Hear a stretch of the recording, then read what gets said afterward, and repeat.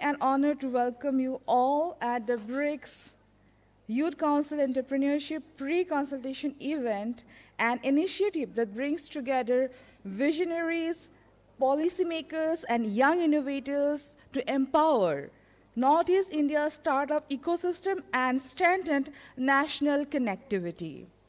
This event is proudly organized under the aegis of the Department of Youth Affairs, Ministry of Youth Affairs and Sports, Government of India with BRICS and the Global Counter of Terrorism Council, GCTC, as our knowledge partner. Our institutional partner is none other than IIT Guwahati, and we have IIT Guwahati, Bionast, and AHI as our incubator partner. Today, we embark on a journey of innovation, leadership, and collaboration. With inspiring keynotes, sessions, dynamic panel discussions, startup pitchings, and a thrilling idea backup, and hackathon. This event promises to shape the future of the entrepreneurship in Northeast India. Let us now begin the inaugural session by inviting our esteemed dignitaries into the dais. It is our privilege to have our chief guest, Shri Kaswar Jamil Hilale, IAS Secretary of Government of Assam, Department of Sports and Youth Affairs Welfare. Can we have a big round of applause? So you may take your seat. Up next, I'd like to invite Professor Devendra Jillihal, Director, IIT Guwahati. Can we have you on the dais, sir? Up next, I'd like to call the Rear Admiral Sanatan Kulashetra, Global Counter-Terrorism Council. Can we have a big round of applause? Last but not the least, I'd like to invite Dr. Paromita Datta, Global Counter-Terrorism Council.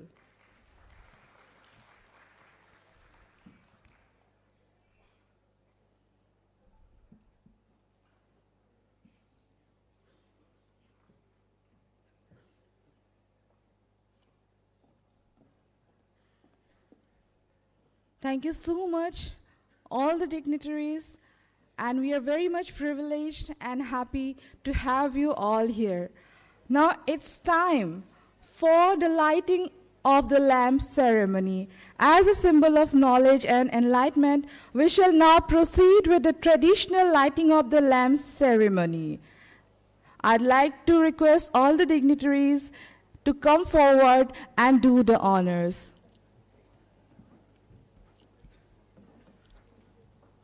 I'd like to call upon stage our volunteers to kindly assist them for the lighting of the lamp.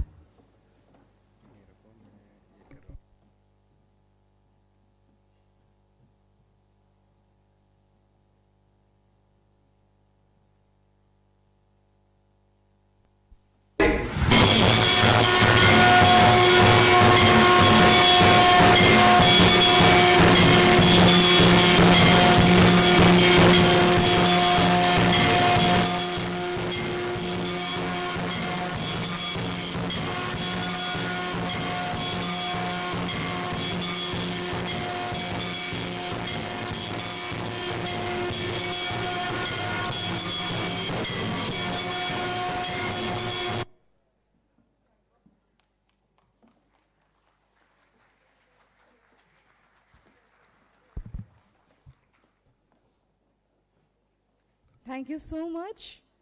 Up next, we have the felicitation of our esteemed guests. I'd like to request Professor Devendra Jalihal, the Director of IIT Guwahati, to felicitate Chief Guest Shri Kausar Jamil Hilale,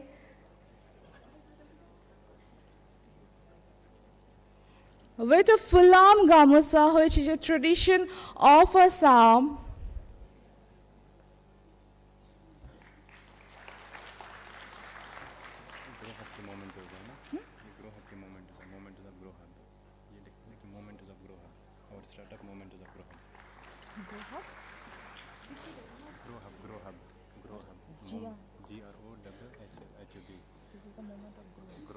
This is the moment of Grow Hub startup.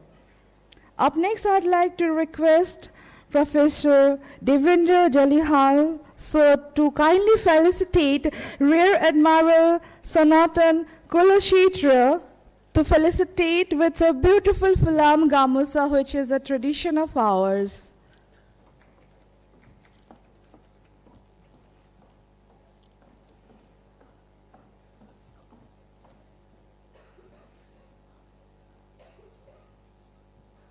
Can we have a big round of applause?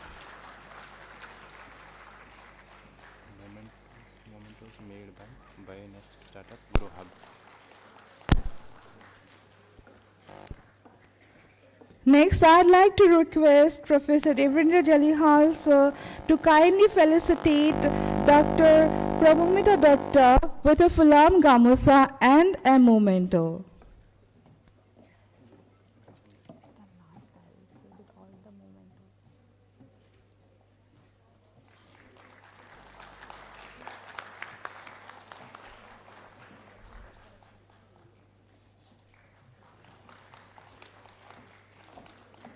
Thank you so much. Now I'd like to request Dr. Akshay Kumar, Head, Center of Nanotechnology, IIT Guwahati, to kindly felicitate Professor Devendra Jalihal with a Fulam Gamusa and a memento.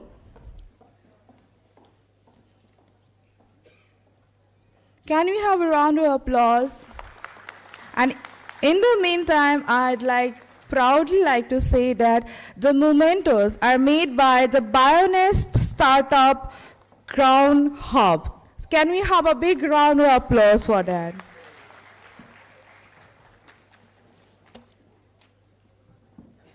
Thank you so much. Now let us move on the key address that will set the tone for today's discussion and deliberations.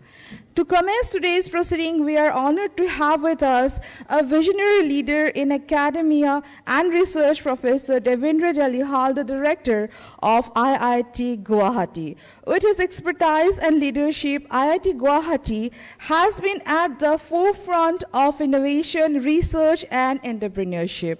We kindly request Professor Devendra Jalihal sir to deliver the welcome address and set the tone for this prestigious event. Sir, the stage is all yours.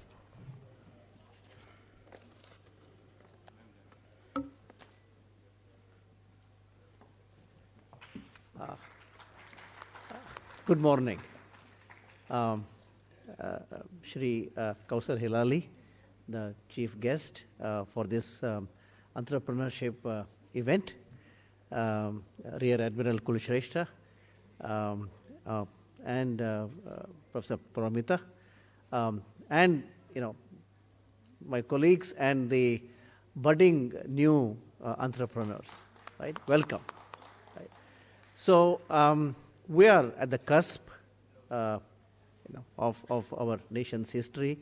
Young population, full of energy, and full of ideas.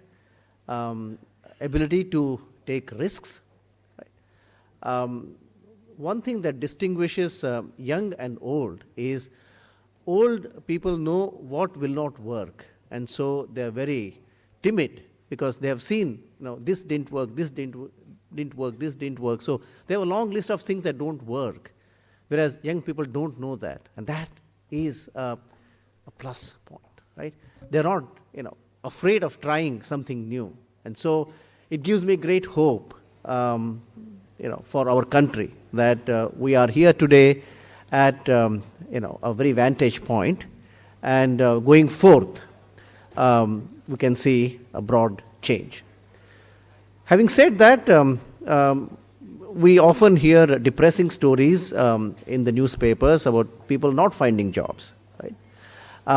That's because not because we don't have jobs, and companies complain that there is dearth of talent, right? On one side we have educated people looking for jobs, and on the other side we have people who want to employ people but don't have. I think that bridge has to be now made by appropriate skilling. So many of the things that we are trying to do at IIT Guwahati are to bridge the gap in the skilling, right? People with the right kind of skills that the industry needs. I'll tell you, for example, all of us have heard about this large semiconductor packaging unit that's going to come at Moregaon, 40 kilometers from Guwahati city. This will employ, at least if you go by the newspaper reports, 15,000 people. There won't be 15,000 PhDs, there won't be 15,000 engineers. These are technicians, operators, supervisors, shop floor engineers, and so on. So today, our ITI education gives no exposure to what is there in a typical semiconductor packaging unit. So we are trying to devise methods, lessons, schemes by which people, ITI trained people, diploma holders, could be rapidly trained into these employments, right? So the new opportunities require new skills. So one of the things is, an entrepreneurship idea for you. How do we rapidly, skill these people?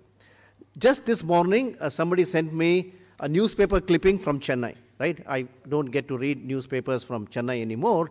And believe me, the headline there, I'll just read out the headline. Trade between Brahmaputra and the Coromandel coast must be revived, right? And this is the headline, right? In Chennai, somebody is talking about trade between Brahmaputra and Coromandel coast, right? And so, this place has things to offer that don't exist in other parts, right? I mean, when we're coming out by inaugurating the entrepreneurship kiosks there, one person had made some extract from the hot chilies, right? And so that's unique to this place. We have very special agro products, right? So whole lot of things can be, can be enabled, right? And so a new way of thinking and a new way of innovating. So I welcome all of you to this event where you will, after this event, the entrepreneurs will be called to the stage, and 60 of them will be talking about their ideas. You'll be evaluated. I mean, it's not as if that every idea is going to make it great in the market, but nevertheless, right? If it fails, it fails. You stand up, dust off our things and then move on, right? And then onto a new thing. I think that would be the new spirit. So with that, I conclude. I welcome each one of you to this event on pre-entrepreneurship, and hope we take back fond memories of this place. Thank you.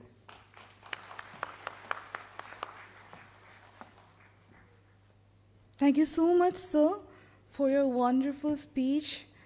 And as we get here for today, under the banner of the BRICS Youth Council Entrepreneurship Pre-Consultation, it is important to understand the vision behind this initiative and how it aims to empower young innovators and entrepreneurs.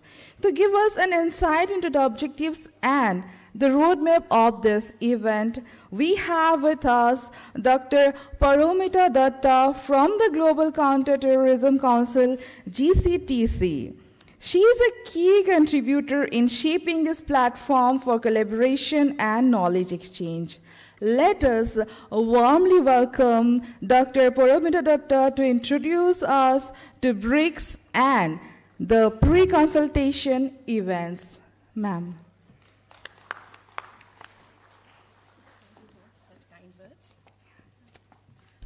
Good morning, everyone. Chief guest, Shri Kausar Jamil Hilali, IS, Secretary, Sports and Welfare Department, Government of Assam, Professor Devendra Jalihal, Director, IIT Guwahati, Rear Admiral Dr. Sanatan Kulshrestha, former Director General, Naval Armaments Inspection, Indian Navy, and Executive Council Member, GCTC, all the faculty members, esteemed speakers, and my dear students. It's a both honor and privilege for me to address all of you today here at the BRICS Youth Council Entrepreneurship Pre-Consultation. BRICS is or we can say represents a, BRICS, it's okay? Okay. BRICS represents a coalition of emerging economies that collectively account nearly 42% of the world's population and 27% of the global GDP. Established with a shared vision of fostering economic growth, social progress, and sustainable development, BRICS has become a vital platform today for addressing global challenges and promoting collaborative solutions amongst its member states. Over the years, BRICS has focused on areas such as trade, cultural exchange, innovation, and technology, creating pathways for growth among its member nations. The BRICS Youth Council was actually envisaged in 2023 at the 9th BRICS Summit held in South Africa. In recognition of the pivotal role that the youths are going to play in kind of driving the society and social economic changes, the BRICS Youth Council shared this vision that how youth could be promoted and how youth could be empowered. The Youth Council is a testament to the shared commitment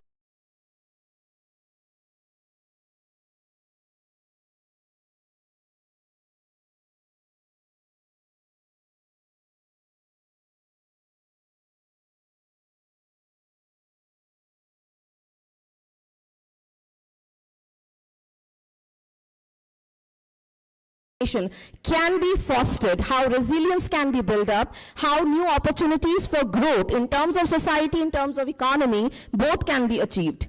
The BRICS Youth Council Entrepreneurship Pre-Consultation, as part of the initiatives taken by the BRICS Youth Council, plays a very, very crucial role in laying the foundation for impactful collaboration and meaningful outcomes. These pre-consultation events serve as a platform for dialogue, an incubator of ideas, a catalyst for collaboration, and a roadmap for youth leadership. This event underscores the importance of youth entrepreneurship in addressing pressing global challenges such as climate change, resource management, and social inequities, while also driving economic growth and innovation. As one of the founding members of the BRICS, India has consistently demonstrated its commitment to fostering innovation and entrepreneurship amongst its youth. With nearly 65% of its population under the age of 35, India boasts one of the most dynamic startup ecosystems, which drives, or we can say which serves as an inspiration, not only for the BRICS nation, but overall across the globe, we can say. Bharat सरकार ने अपनी कई सारी नीति और कई सारे कार्यक्रमों के जरिए इस बात को बार बार दर्शाया है कि किस तरीके से वो प्रतिबद्ध है कि यूथ, यंग जनरेशन जो है उनको किस किस्म के मौके भी मिलने चाहिए, किस किस्म का support in terms of finance, in terms of infrastructure, हर तरीके से भारत सरकार आज ये प्रयास कर रही है. हम चाहे मेक इन इंडिया की बात करें, डिजिटल इंडिया की बात करें, अटल इनोवेशन मिशन की बात करें, सिर्फ ये कुछ हम कह सकते हैं फ्यू ऑफ द प्रोग्राम्स, लेकिन इनकी जो आउटरीच रही है दैट हैज बीन ट्रेमेंडस. सो ये प्रोग्राम्स भारत सरकार ने स्पेसिफिकली शुरू किया कि कैसे हम अपने यूथ को जॉब सीकर से जॉब क्रिएटर की तरफ लेकर जा सकते हैं. इसी के साथ मैं ये भी बोलना चाहूंगी, अगर आज हम भारत को देखें, we have more than 92,000 registered startups, which is a very, very huge number for a developing country like India. Along with many of the unicorns, आप अगर Zomato की बात करें, हम Zerodha की बात करें, हम कारीगरी की बात कर सकते हैं, हम वकाव फूड्स की बात कर सकते हैं, हम रैम्प माई वॉक की बात कर सकते हैं. These few startups, they are just few examples that we have, and they have proved to be global leaders that how change can be initiated, how change can be brought at the societal and at the economic level both. In the end, I would say that India's thriving ecosystem of startups stands as a model for how investment in youth entrepreneurship can transform societies and economies. संवाद, सहयोग और कार्यवाही योग्य रणनीतियों को बढ़ावा देकर ये मंच न केवल युवाओं की आवाज को एक मौका दे रहा है, बल्कि समावेशी और सतत विकास को बढ़ावा देने का ब्रिक्स देशों की प्रतिबद्धता और सामूहिक दृष्टिकोण को भी मजबूत कर रहा है. Once again, I welcome all of you here, and it's very good to see such a large number of students turning up and taking such an enthusiastic part in it. In the end, I would just mention a special thanks to Dr. Swapnil Sinha, who has been very instrumental here for actually the entire program, everything. So thank you so much, Dr. Sinha. You have been instrumental in putting this entire program together. Thank you.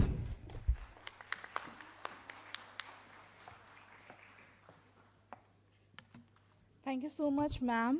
Those were really inspiring words, as we can hear. Can we have a bigger round of applause, please? That's the spirit of the youth. Now, moving forward, it is now my privilege to introduce an esteemed leader who has played a significant role in global security and strategic policy making. Rear Admiral Sanatan Kulshetra from the Global Counterterrorism Council, GCTC, has been actively involved in shaping counterterrorism strategies and fostering international collaborations for a secure future. His vast experience in defense, international relations, and security affairs brings invaluable insight into this platform.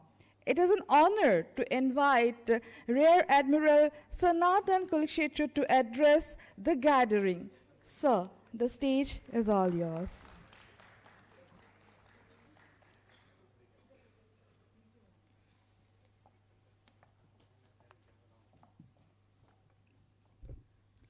Namaskar, Chief Guest, Secretary Youth Affairs, Director IIT Guwahati, Dr. Paromita Datta, dignitaries in the audience, General Jha, Colonel Sen, and great Professor Dipankar and Dr. Swapnil Sinha. All the students who are here, such great energy, such great vibrations, and such great positivity. I see the future of India right in front of us, and I am sure your children and your grandchildren will be proud of you that you are building a future that is befitting for them.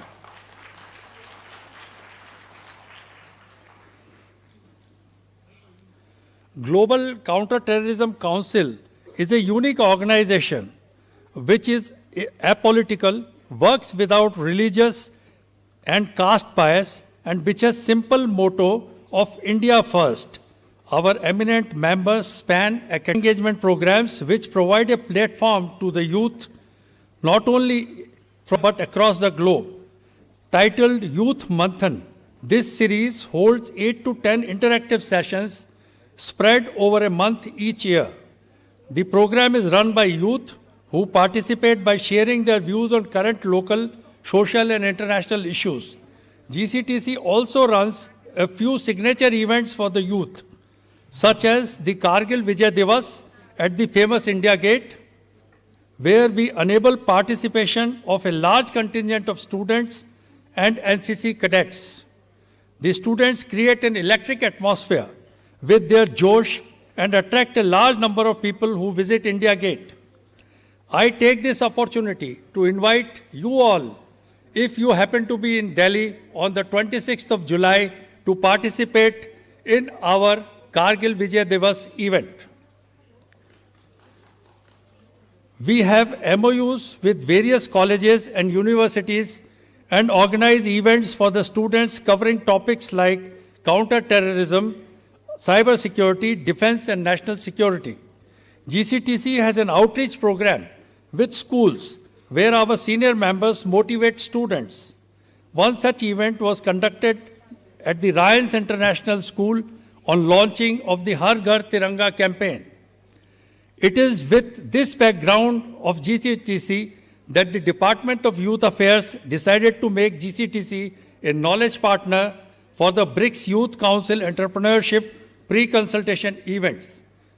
The theme for today's event is Sustainable Growth and Connectivity, the impact of youth innovation in Northeast India. Northeast India is a region full of potential, known for its diverse cultures and natural resources. However, achieving sustainable growth and improving connectivity are significant challenges. One key strategy to overcome these challenges is to empower you all, the youth in Northeast India, through innovation. Young people can bring about transformational changes using their creativity and technological skills. Initiatives led by young people are increasingly focusing on sustainable practices in various industries such as agriculture, horticulture, technology, and environmental conservation. By encouraging innovation among the youth, the region can strengthen its connections with the rest of the country, leading to economic integration and social development. By involving young individuals in finding solutions that cater to local needs, we not only promote progress in the region, but also foster a more resilient and inclusive society. Despite its potential, the region faces several challenges, such as its difficult terrain, which makes it difficult to develop infrastructure, inadequate support systems for businesses and industries, deforestation, and climate change. To overcome these challenges, innovative solutions that find a balance between conservation and development are needed. I believe that youth in Northeast India can play a crucial role in driving innovations in fields such as entrepreneurship and digital literacy, blending old and new knowledge systems, and innovative strategies to tackle urgent ecological issues. Examples include digital storytelling platforms in Assam and 3D printing technologies to create eco-friendly products from bamboo in Meghalaya. Such initiatives highlight how youth in Northeast India not only preserve their cultural identity, but also drive economic growth through innovative thinking. By blending traditional wisdom with modern techniques, they pave the way for sustainable progress that respects both heritage and future possibilities. Collaborating efforts between government bodies and institutions such as BRICS pre-consultation events are essential in fostering an environment conducive to innovation, which not only empowers young people but also enriches the policy formulation process, ensuring that it is inclusive and forward-thinking. There is one particularly important aspect in building a better tomorrow, and that is of ethical entrepreneurship. The entrepreneurship world is changing with ethical startups and becoming important in creating a better future. These businesses focus on ethical issues, social responsibility, and sustainability, challenging the traditional profit-driven models. Ethical entrepreneurship not only meets social needs, but also ensures long-term success by building trust and loyalty among stakeholders. Entrepreneurs dedicated to ethical principles prioritize values such as integrity, transparency, and fairness, thus creating a business environment that not only succeeds financially, but also respects societal norms and expectations. Ethical startups are increasingly adopting sustainable methods to minimize their environmental impact. This includes using renewable resources, reducing waste, and ensuring that supply chains have minimal ecological disruption. Startups often face ethical dilemmas that challenge their entrepreneurial venture. These challenges can come in different forms, such as the temptation to cut corners for quick growth or pressure from inventors who prioritize financial gains over ethical considerations. Common ethical challenges faced by startups include balancing limited resources while maintaining fair labor practices, ensuring honest communication with stakeholders without compromising competitive advantage, handling customer data responsibly, and safeguarding against breaches. Founders have a significant impact on ethical landscape of startups. From the very beginning, their personal values and leadership styles establish what behavior is acceptable within the company. This influence goes beyond the initial business plans and has a lasting effect on company culture and operational ethics. Patagonia is an American company that designs and sells high-quality outdoor clothing and gears. Patagonia is an excellent example of ethical enterprise. The company prioritizes sustainability, fair labor practices, and animal welfare. Patagonia's business model is a circular, impact-driven, and has been a leader in fashion industry's sustainability movement. Patagonia's mission is to build the best product, cause no unnecessary harm, and use business to inspire and implement solutions to the environmental crisis. Another exemplary ethical startup is the ice cream company Ben & Jerry, which integrates social missions into its business model. Known for advocating for social justice and environmental issues, Ben & Jerry uses its platform to raise awareness and drive change. Implementing formal ethics programs within a startup is crucial for ensuring accountability and fostering a culture of integrity. By designating specific roles or committees to oversee ethical practices, businesses can maintain consistent standards across operations. These programs function as guiding frameworks to help employees navigate moral dilemmas and align their actions with a company's core values. I am certain that today we are going to see not only some amazing entrepreneurs and their enterprises, but also a tsunami of budding entrepreneurs getting inspired by their presentations at this magnificent campus. How is the Josh, young man? How is the Josh? How is the Josh? Jai Hind, and all the very best for today. Thank you.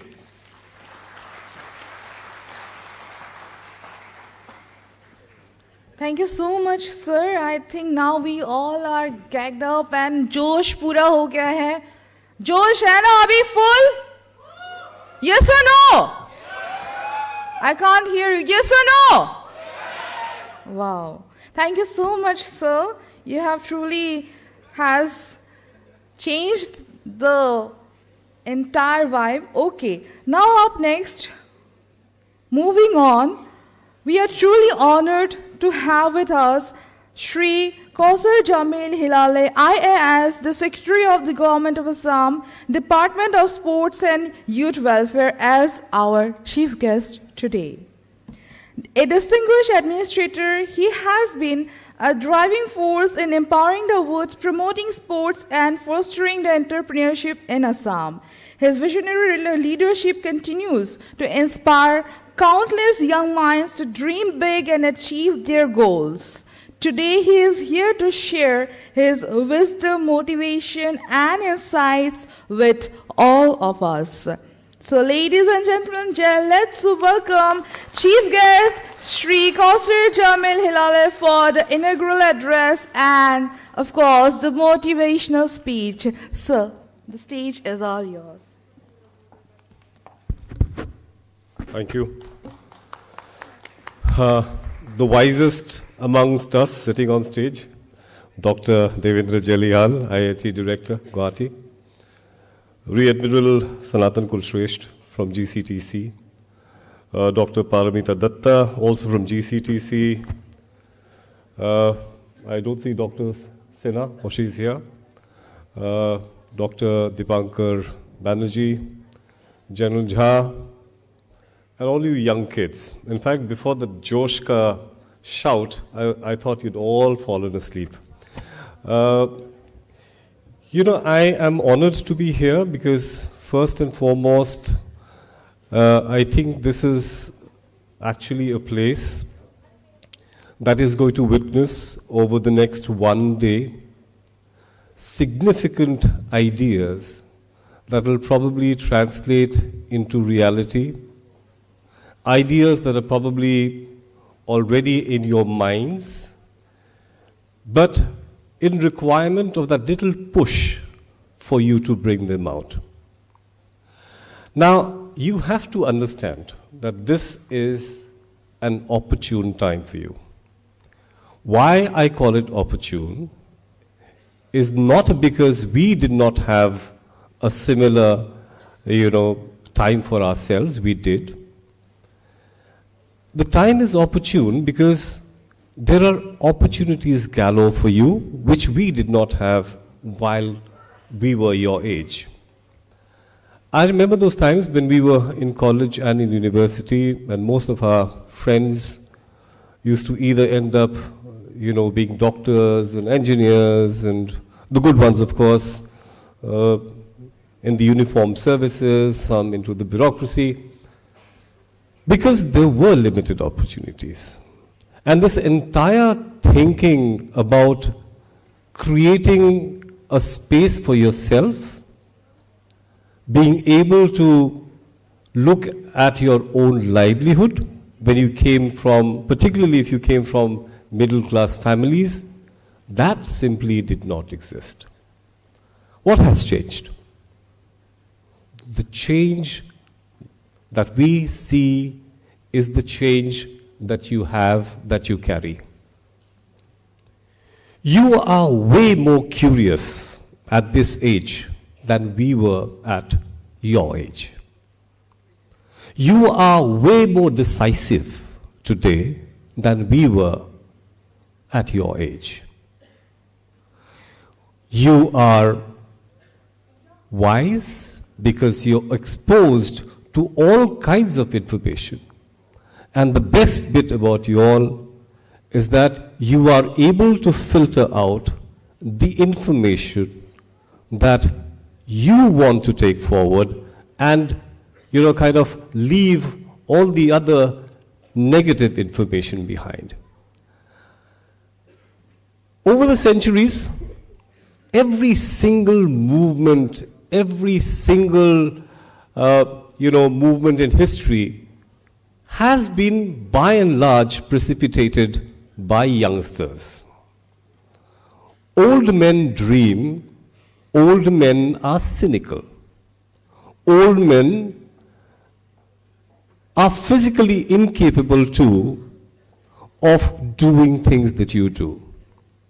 However, when you look at the youngsters today, they are willing to argue with any idea that I throw across to them. They are willing to debate with me over things that I have in my prejudiced mind. These are traits that were probably not so much, I wouldn't call it not in existence, but during our times, I don't think we were in a position to actually display those. This is a fantastic opportunity for you. I was just telling the media outside before we came into the hall about what the Honorable Prime Minister wants with the youth. All these years, there has been, like I keep saying, a significant involvement of youngsters in governance and in policy making. But if you look at the status now, the Prime Minister and most of the governments across India want to engage with the youth to figure and understand what is it that they want. I don't know whether you heard this speech by the Honorable Prime Minister recently, where he mentioned about having 100,000 youth in politics. Because he believes that when we have youth in politics, it will obviously bring in fresh air, fresh ideas, and by being in positions where you can influence policy and probably determine policy, you will be shaping a completely different future for this country. Now, the youth from India are no different from the youth of Russia or South Africa for that matter.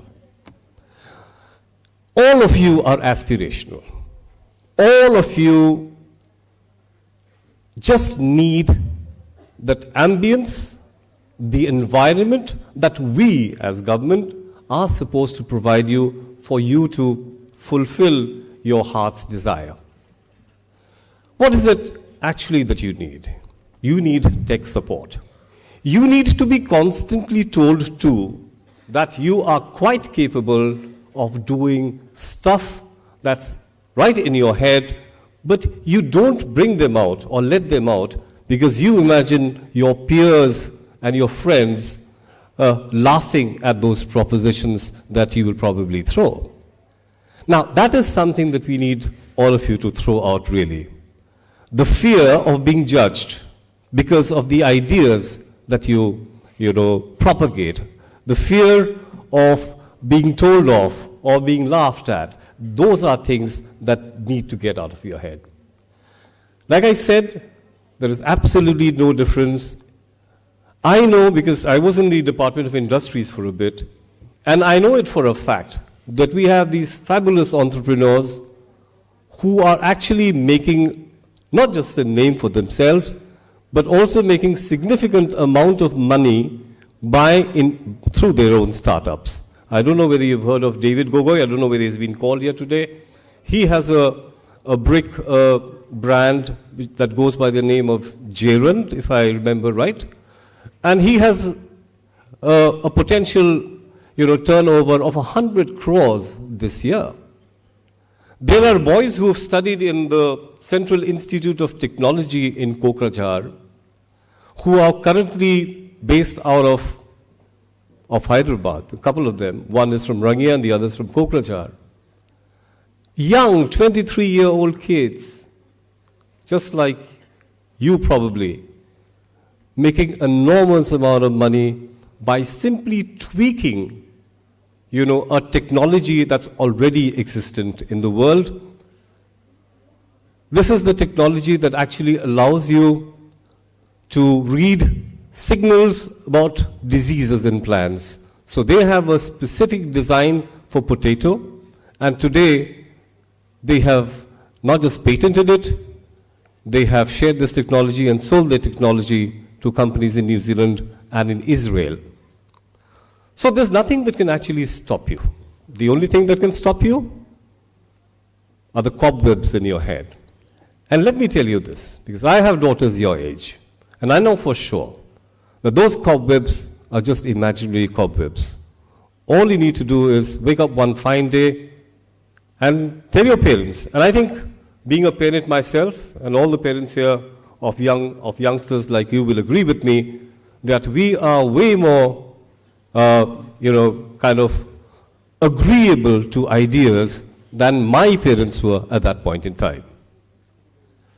There is, of course, this issue of obduracy, कि आप बच्चे जो हैं बहुत जिद्दी हैं.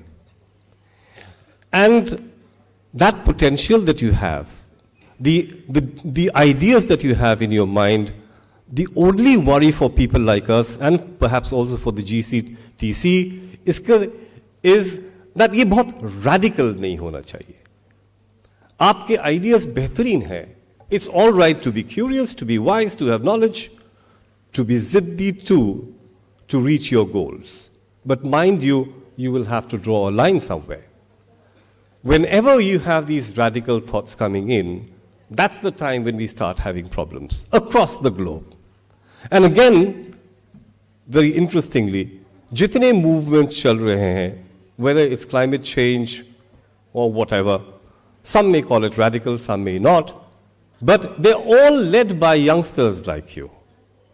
So isn't this fascinating? At some point in time, oldies like me would stand and talk and try to have this absolutely top-down approach to issues that we have bothering the world, and give you gyan about what we should be doing.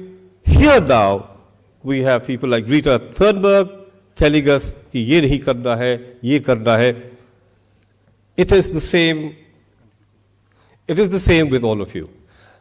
I wish I had more time to speak with you. I wish I could make time to actually sit through the pitching that's going to happen sooner than later.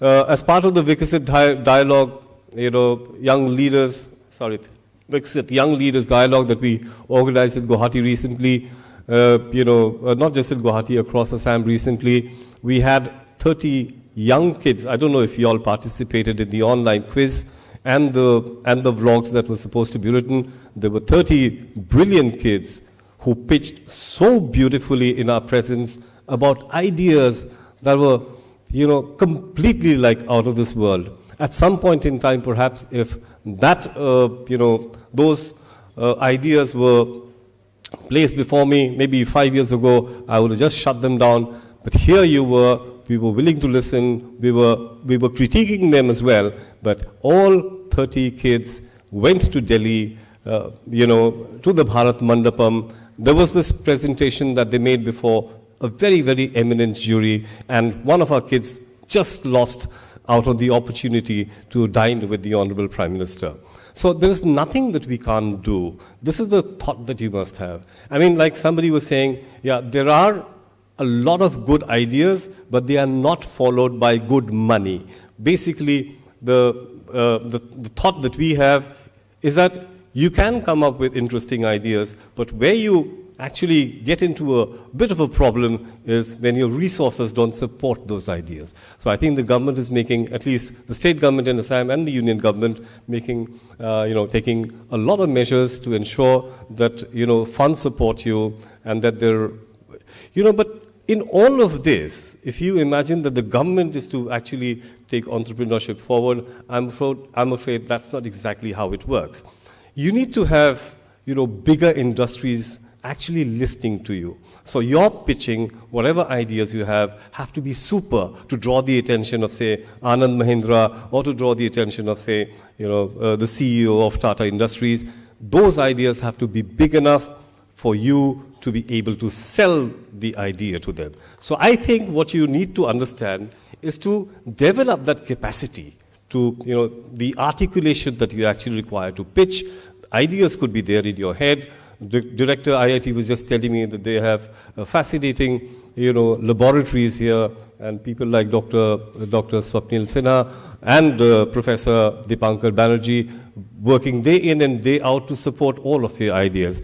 I hope you come and take advantage of whatever facilities are available in IIT Guwahati. Most of you are school kids. I can see the last row. I think you all are school kids. Majority of you are, but you might wonder why you've been asked to come here.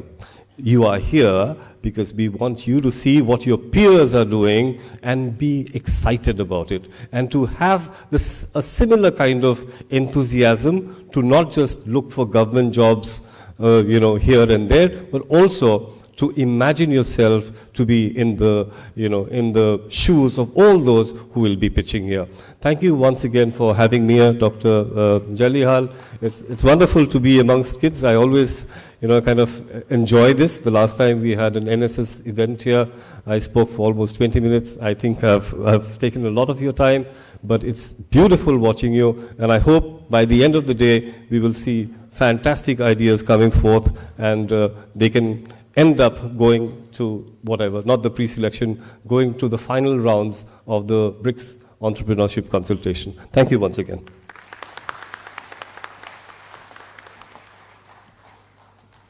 Thank you so much, sir. That was really, really inspiring and motivating. And of course, the thing about this government job and think beyond the government job is something that the youth and we all should actually get into our heads. Okay, thank you so much. Now moving forward, as we come to the conclusion of this insightful inaugural session, it is time to express our heartfelt gratitude to all the esteemed speakers, dignitaries, and participants who have joined us today. To formally extend our appreciation, I invite Dr. Swapnil Sinha, the CEO of IIT Bionest, a leader who has been instrumental in nurturing the startup ecosystem in Northeast India. Her efforts in fostering innovation and entrepreneurship have created a thriving environment for young businesses. So let's welcome Dr. Swapnil Sinha for the vote of thanks. Can we have a round of applause for ma'am?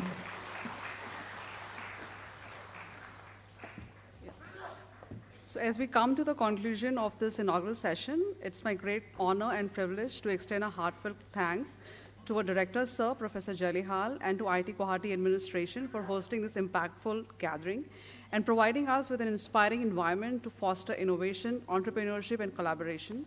A special thanks to the Honorable Chief Guest and distinguished guest of honor who have graced us with their presence and have shared and will continue sharing their invaluable insights and inspiring us with their experiences today. We extend our sincere appreciation to BRICS and to GCTC for their unwavering support in fostering international cooperation and promoting entrepreneurship across borders. To the participating startups and students, many of them are from Northeast, all the different parts of Northeast, your enthusiasm, innovation, and determination to shape the future are truly commendable. A big gratitude to the Government of India and the Ministry of Youth Affairs and Sports for their continued efforts in empowering young entrepreneurs and creating a robust ecosystem for startups. Their policies and initiatives are paving the way for a stronger, more innovative India. Lastly, I would like to thank each and every one of you, our speakers, panelists, organizers, volunteers, and attendees, for your time, efforts, and contributions in making this conclave a grand success. Let us take forward the insights which will be gained today and work together to build a thriving entrepreneurial ecosystem. Thank you all and have a wonderful day ahead as we move to the sessions of the event. And good luck to the participants who are participating today for the Idea Challenge.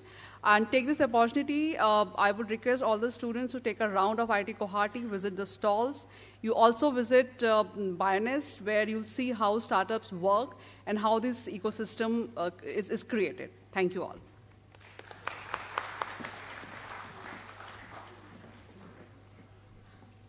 Thank you so much. I now request everyone to kindly stand for the national anthem.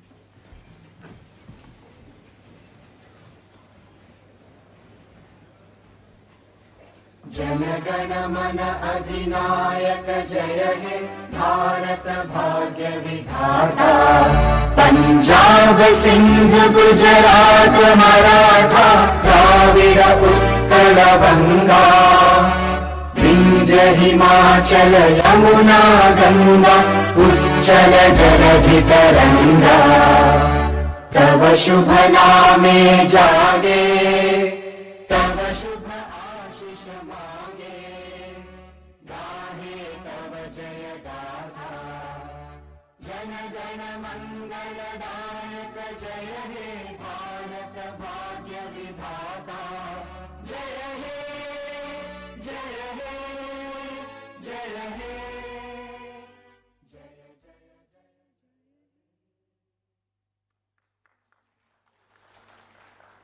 Thank you so much, everyone. Now I'd like to request everyone to take your seats. And now I'd like to request all the dignitaries on the dais to be seated in the auditorium. I'd like to request the volunteers to kindly accompany our dignitaries to take their seats in the auditorium.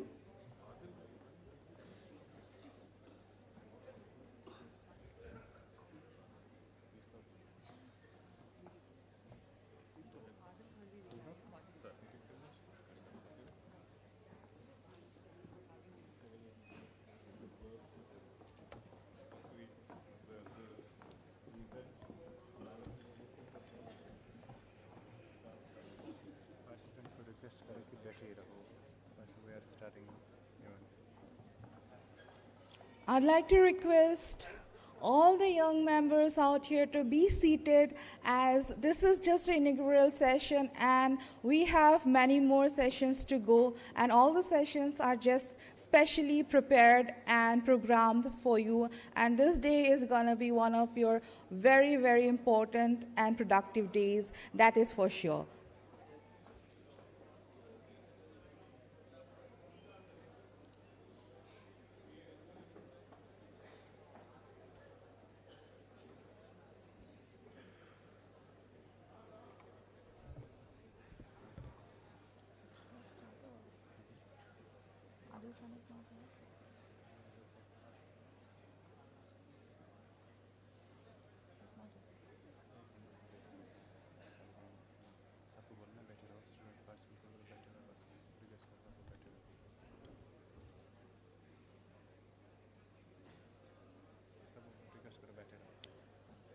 I'd like to request all the students, young members, kindly to be seated on your seats as we are going to start our next session in a few minutes.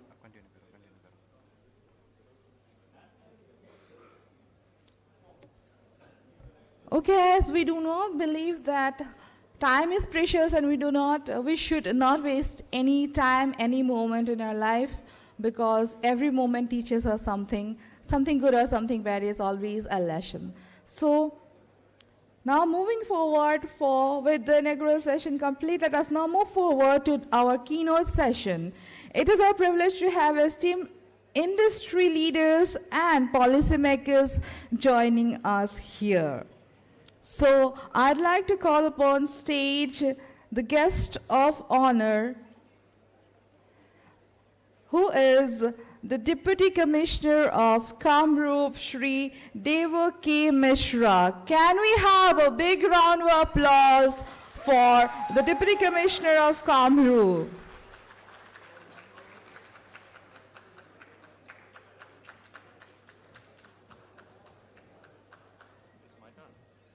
Thank you so much, sir. Take your seat. Next, I'd like to request to call upon stage guest of honor, Major General Rajesh Kumar Jha, AVSM, Director of NEPCO. I'd like to request sir kindly come to the stage and join us on the dais.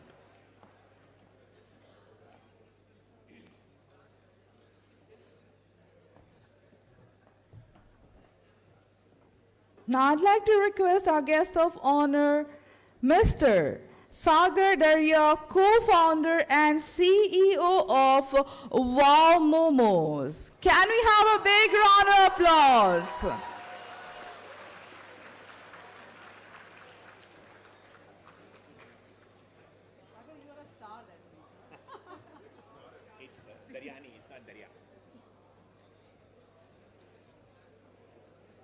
Okay, this is our Mr. Daryani, the co-founder of Wow Momos. Now for the felicitation ceremony, to felicitate our Deputy Commissioner of Kamrup, I'd like to request Dr. Sejal Sen to kindly felicitate him.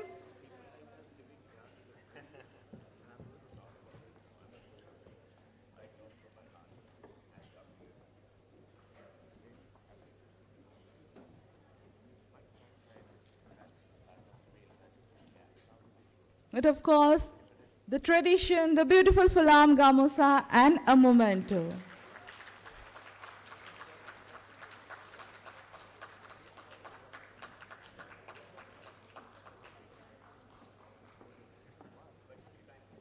Thank you so much. Dipankar is not here, you call me for felicitation. Thank you so much. Now I'd like to call upon stage Dr. Swapnil Sinha to kindly felicitate Major General Rajesh Kumar Jha, AVSM Director of NEPCO, with a beautiful Falam Gamusa and a memento.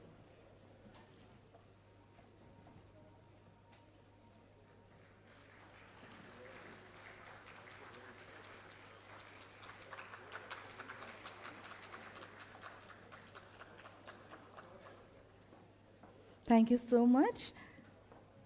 Next, I'd like to request Dr. Swapnil Sinha ma'am to kindly felicitate Mr. Sagar Daryani, the co-founder and CEO of Wow Momo.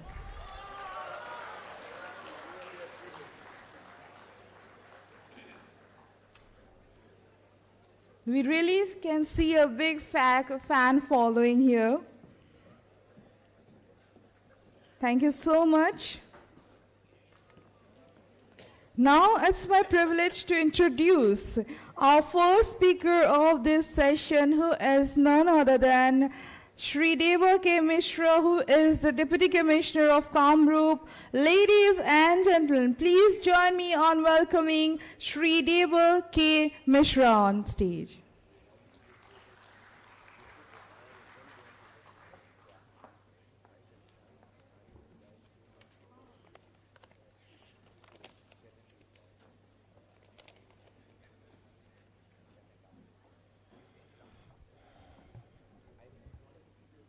Good morning to you all. Respected dignitaries, esteemed guests, faculty members, young entrepreneurs, and dear students, It is indeed a great honor to stand before you today at this prestigious gathering, the BRICS Youth Council Entrepreneurship event. At the outset, I extend my heartfelt gratitude to IIT Guwahati, the Ministry of Youth Affairs and Sports, and BRICS Youth Council, and all other esteemed partners in organizing such a significant event aimed at fostering entrepreneurship, innovation, and sustainable growth. I welcome you all to Guwahati, the gateway of Northeast India. The theme of today's event, Empowering Northeast India Youth Innovation and Sustainable Growth and National Connectivity, it's not just timely, but also deeply aligned with the vision of Honorable Prime Minister of India, Narendra Modi ji, and Honorable Chief Minister of Assam, Dr. Himanta Biswa Sarma ji. Both our leaders have repeatedly emphasized the pivotal role in youth empowerment, self-reliance, and innovation in building stronger India. And I believe this forum provides a remarkable platform to translate the vision into action. Honorable Prime Minister Narendra Modi ji has always envisioned India as a global powerhouse of innovation and entrepreneurship. His vision of Atmanirbhar Bharat, self-reliant India, is centered around empowering youth, strengthening local industries, and leveraging India's rich talent to compete on the global stage. Today's event aligns perfectly with his call for the Viksit Bharat Abhiyan by 2047, which focuses on boosting startups, innovation-driven enterprises, encouraging youth to lead economic transformation, promoting sustainability, green energy, and digital technologies, enhancing global collaboration, including platforms like BRICS. Through initiatives like Startup India, Stand Up India, Digital India, and Make in India, the government has ensured that young entrepreneurs have access to funding, mentorship, and global networking opportunities. It is heartening to see that young minds gathered here today, brimming with innovative ideas that will drive our nation's progress. Under the dynamic leadership of Honorable Chief Minister Dr. Himanta Biswa Sarma, Assam has embarked on a transformational journey. His vision for a new Assam is rooted in economic growth, infrastructural development, and youth empowerment. Our state is taking bold steps to support startups, boost industries, and integrate Assam with national and global markets. Some key initiatives of Government of Assam now includes Assam Startup Policy, which provides funding, incubation, and mentorship for young entrepreneurs. Massive investments of IT and digital infrastructure, creating a favorable business ecosystem, promoting Northeast's rich cultural heritage and indigenous industries, ensuring global outreach and local products. Infrastructure projects like expressways, industrial parks, and logistic hubs, which are attracting investors from across India and beyond. Let me share that even Assam, Government of Assam is organizing Global Investor Summit in this month, in the later part of this month, from 24th to 26th of February, where all industrially successful business entrepreneurs of India and abroad all are invited, and they are expected to come and join in this Global Investor Summit here. Today, Assam is not only participating in India's growth story, it is leading several key sectors, youth-driven entrepreneurship, playing a major role for its transformation. However, potential alone is not enough. What we need is a mindset shift from job seekers to job creators, innovation-driven enterprises that solve real-world problems, stronger collaboration between academia, industry, and government, increased participation in global markets and value chains. The BRICS Youth Council Entrepreneurship event is a great platform for young minds to exchange ideas, learn from experts, and explore new opportunities. The focus on technology, renewable energy, agriculture, and sustainable business will open doors for startups that can contribute both regional and national development. As a representative of the government, I want to assure you that we'll fully committed to creating policies that support startup business, trying to minimize the gap between the youth and the government, providing financial and infrastructural assistance to young entrepreneurs, building a robust startup ecosystem through innovation hubs and incubation centers, and encouraging more youth participation in economic development. The government is actively working to remove bureaucratic barriers, simplify processes for business registration, and ensure easy access to funding and technology. To all aspiring entrepreneurs present here today, I urge you to dream big and take risk. Every great venture starts with an idea. Leverage technology and digital platforms to scale your business. Seek mentorship and collaborations, learn from experts and global leaders. Think sustainability. Build businesses that contribute to environmental and social well-being, and be resilient. Failures are stepping stone to success. This is your time. The future of Northeast India and India at large is in your hands. With determination, innovation, and right ecosystem, I have no doubt that the next generation of unicorn startups can emerge from the very region. Let us work together to build a stronger, self-reliant, and globally competitive Northeast India and Assam as well. Thank you. Thank you all.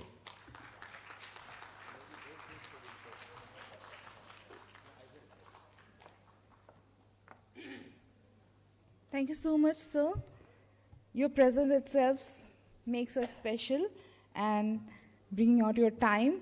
Now, up next, we have an insightful presentation of AHI for Youth, an initiative that aims to revolutionize healthcare and youth engagement in Assam.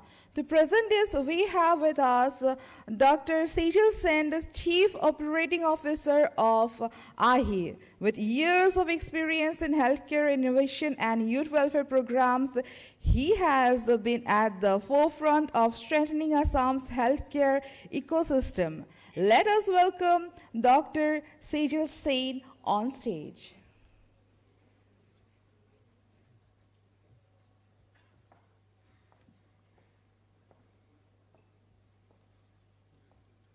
हो सकता है।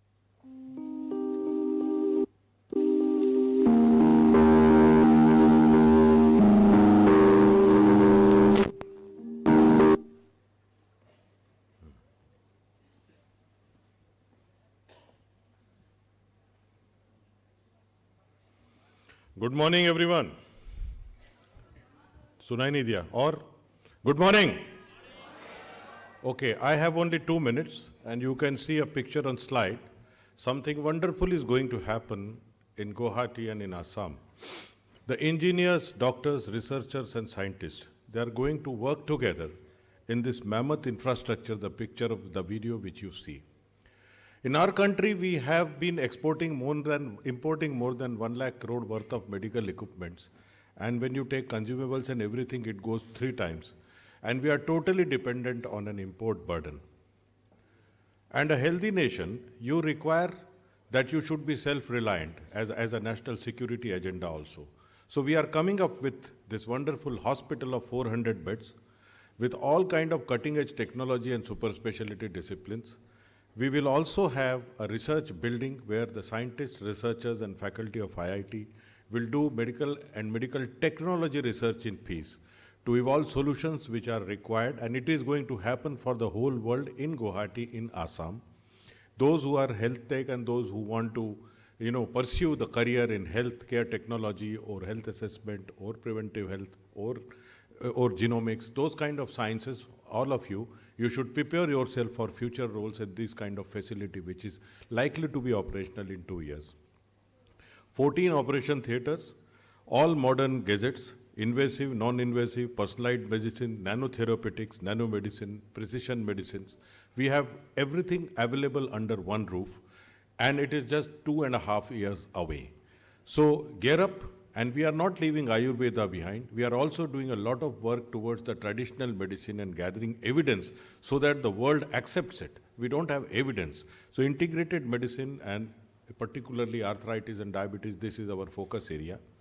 we are going to have evidence gathering so that everybody understands the power of Ayurveda and power of Indian traditional medicine.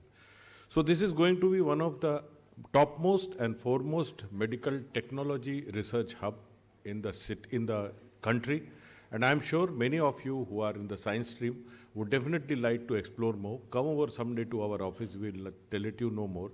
And prepare yourself either as job seekers or entrepreneurs, whichever way you want. But this is something which is available, which is highly innovative, and something new which is happening. Thank you so much.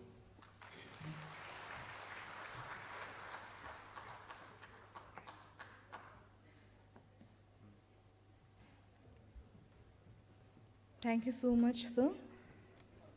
It is now time to hear from a distinguished leader who has dedicated nearly 4 decades to the service of our nation. Major General Rajesh Kumar Jha, AVSM, has had an illustrious career in national security, strategic planning, and infrastructure development. Currently, as the director of NEPCO, he is driving sustainable development in Northeast India. Ladies and gentlemen, let's extend a warm welcome to Major General Rajesh Kumar Jha, AVSM, to say a few words.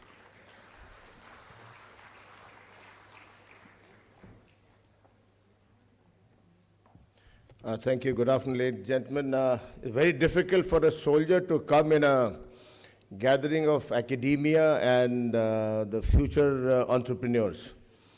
I've been a soldier for almost 4 decades. I'm a paratrooper. So one thing common between the future entrepreneurs and me is the risk-taking ability. Every time I jump out of the aeroplane, well, I didn't know whether I'll hit the ground safe or not, but I still jumped. And the joke in my family was that हवाई जहाज take off करता है तो land भी करेगा, तो बीच में छोड़ने की ज़रूरत क्या है? So the point is ज़रूरत है. If you don't leave the aircraft midway, you will not grow. You will not grow. And that's an aspirational statement which takes me back to the motto of the paratroopers of Indian Army. Men and women apart. I would add women also. That time the logo only said men. Men apart, every man an emperor. So each one of you is actually an emperor. You got to think for yourself. You know, I've also been given the difficult task of speaking to you for 1 full hour. I don't know what I'm going to do in that 1 hour in the so-called master class. I have no idea. But as I was speaking to a role model here in the black dress, Sagar, and I was speaking with him, I was fascinated, and I wondered how many of you noticed that normally I give my cards. Today I took a card from someone. I think after many, many years I would have taken somebody's card, and as if I was in tearing hurry, you saw me noting down, even when she was announcing my name, you saw me noting down his mobile number, and you can check your phone. I have dropped your WhatsApp right now, Sagar. So that's it. That is the role model. That is the role model. And I was speaking with him just now when I said, you know, even my son who's now in US, he was also a startup guy, but he was a failure. He failed, so he picked up a job in digital marketing in US after studying some more.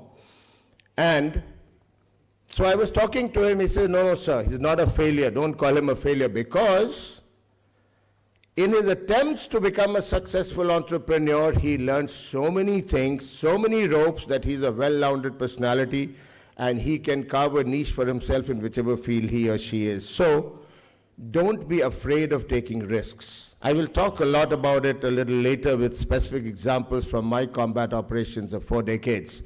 But just to tell you that how privileged I feel to be able to contribute and share my 2 pennies worth, I wouldn't say wisdom, to help you, to motivate you to take the plunge, so that you don't look for jobs, you don't become a job seeker, but you become a job giver.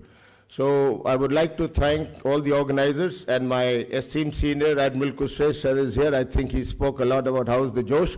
So I will not talk about the Josh, sir, but taking from where you left, sir, I think I also would like to thank IIT Guwahati, BRICS Youth Council, GCTC, and above all, the audience, I see there are 2 or 3 categories of people in the audience. One are the existing entrepreneurs, one are the budding entrepreneurs, and then there are the school children.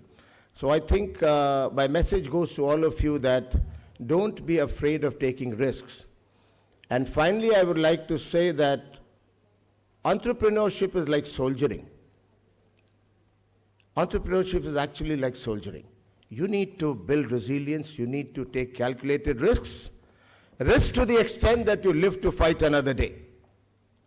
So thank you very much once again. Ecosystem. Please put your hands together for Dr. Swapnil Sinha.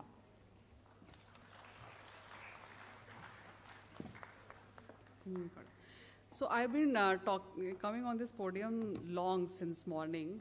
Bits and pieces mein main aa rahi hu. So I just take 2 minutes, right? Because I understand that you're listening a lot and you're waiting for Sagar to come on this podium and speak to you. So Sagar, just 2 minutes, okay? You know, when I started on this ecosystem, so when I came to IIT Guwahati in 2017, so I started my own startup. And then I realized कि यहाँ बहुत gaps हैं startup ecosystem में, and these were the main gaps कि infrastructure को accessibility नहीं थी.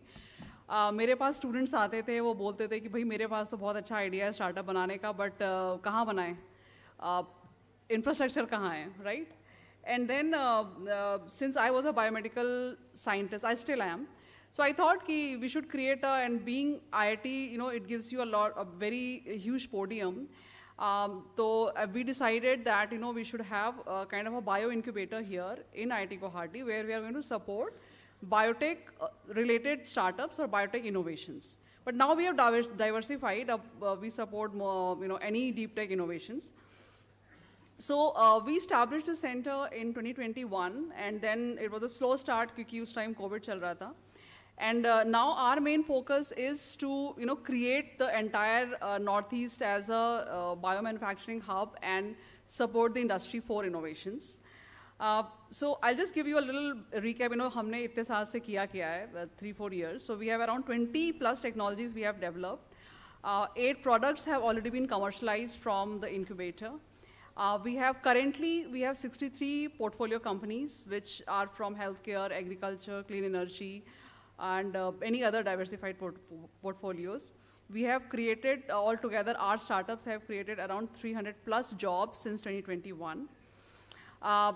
We, as an incubator, we have raised around more than 15 CR in the last financial year for the incubator. We are, around 8 startups have already graduated from our center. Together, our startups have raised more than 10 crores in equity fund and also from government grants. We have built around 5 ventures within IIT Guwahati from the students that we are supporting, and 16 plus patents had already been generated from our center. Currently, we have these funding schemes, and this you can you know, take a picture of because हम calls करते रहते हैं roll out. And if you have any idea, please apply to these grants. These are all grants. Most of them, except Startup India Seed Fund and Nidhi. इसमें भी grants हैं, but up to some amount there is grant money, and above that it's investments. So recently we have this call out for HDFC. This is a kind of a CSR initiative from HDFC Bank. It's called Parivartan Grant, where we are supporting innovations in clean energy sector. So our immediate vision for Northeast currently is to make Northeast a biomanufacturing hub. आप लोग काफ़ी सुन रहे होंगे news में about Bio-E3 policy और you know biomanufacturing hubs. So this is what our main aim is, और Assam government का भी बहुत focus है इस पे. And so I'll just tell you, you know, we have a few startups who within our incubator who are working into who are actually epitomizing the biomanufacturing sector and in tune with the Bio-E3 policy. We have Synproteonex. In almost सबके founders यहाँ पे हैं इस समय. E3 Forge Protein, this is a very interesting company, and you can see that the entrepreneur, she's again a scientist and entrepreneur.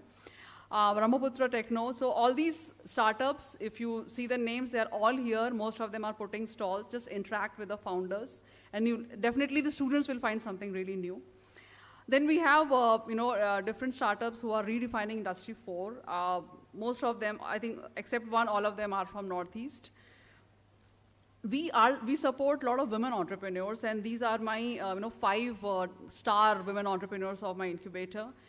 We have Dr. Mamta Jaiswal, Dr. Shashi Barua, Dr. Hazarika, and everybody's here, I think, except Dr. Barua. Every founder is here today. This is my team, and who is actually running since morning 5 a.m. To make this event a success. Please interact with them. I think आप लोग उनसे contact already कर रहे हैं. So this is our motto, make in Northeast, build for the world. And so I am setting a Josh, right? And Sagar is going to take this Josh forward. Okay? So good luck and please enjoy today. And please, अगर आपको खाना ना मिले, kits ना मिले, तो please don't, this is all for experience, right? Rather than what you get out of, material out of it, right? Okay? Chalo, good luck.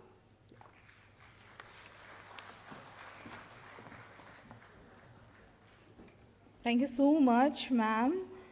Now, the time we all were waiting for, I'd like to call upon stage for the keynote address, Mr. Sagar Jagadish Dal Daryani, co-founder and CEO of Wow Momo Foods Private Limited. But I'll make you on hold for a few bit because I think you deserve what I'm going to say, and I think you all should know about it. Sagar Daryani and his college friends started Wow Momo in their 3rd year of college at the age of 21. In 15 years, Wow Momo today is India's largest homegrown fast food chain, over 700 plus owned outlets across 50 plus cities in the country. Post-COVID, Sagar and his team have successfully branched out other verticals such as Wow China and Wow Chicken and Wow Kulfi.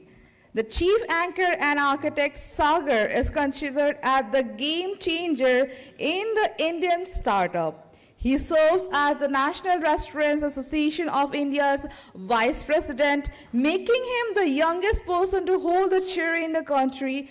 His young and dynamic thinking has made him a vocal policy influencer in the fraternity, representing food and beverages and retail fraternity across all national and international forums. So guys, ladies and gentlemen, may I now present none other than Mr. Sagar Jagdish Daryani. Please, a big round of applause.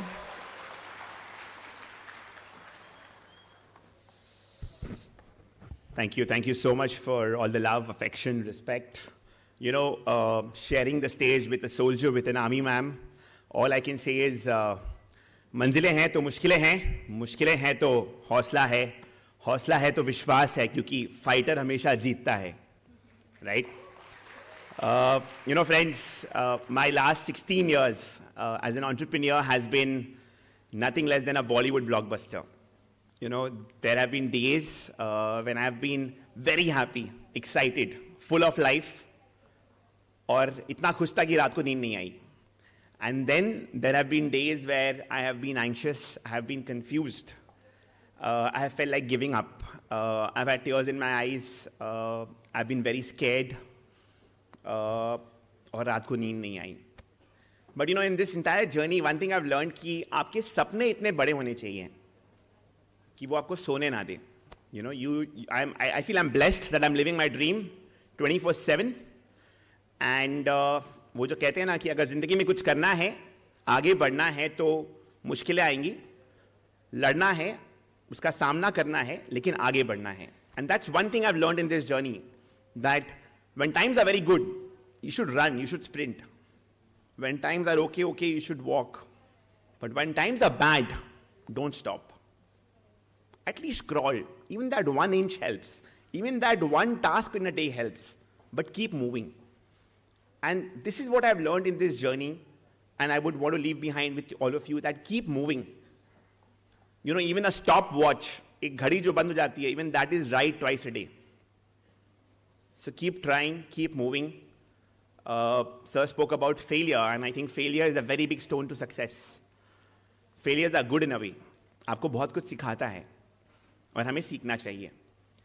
You know, talking about my story, my journey, was blessed to graduate from St. Xavier's College, was not very intelligent like many of you here, was very weak with maths and numbers. तो India में तो MBA कर नहीं पाता, because वो India में MBA करने के लिए मैथ्स क्रैक करना पड़ता है, कैट एग्जाम को वेल करना पड़ता है. But coming from a business family, I think at a very early age, you know, I was blessed. But I would cut one momo into two parts, take a tray and walk up to every customer. Hi sir, hi ma'am, please taste one piece and see. So I would wear the Wow Momo t-shirt in that supermarket store, walk up to every customer and do food sampling. And I believed in my product. I knew कि कोई एक बार हमारा मोमो खाएगा, they'll be ours forever. So the first thing about building a brand or a business is the product. That P is very important. So made the consumer taste the product. The consumer came, bought a plate. From that small store, we would do a revenue of 2,000 rupees a day, 60K a month. Spencer's would do a revenue of 15 lakhs. So we were almost 4% of the Spencer's store. Spencer saw we were doing good numbers, so they gave us another store in South City Mall in Calcutta, which was the best mall of Calcutta, and that store made us a brand. We became the talk of the town because everyone would come into that mall to watch a movie and eat our momos before that, or after shopping, get tired and eat our momos. So 21-year-old ke 2 bacche momo bech rahe hain. It became a viral newspaper story. In today's day and age, I think it's more of social media and it's faster and bigger. But in that time, you know, being on the newspaper was a big thing. I still have that cutting in my room and I watch it every day because you should never forget where your roots are, right? So वहाँ से हमारी journey शुरू हुई. हमने 2 stores से पैसे बचाए, 4 खोले, 4 से पैसे बचाए, 6 खोले. The first 7 years, I had no funding. You know, today we hear so many things about funding. I had no debt funding, I had no equity funding. My biggest investor was my second P, people, my customers. So we sold momos, got money, made some profit, and opened 1 store. Again sold momos, made some profit, opened 1 store. So it's called plowing back of profits. So when your customer becomes your biggest investor, it gives you a very different kick. It makes you feel कि आप कुछ तो सही कर रहे हो, कि आपका cash flow positive है. And it's in 2015. So we started in 2008-9, and 2015 I met my mentor, which is Sanjeev Vikchandani, founder of Naukri.com, the guy who backed Zomato, and I'm sure when we do IPO, he'll be known as the guy who backed us.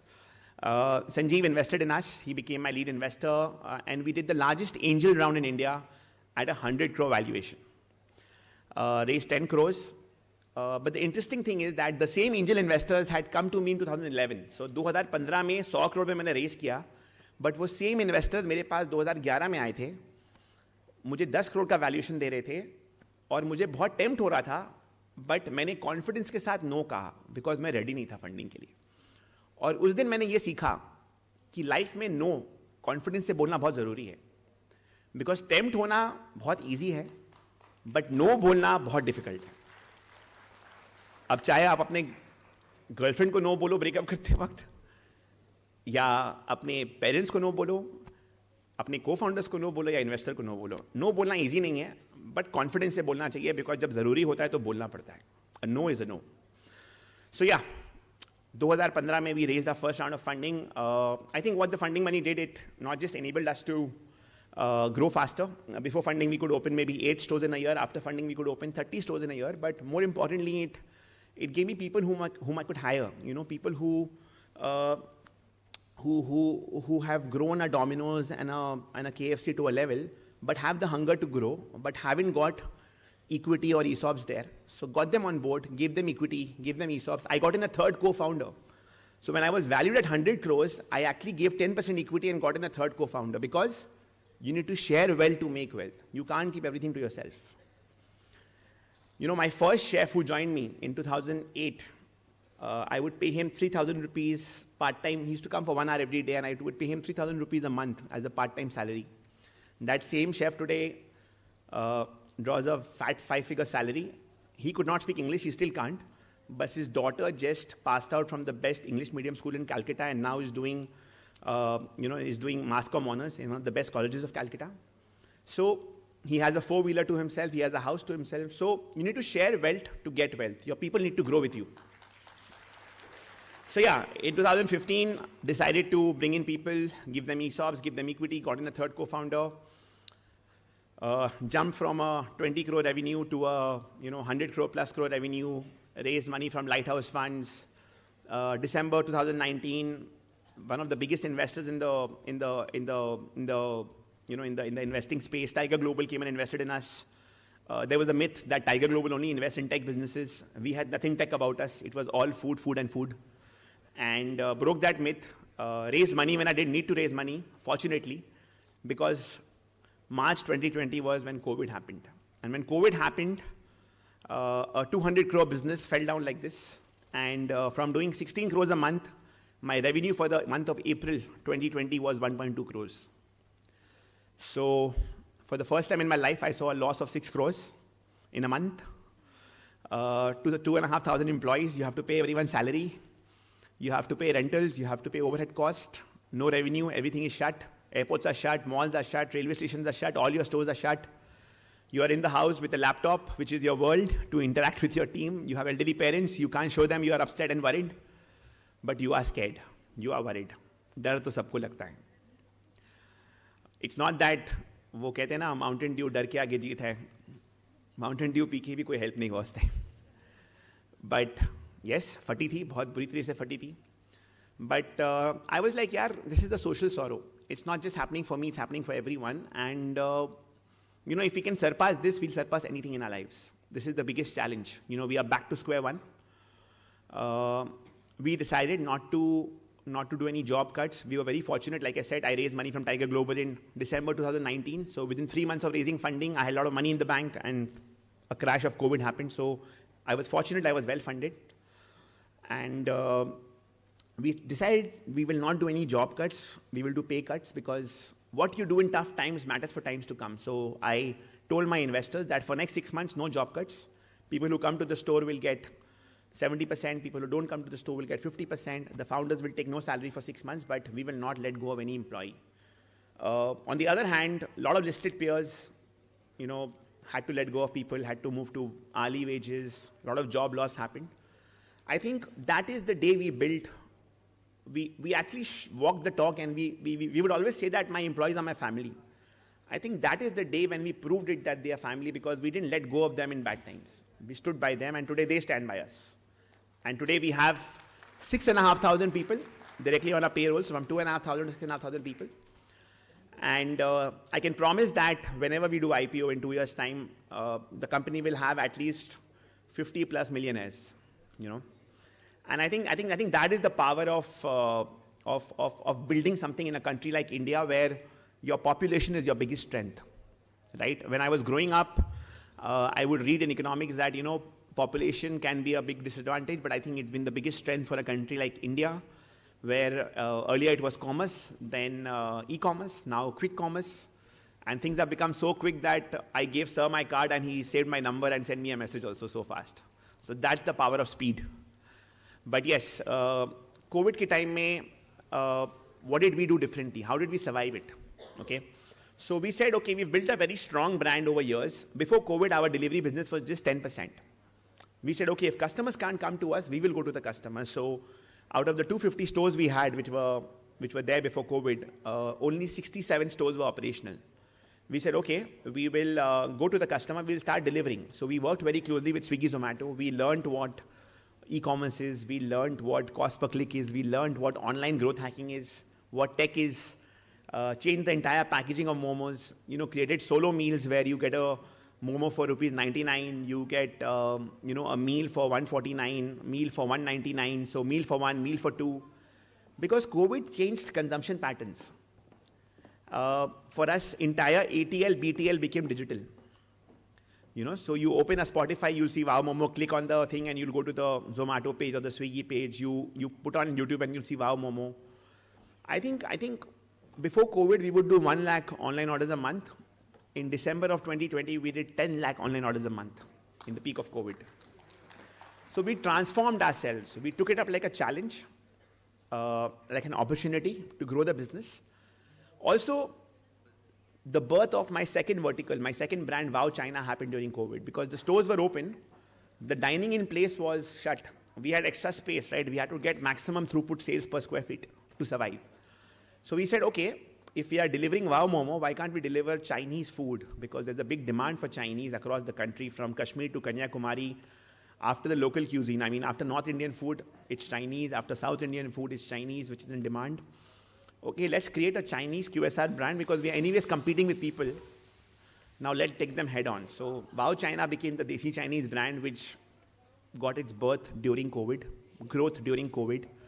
Inside every Wow Momo store, we opened a Wow China store. And as the unlocking happened, because it was doing so well, we had to open a store beside a Wow Momo store, take up new space. And today, Wow China alone has 200 plus doors. It's a 18 to 20 crore monthly business. So that's how you give birth to new wings in the time of adversity. I think what COVID taught us is that, we can do a lot more than what we had done. We thought before COVID that we have cracked the art of selling momos, but honestly, today I feel we've cracked the art of operating QSR, which is quick service restaurant, from a small box format, by having SOPs in place, by having low OPEX, low CAPEX, getting better throughput sales. And for us today, Wow stands for healthy, tasty, affordable. Wow stands for converting a roadside food into a brand. There's a belly expansion happening. We all are eating a lot and putting on a lot of weight. And we want to own share of the stomach. That is the thesis. People talk about share of wallet. We want to own share of the stomach. So we want you to come back to Wow again and again. And that is what gave birth to our third vertical, which is Wow Chicken, because there was only KFC in India selling American-style chicken. We said, okay, we will sell American-style chicken, but also Indian-style chicken.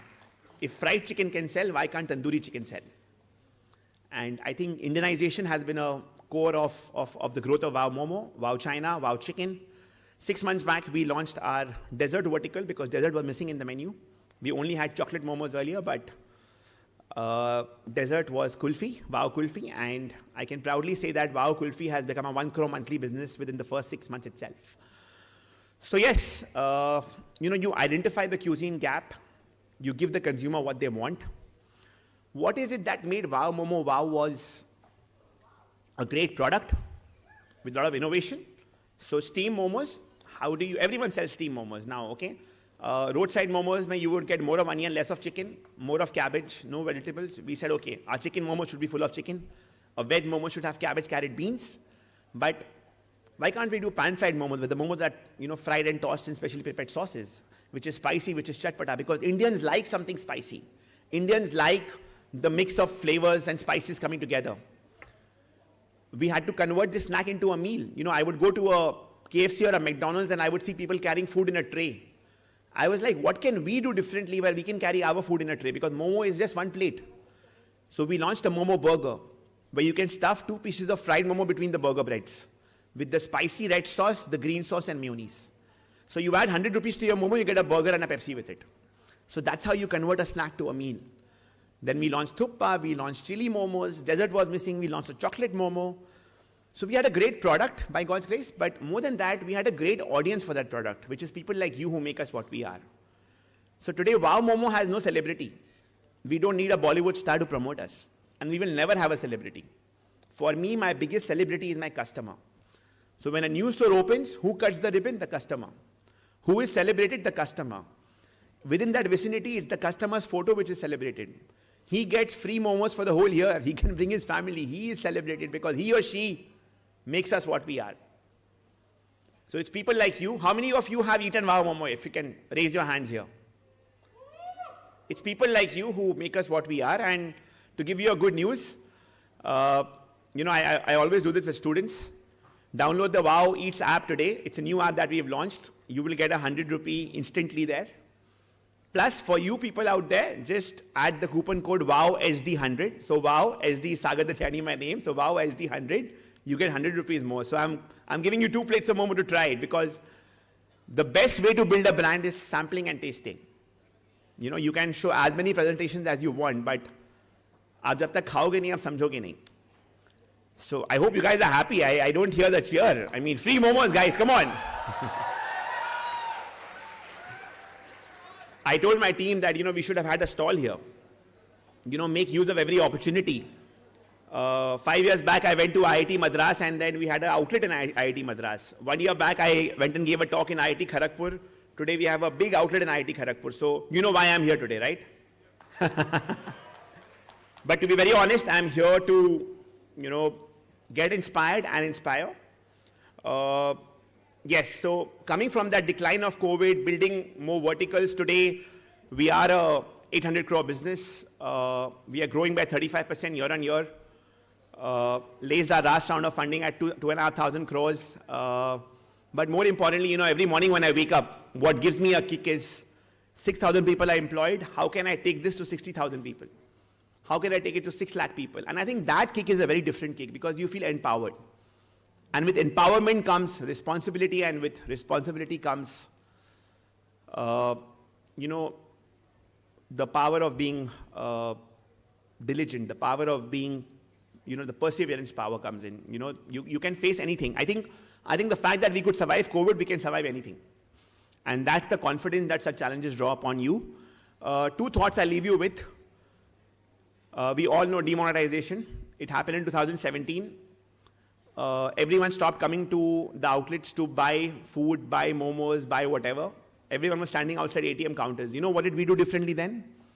We served people water outside ATM counters. We took our credit card machine, we took our menu, because if they're standing in a queue, they will feel thirsty, they will feel hungry. So complimentary pani pilao, order lo, khana khilao. We did it. My role model brands like Domino's saw us doing it, they did it. KFC did it. So, I have been inspired by them, but for the change, they got inspired by us. Again, you all know about this city called Puri, right? The beach city of Puri. We opened our first store there, and there was Rath Yatra, during Rath Yatra. And we wanted to paint the entire town yellow because Wow Momo is yellow. But there was this mobile phone company which came and spent crores of rupees to paint it red. We didn't have that many budgets. So again, it was a challenge. It was a tough call. My team said, sir, we had planned a grand launch, but now everything is red. We are not visible. I said, okay, Calcutta is not far from Puri. Put 50 people into a bus, volunteers into a bus, make bags, because when there's Rath Yatra, people will come to the beach will get dirty. Make everyone wear Wow Momo t-shirt, give them a Wow Momo bag, let them pick up litter, put it in the bag, go to the dustbin, put it in a dustbin, plant all the dustbin yellow, give all the street hawkers yellow umbrellas. So the mobile phone company spent 2 crores, we spent 2 lakhs, and we planted the entire city yellow and not red. So that is how you have to do things differently. The reason I'm giving this example is that as an entrepreneur, your job is to set trends. Today, my belief is that, for me, Domino's is a role model brand. Domino's converted a roti-eating country to a pizza-eating country. If they can sell a 300 rupee pizza in 400 cities, we are only in 60 cities. Why can't we sell a 100 rupee momo in 400 cities? And that's how dreams come true. And why only India? If Domino's can come from abroad to India, why can't a Wow Momo go from India to abroad? And that is Make in India. That is local going vocal, going global. And that is what people like you, the power of youth, have to do it. And I'm here walking the talk with you, and you guys can reach me on LinkedIn, on Instagram. I won't say I can be a mentor, because mentor is a very badly abused word. It requires a lot of time commitment, but yeah, if I can help anyone, I would love to, but make sure that you implement what people say. I go to many events, I talk, people ask me a problem, I tell them an idea to solve it. I go back after a year, I meet them again, and they talk about the same problem. And when I ask them, did you do it? They're like, no, I have not yet done it. So, aap jab tak karoge nahi, entrepreneurship is all about trial error, especially if you're first generation. You have to be brave to do things. You will be lucky. But, I believe in destiny a lot. But you know what? I believe more importantly in creating destiny. Maybe creating destiny is my destiny. That's how I believe it. And that's what you should believe it, because fortune favors the brave. That's it, friends. I'll quickly, do we have time for a couple of questions? Do you have a mic in the audience? Quickly, I'm happy to take a couple of questions in case anyone has, but so happy to be here. And a big round of applause for each one of you, and for your free momos today.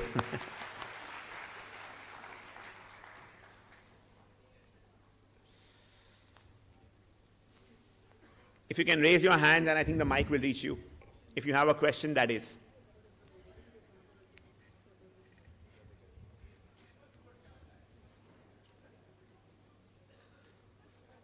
Have I been that good to answer all your questions? I can't see any hands. Okay, I can see one there. One there. Maybe someone there and someone in red there, yeah.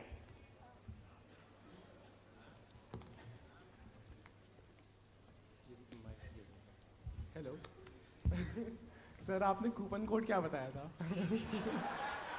That's a good one. WOW, WOW, SD 100.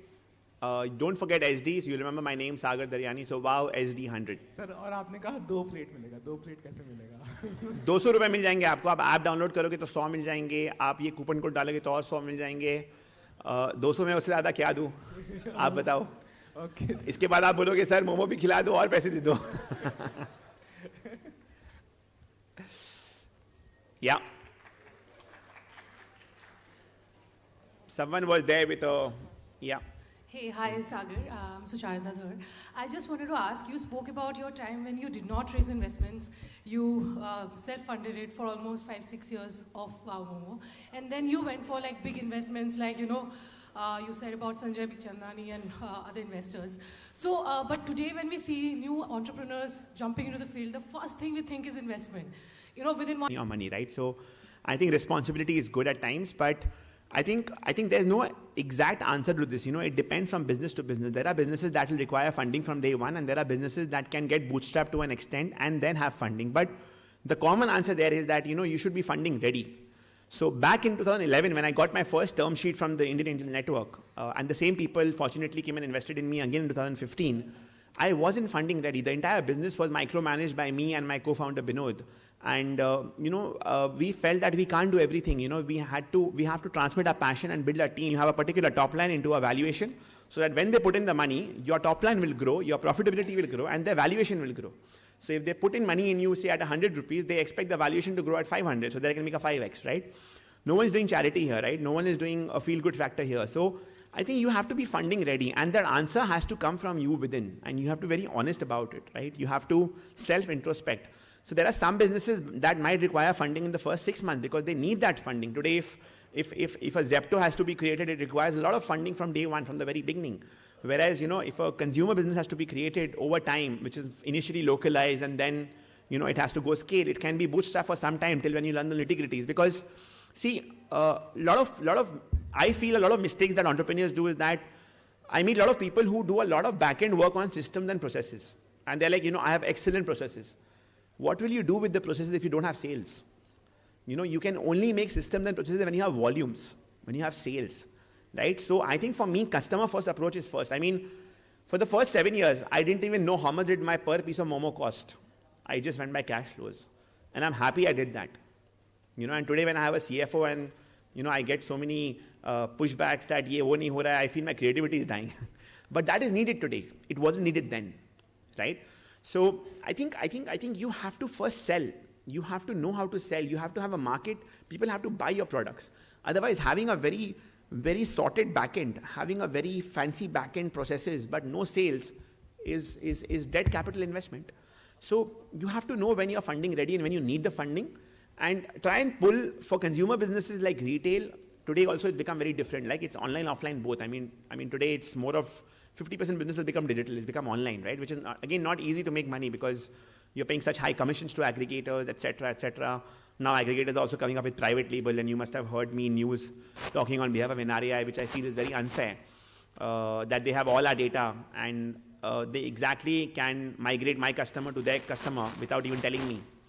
So some way or the other, businesses will have its pros and cons, but you have to know when to raise, how to raise, and why to raise. If you can answer these 3 questions and you feel you have to raise it, just listen to your heart. Because, यार मैंने life में सबका सुना है, ठीक है, but मैंने वही किया है जो मेरे को सही लगा है, और कभी-कभी मेरे कंपनी में एक हाउसकीपिंग बंदे ने भी कुछ कहा है जो मेरे को बहुत वैल्यू ऐड किया है. तो listen to everyone. Yeah. Sir. Yeah. Can you please tell कि कूपन कैसे लगाना, क्योंकि IIT गुवाहाटी पे सर्विस अवेलेबल नहीं है ऐप पे.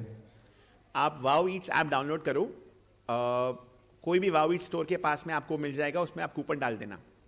सर लोकेशन काम नहीं कर रहा है IIT गुवाहाटी का. IIT गुवाहाटी में काम नहीं कर रहा है ना, तो आप जब बाहर निकलोगे कैंपस का तब काम करेगा. अरे मैं आपको मौका दे रहा हूँ कैंपस के बाहर निकलने का, जब तक कैंपस में नहीं खुलता है. One question there, yeah. like you said, initially at the initial stages of COVID, it was like a very rough patch for Wow Momos. Like if it didn't work out, what would you have done? Did you have like a plan B? See, I can ask, I personally feel that, yes, you should always have an alternative plan, but you should be so convinced about your plan A and do everything to make it work that you don't bother about the plan B. But yes, you do, like I said, if a plan is not working, accept it, pick up the learnings and go back to something else which will make it work. And that has happened with me in the past, maybe not during COVID, but when we launched Wow Chicken, we were competing directly with KFC, right? And initially in every mall, I was doing 1/3 of their sales with a 1/6 store size. So my store was very small, but my revenue was 1/3. And again, international brand has a lot of money, a lot of pockets to market, right?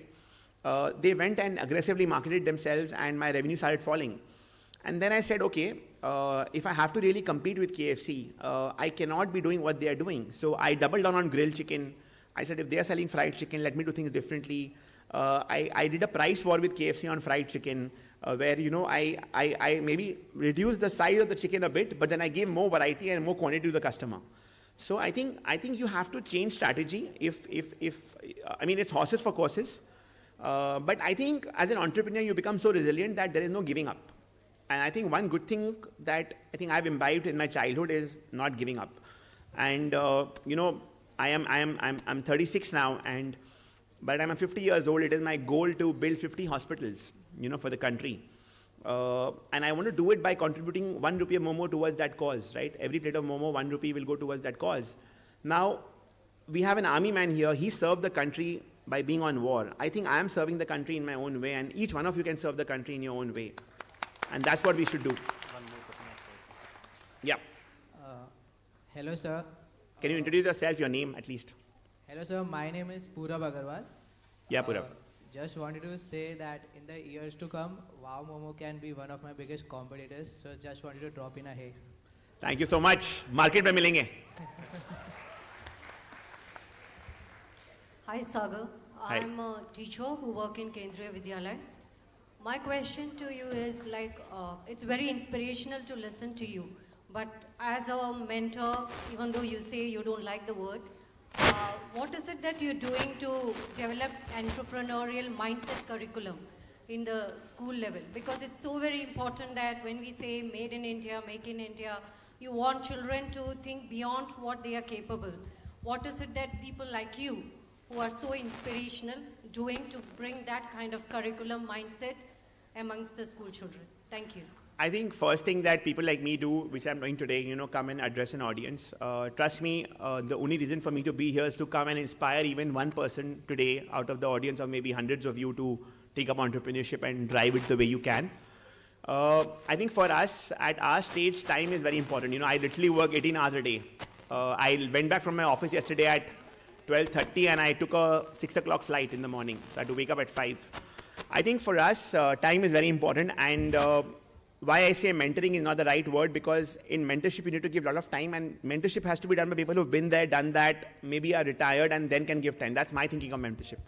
I think in India, a lot of people, want to become mentors. They take mentor equity also, which is pathetic according to me, and then they don't add value. And many do it in the right manner, but I have seen many startups being exploited, and that's why I'm completely against it. I think my bit is I try and catch up with 2 startups every Saturday, whoever they are, big or small. I think it helps me also to get updated and know what it is. I get inspired. I think I try and inspire them. I invest in startups. I've invested in more than 25 startups. Some are doing very, very well. And more importantly, go out there and speak my heart and mind out. And I think encourage people to speak their mind and heart out, because, you have to just be yourself. And like I said, there is no gray area in my head when it's about promoting startup. It's either black or white. And if I can add value, I will. If I can't, at least I know I've tried. Yeah. Hello. I can't see you. If you can wave your hand. Yeah. Hello. Sir, I'm here. I hope I'm seeing you. Yeah, go ahead. Hello, go ahead. I want to ask something about burning cash in a startup. How should we see burning cash? Many startup nowadays burn cash throughout first year, and they claim bankruptcy throughout the year. So first that question, and second question is which book do you recommend for this, like startup and all? So your first question, see, honestly, I don't know many startups who've burnt money. At times, you do need to burn for growth. I'll give you my story. I was profitable till 2019 before COVID. After COVID, I think the way of doing business changed. Online became very big. A lot of investments came in the digital space. We wanted to grow more verticals. So today, if I look at my P&L, Wow Momo makes a lot of money, but I'm still burning money in Wow Chicken, which is a new vertical. We just launched FMCG business, so we have packaged frozen momos. Rather, yesterday, one of my competitors, Plasuma, got acquired by ITC. So ITC is a cash-rich company. So imagine I'm going to be competing with one of the giants, right? So I think in different verticals, you might need to burn for the short run. Like, for example, for my FMCG business this year, I have jumped from 4 crores to 60 crores in 1 year. But then I spent 15 crores on marketing, and my P&L is negative by 15 crores. But it's a conscious decision. There is a stop loss. So it depends when you want to burn and how you want to burn. At times, burning for the short run is good for the long run. But personally, if you ask me, I believe that your thesis in the beginning has to make money, and which we did it for the first 9 years of our business or 10 years of our business before we took a call to consciously burn to get to a level. Because when I look at stories of Domino's, they came in India in 1998, but they became profitable only after 2013. So it takes time to build businesses. It takes time to build scalable businesses. I honestly have not heard of many startups becoming bankrupt, but I think if your conscience is clean, if your karma is clean, God will help you. God helps those who help themselves. I think as long as you're clean, God will help you and find you a way. Yeah. I think we'll take last two because I don't want to run out of time. Yeah. So Sagar, I have a question. You mentioned how Wow Momo ke baad you opened up Wow Chicken and then Wow China.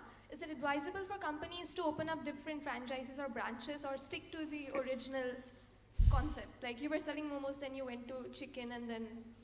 Like I said, I think we realize in our case that we have not cracked the art of selling momos. We've cracked the art of cooperating QSR. Now I was selling food, I'm selling food.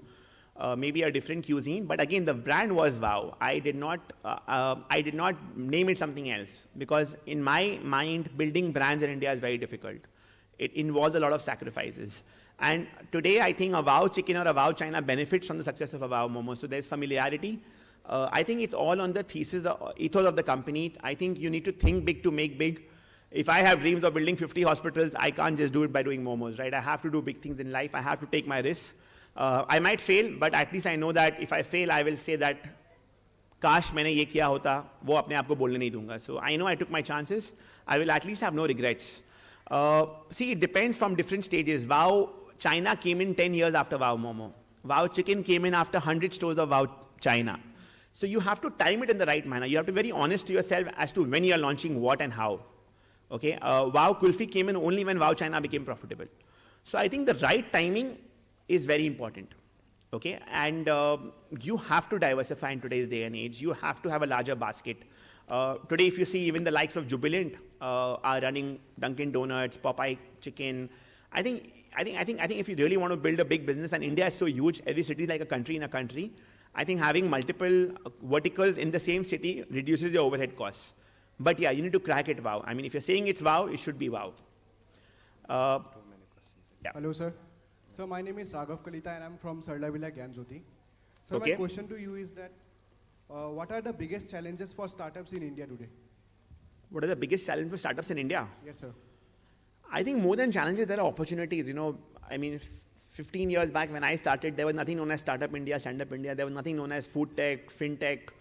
It was all entrepreneurship. I think the word entrepreneurship has taken a backbencher. I think it's become more about funding, and funding looks like a very attractive word, but I think the biggest challenge is that everyone wants to do everything, but doesn't want to give in the hard energy effort which is needed to build a startup. It's not easy building a startup. You have to sacrifice.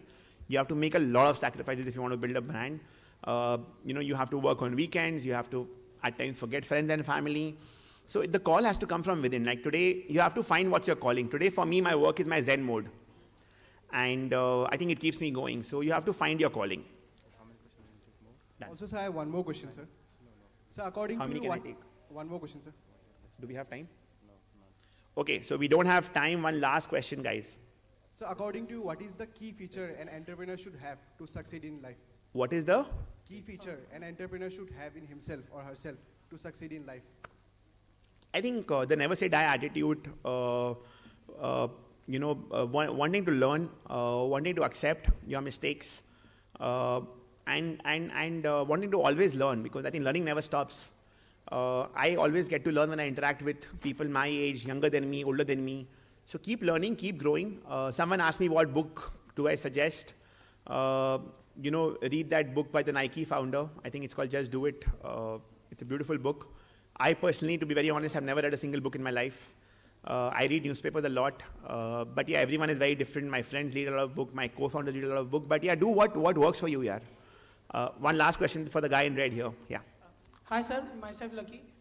I want to ask that how to make people believe in our ideas when market is already cluttered and there are big giants. Secondly, how and when should one start building a team? See, belief starts from you. When I started selling momos, a lot of my relatives, my friends, told my parents, told me that, what are you doing? You've studied from St. Xavier and you sell momos. A lot of people didn't believe me. I would go to malls in Calcutta and they would say that we already have a Chinese player selling momos. Why will we give you a space?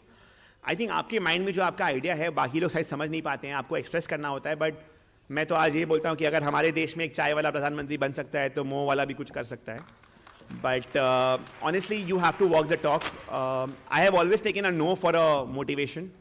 कि मैं ये करके दिखाऊंगा. But I have been very honest. There are some people who become stubborn with the idea. I think I've been very honest about my idea. If I felt from within that ये work नहीं करता, शायद मैं give up कर देता. But मुझे अंदर से लग रहा था कि ये work करेगा. And I took that chance. So I think even if the market is cluttered, right? I mean, a friend of mine runs this brand called Mojo Pizza, right? He entered and he launched that brand after Domino's having more than 2,000 stores. Yet he made it a big brand, right? So market is never cluttered. I think it's up to you how, as an entrepreneur, it's your job to set the trend. Today in South India, people don't know what Momo is. They call it Wow Momo. I mean, even a roadside guy is called Wow Momo. So we become the Xerox in that market. So you as an entrepreneur have to set the trend. How do you do it is up to you. Building a team, I think you should do it from day one. I think I was blessed to have Binod as a co-founder. I think 1 + 1 for me was 11. It was never 2. So I'm a big fan of team building. And I'm grateful to my team. I have a couple of my colleagues sitting here with me, but I'm grateful for the team that I have. I think it's the team that builds a brand. It's a team that builds an organization. And that's it, guys. It's 12:15. I don't want to cross more time. Thank you so much. And thank you for having me here. Thank you.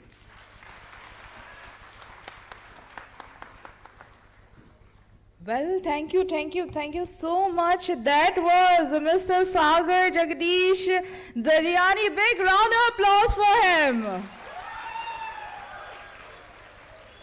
I think most of you have already sorted out what you're going to do.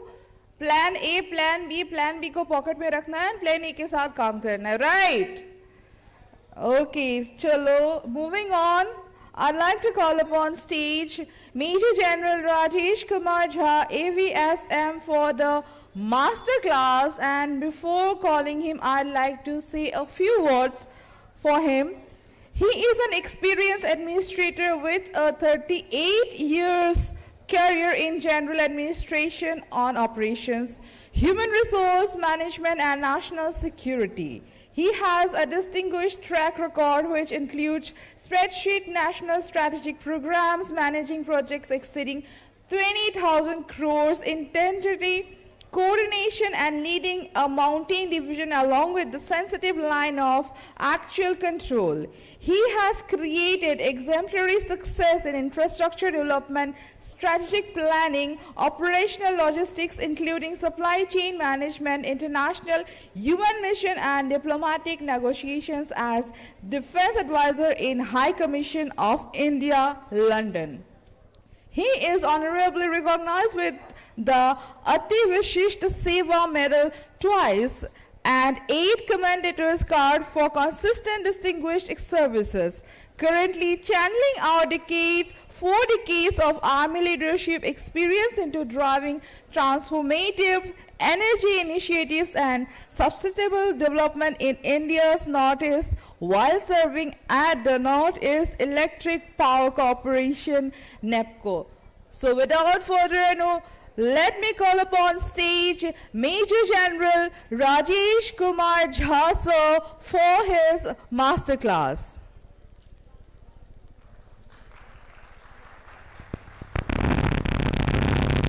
they lack is opportunities. What they lack is funding. Yesterday, I was at an awards ceremony as a keynote speaker on solar storage in the Northeast specifically. And when I was giving the awards, I think 50% of the awards went to startups, local startups, in various areas of renewable energy. And one startup caught my mind, and the startup was, they recycle any and everything. And so I asked them, they said, no, we recycle anything. There is a waste from every industry, every facet of your work, life. And so they recycle it. They use local effort. But then I said, what is your problem? The problem, they said, was lack of skilled hands. And so somebody spoke in the morning session about skilling. Why can't entrepreneurs pick up this as an entrepreneurship of skilling people? For example, my company is investing 4,000 crores today in an area called Tato in Arunachal. Now that's big money. Along with it comes the mandate of setting up skilling centers in terms of ITIs, electrician, plumbers, carpenters, whatever, crane operators. Now I am struggling to look for suitable agencies who can actually be a facilitator for me. I am ready to deploy the money, but there is nobody. So why do you only think of only creating a product? You could also create service. And internet allows you, opportunity in Northeast allows you. I gave you example of one company. I'll give you another example of my company. This rooftop solar project of the Honorable Prime Minister. I am struggling to get local vendors and entrepreneurs who can execute these projects across 3 states, that is Meghalaya, Tripura, and Mizoram. So there is a tremendous opportunity in the Northeast besides, the agri, we talked of digital base, we talked of ecotourism, adventure tourism, all that. But the bottom of it all is your resilience to take the plunge. You have to take the leap of faith. There is no way, and I think at the cost of borrowing what CEO of Wow Momo said, that you got to dream, and you got to dream with your eyes open. Our Honorable President Dr. Kalam said that your dreams will come true only if you dream with your eyes open. If you dream with your eyes closed, I don't think you can actually achieve your dream. 2 more examples come to life from Bollywood. I think I'm absolutely fascinated by Sagar Dharyani. That's how I took his number for the first time. Normally, I give my numbers. Today was a day when I was absolutely influenced by his presence and his story. So he talked about being a trendsetter, be a trailblazer. Amitabh Bachchan in one movie said,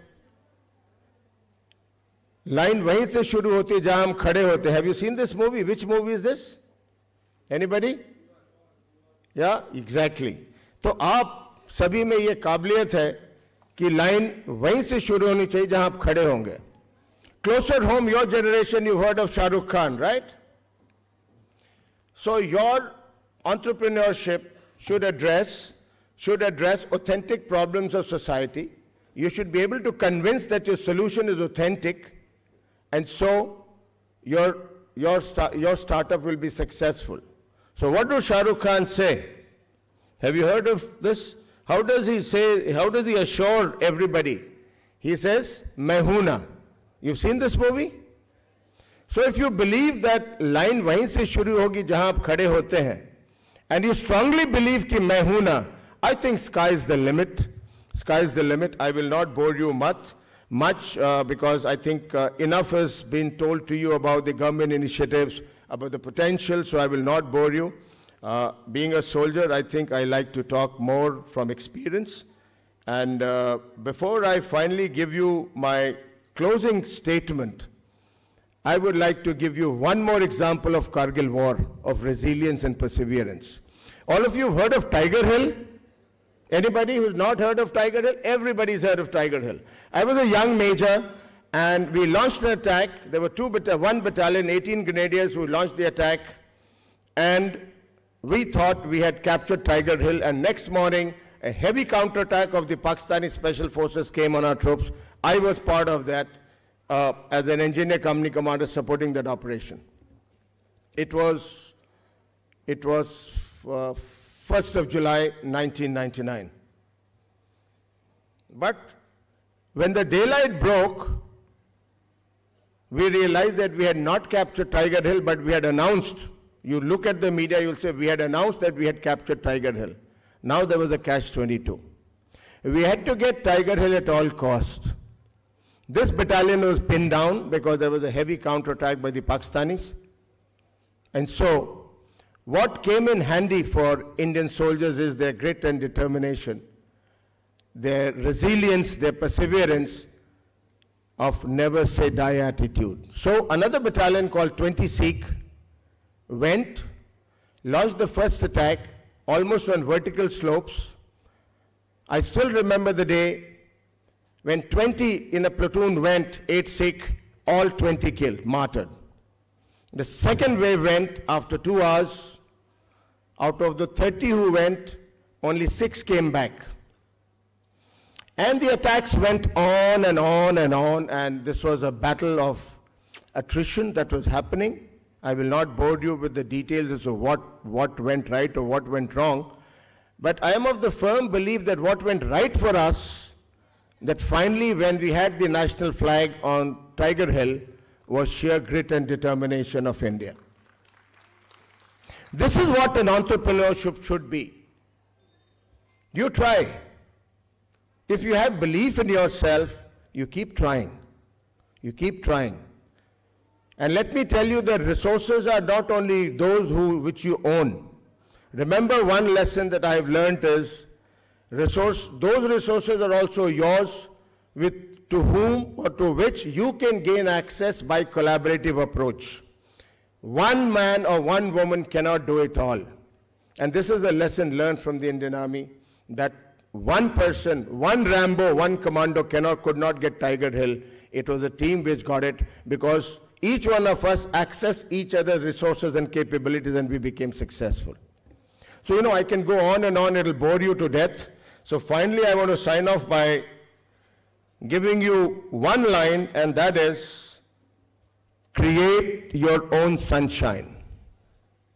You can create your own sunshine, and each one of you is capable of creating your own sunshine. Remember that if you are able to create your own sunshine, you'll have a halo effect, and that will have a cascading effect.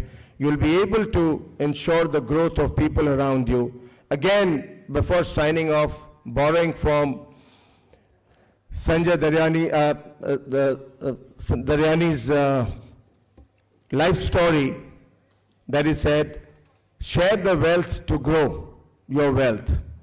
So here, share your resources by collaborative approach, you will grow.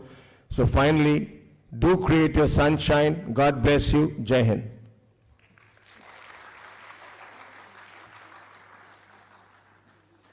There were 2 questions to Sagar Daryani about which book to read. So I have a suggestion, because when I shifted from the battlefield to the boardroom, I asked my son, what should I read to make myself industry ready? So I have a little excerpt of a book called The Industries of the Future. It's available on Amazon for just 388 rupees. It's a book by Alec Ross, who was advisor to Hillary Clinton. He has researched all the conflict zones, all the continents, from rich to poor, to underdeveloped to fully developed, to developing nations. We call it a day.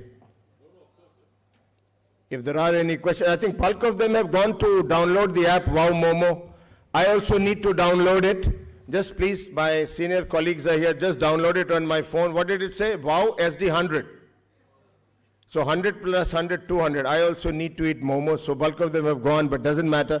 Those of you are interested in asking questions from my life story, resilience, failure. And one last thing, I was at Royal Global University. There were about more than 1,500 students starting from first year to postgrads.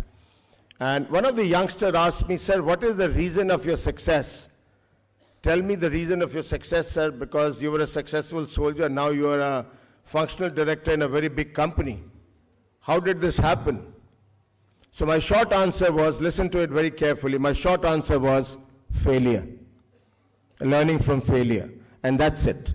So don't be afraid of learning from failure, it's a stepping stone, and I truly believe that those who have not failed can never be successful.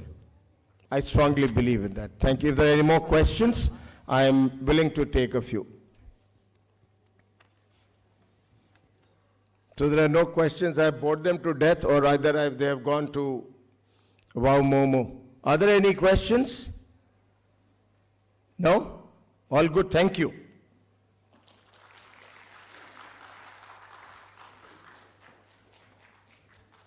Thank you so much, sir. That was a wonderful speech, and everyone actually liked it. Now it's time for the panel discussion. This is the most awaited, our panel discussion on navigating the funding landscape, strategies for startup success and sustainable growth. This session will be moderated by none other than Dr. Swapnil Sinha, CEO, IIT Guwahati Bionest. Now I invite Dr. Sinha to take over the session. On that note, I, Bonita Soran, your host for today, signing off. Have a great productive day ahead with the panel discussions. Thank you. Ma'am, the stage is all yours. So we'll just quickly start, because after that we need the podium for our pitching, and then all of you are hungry also. So I'll quickly call my panelists for today. First, I would like to invite Mr. Kankan Khargoria. He's a project manager, strategy and transaction, Ernst & Young, also associated with Assam Startup. Mr. Debabrat Mandal, he's a co-founder and CEO of Human Biogenesis. And Mr. Nishad Hussain, co-founder of Biodare. Please come.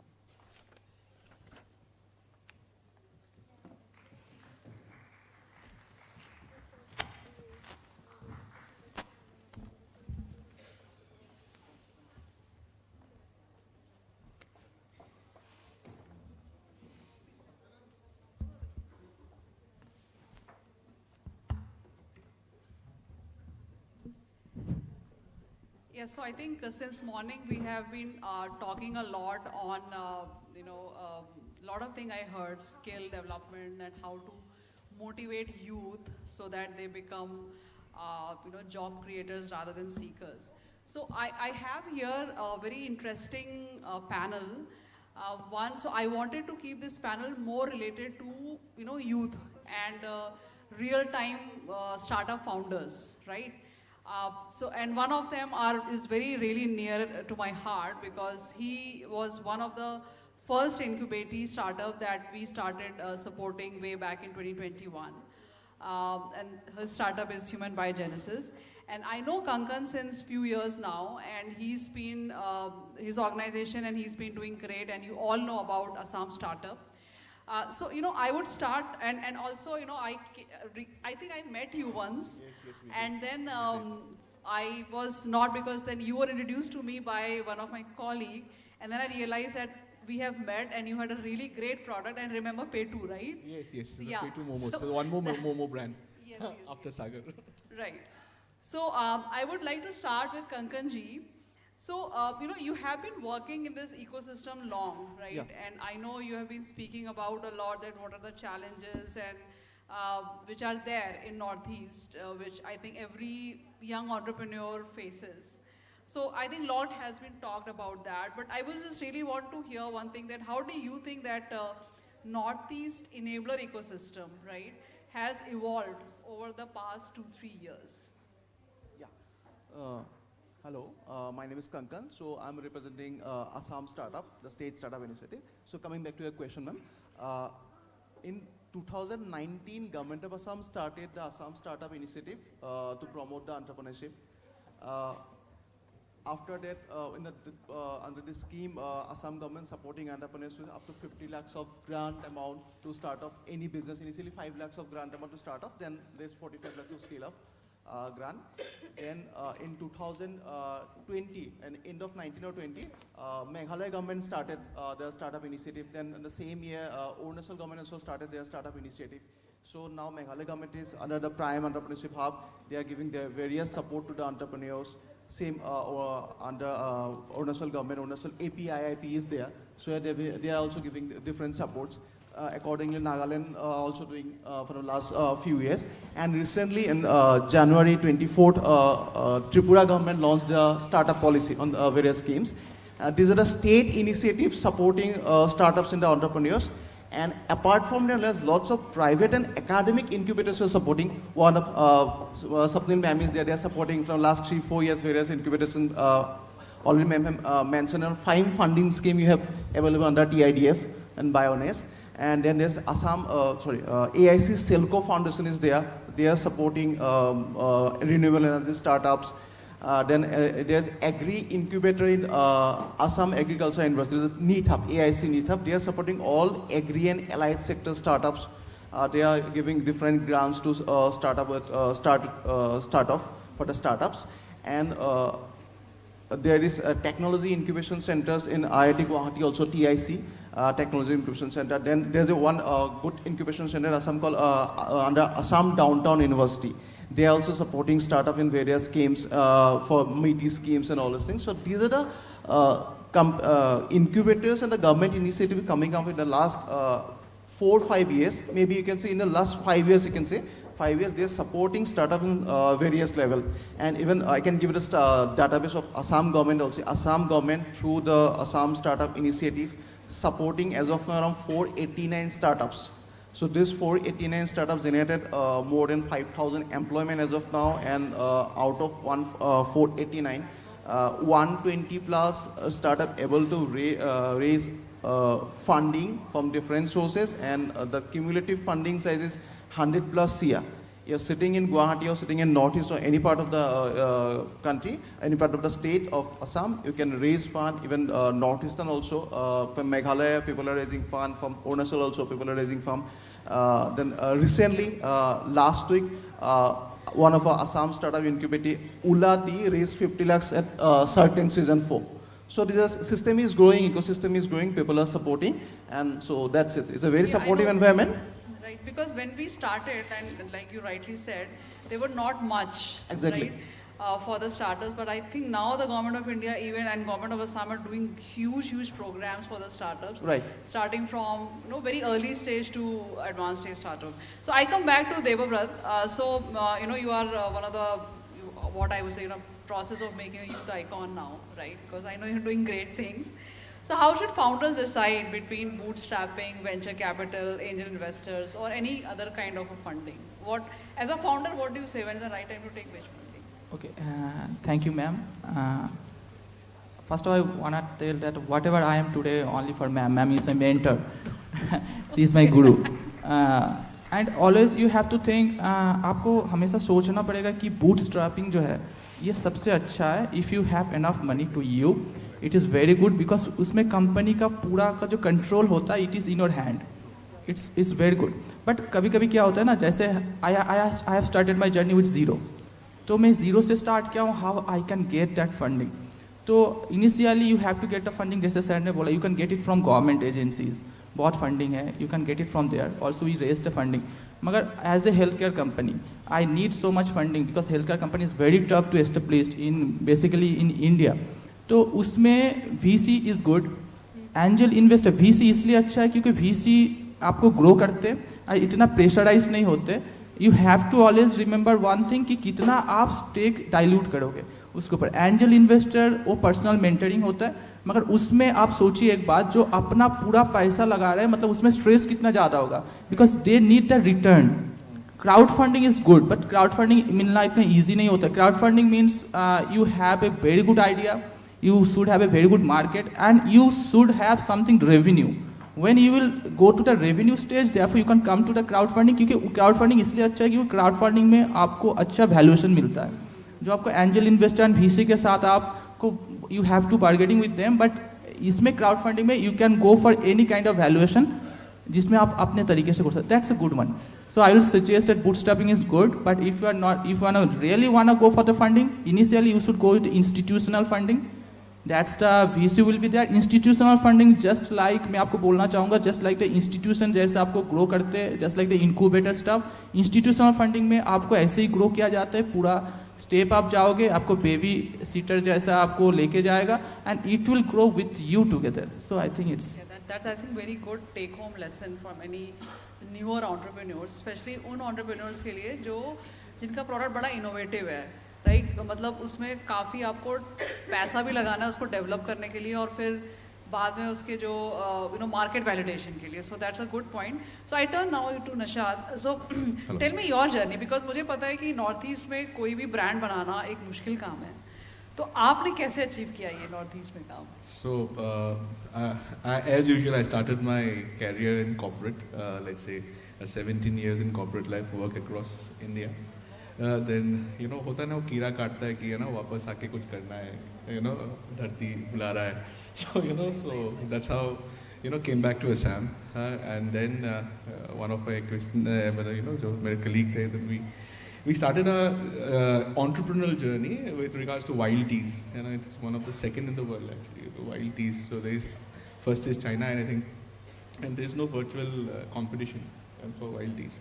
But COVID के time पे one of our my colleague expired, and he was having a small restaurant named Petu, and to support that family we took a conscious call that let's take over the restaurant, and then the entire earnings of the restaurant went to the family, and then but the business cannot, because its entire earning is going to the family. We have to do something.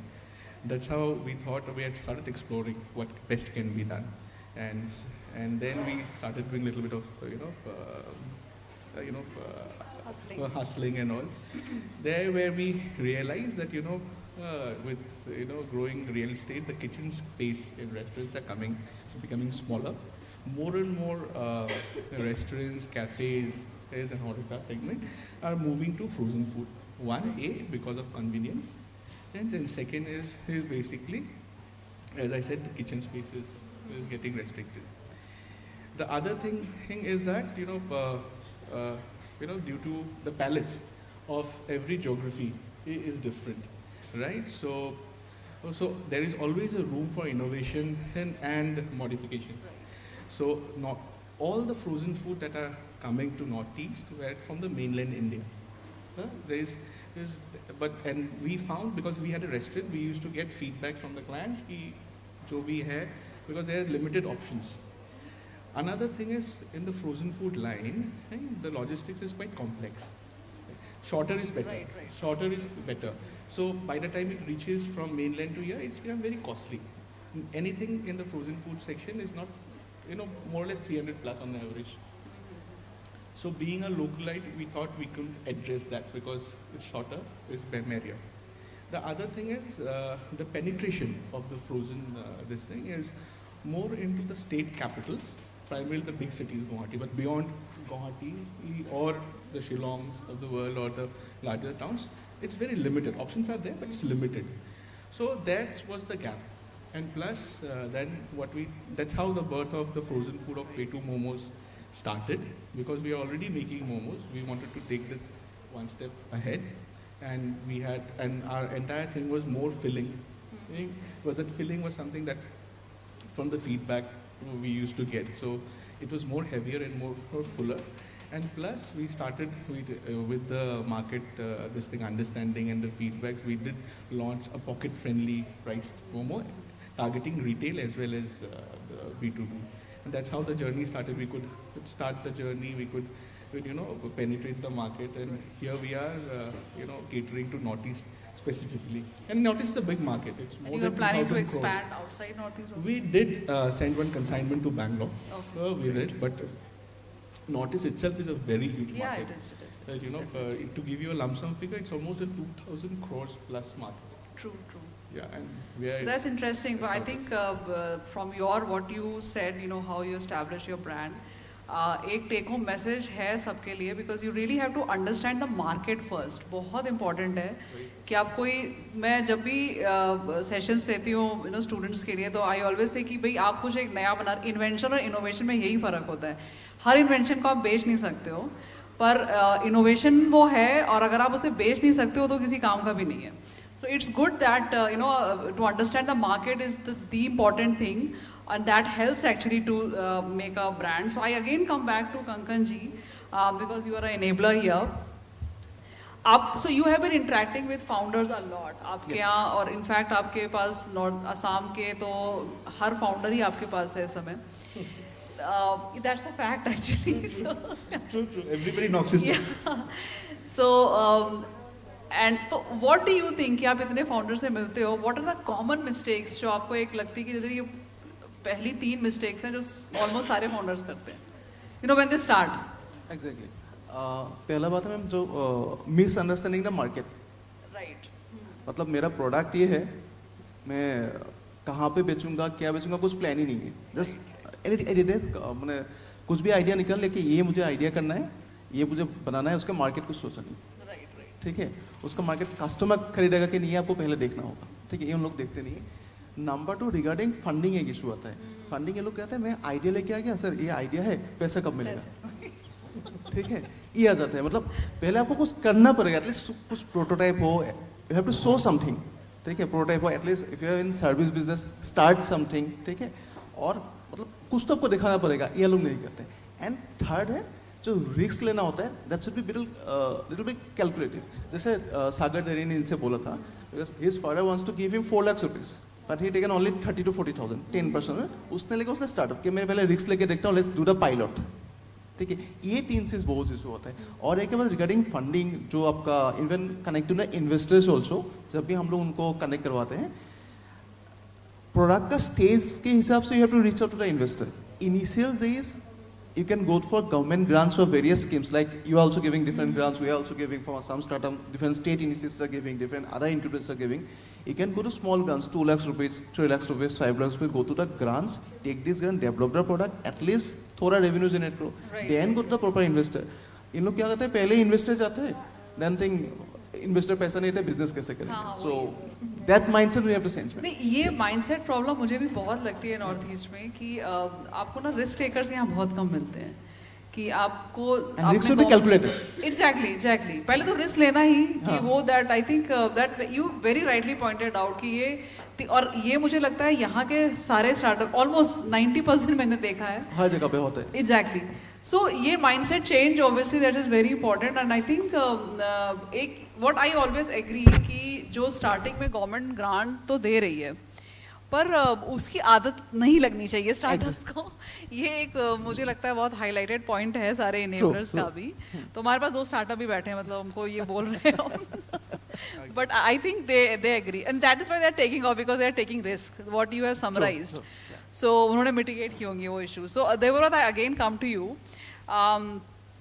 जैसे you were telling about ना कि that institutional money and whatever, so what do you think, what are pros and cons, if आप अगर venture capital से भी पैसे ले रहे हो किसी भी, तो what do you think, what are the pros and cons of taking money from VCs in initial stages, like जब आप product का आपका MVP तैयार है, obviously उससे पहले तो investor आता भी नहीं आपके पास, so MVP आपका तैयार है, उस टाइम पे what are the pros and cons, या आप सेकेंड राउंड फंडिंग जब करो तब आप सीधे इंस्टीट्यूशनल इन्वेस्टर के पास गए हो.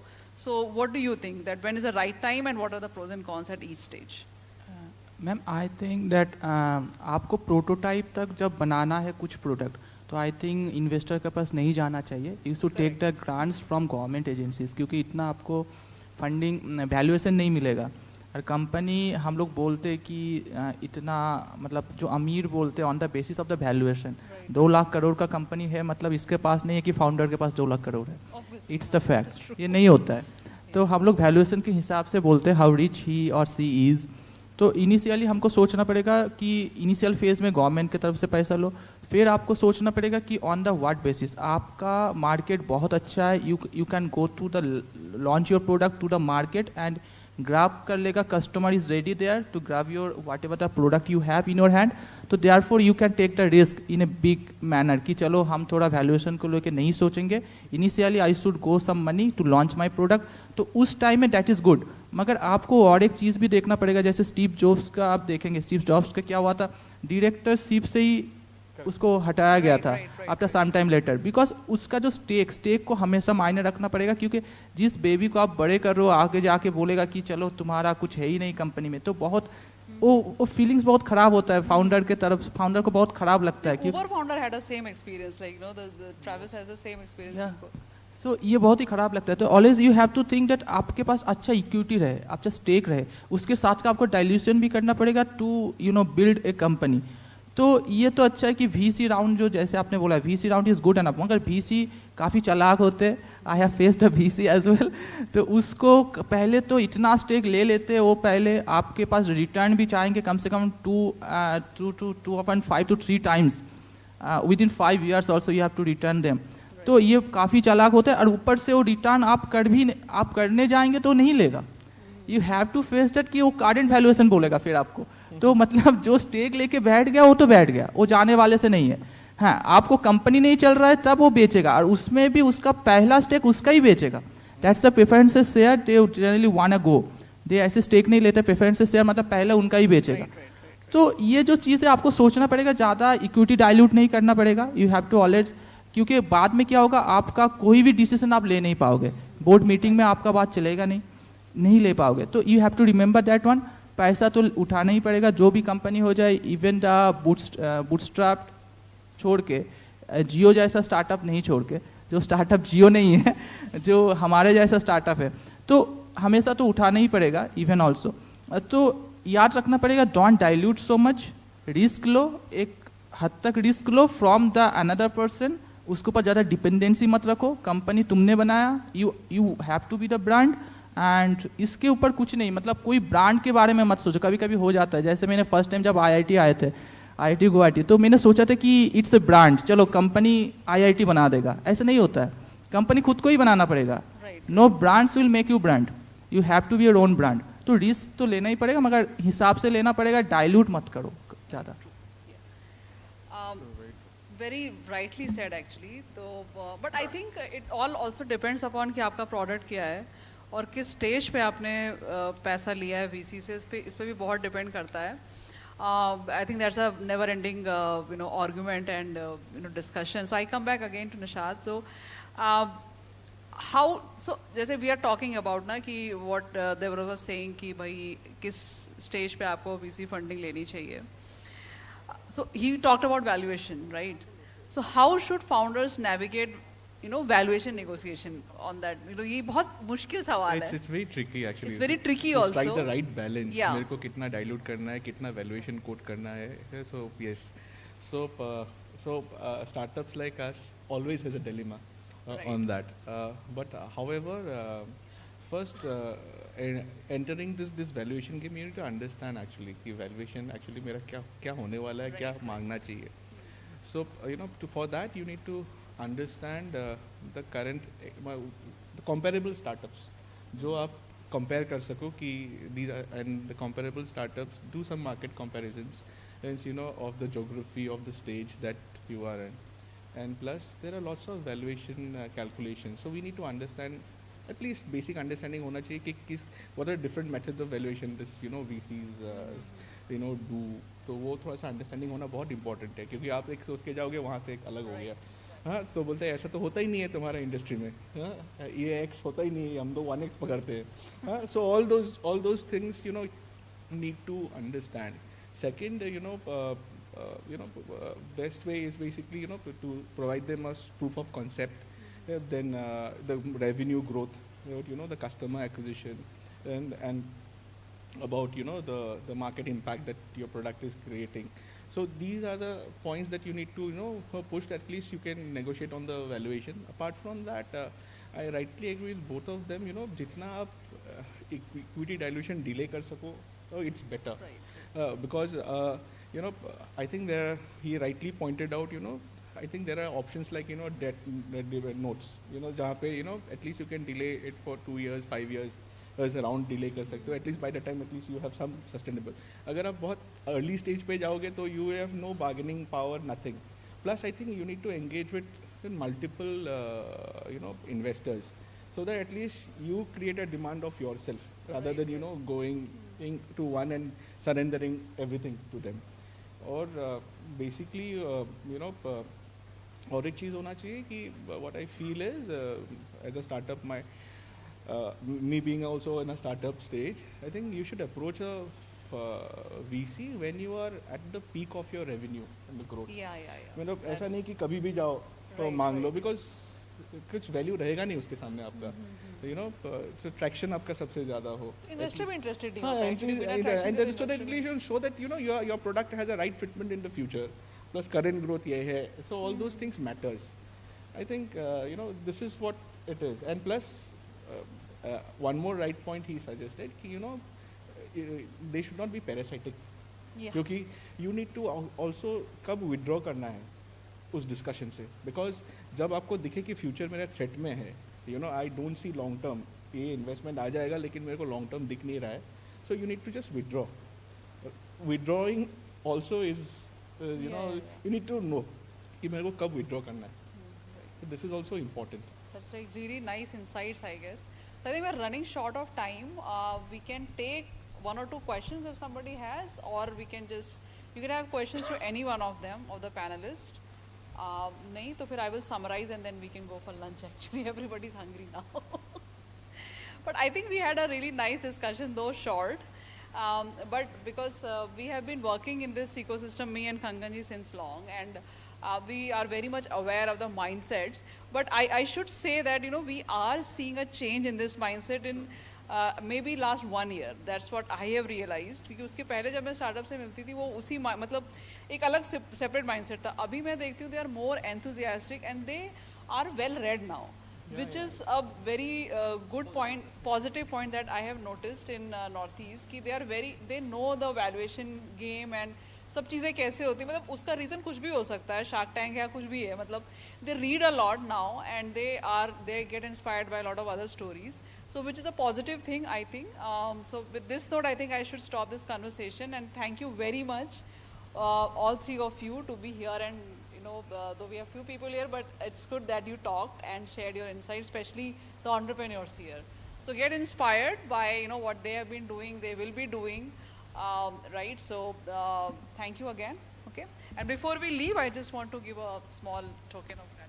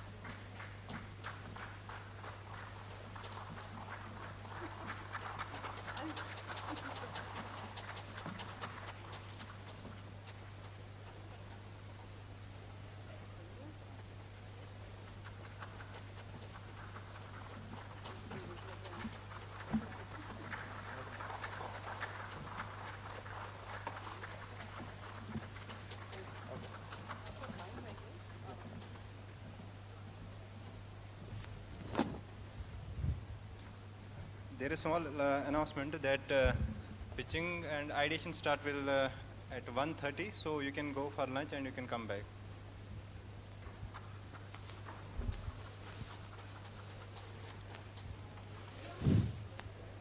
So whoever is participating in ideation and pitching, be here by 1:30. We'll just start here. We have announced in your respective groups. Check the groups and come back by 1:30.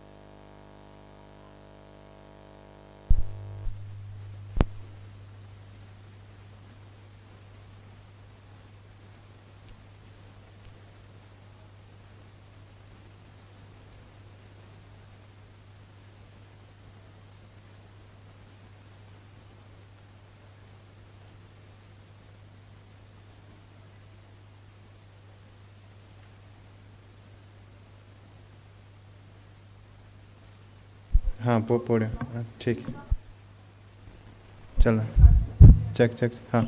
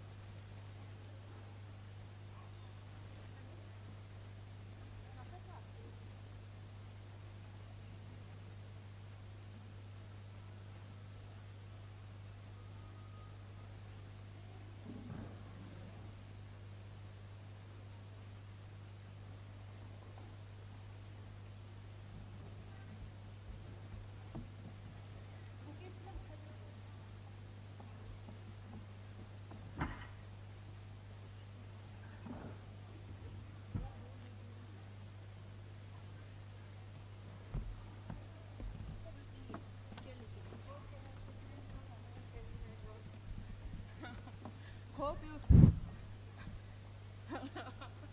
Okay, sir. See you again in this one.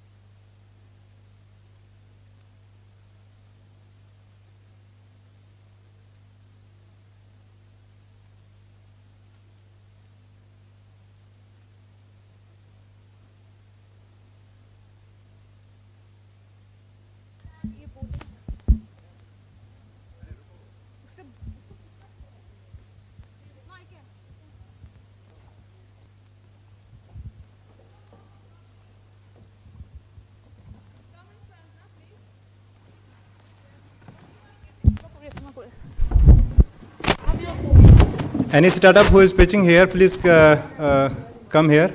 Come to the first row.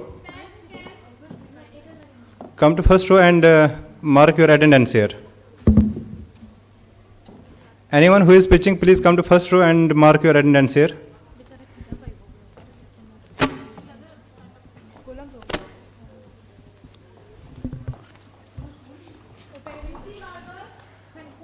Mark your attendance here. Only those will be invited here for pitching who will mark their attendance.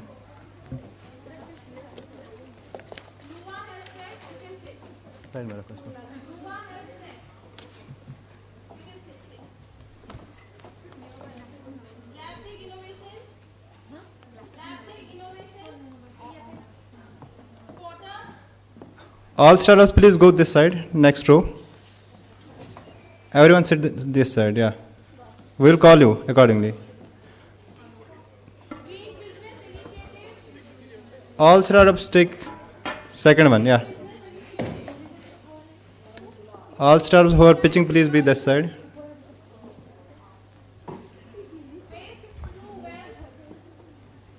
The first rows are for judges. You just be aside.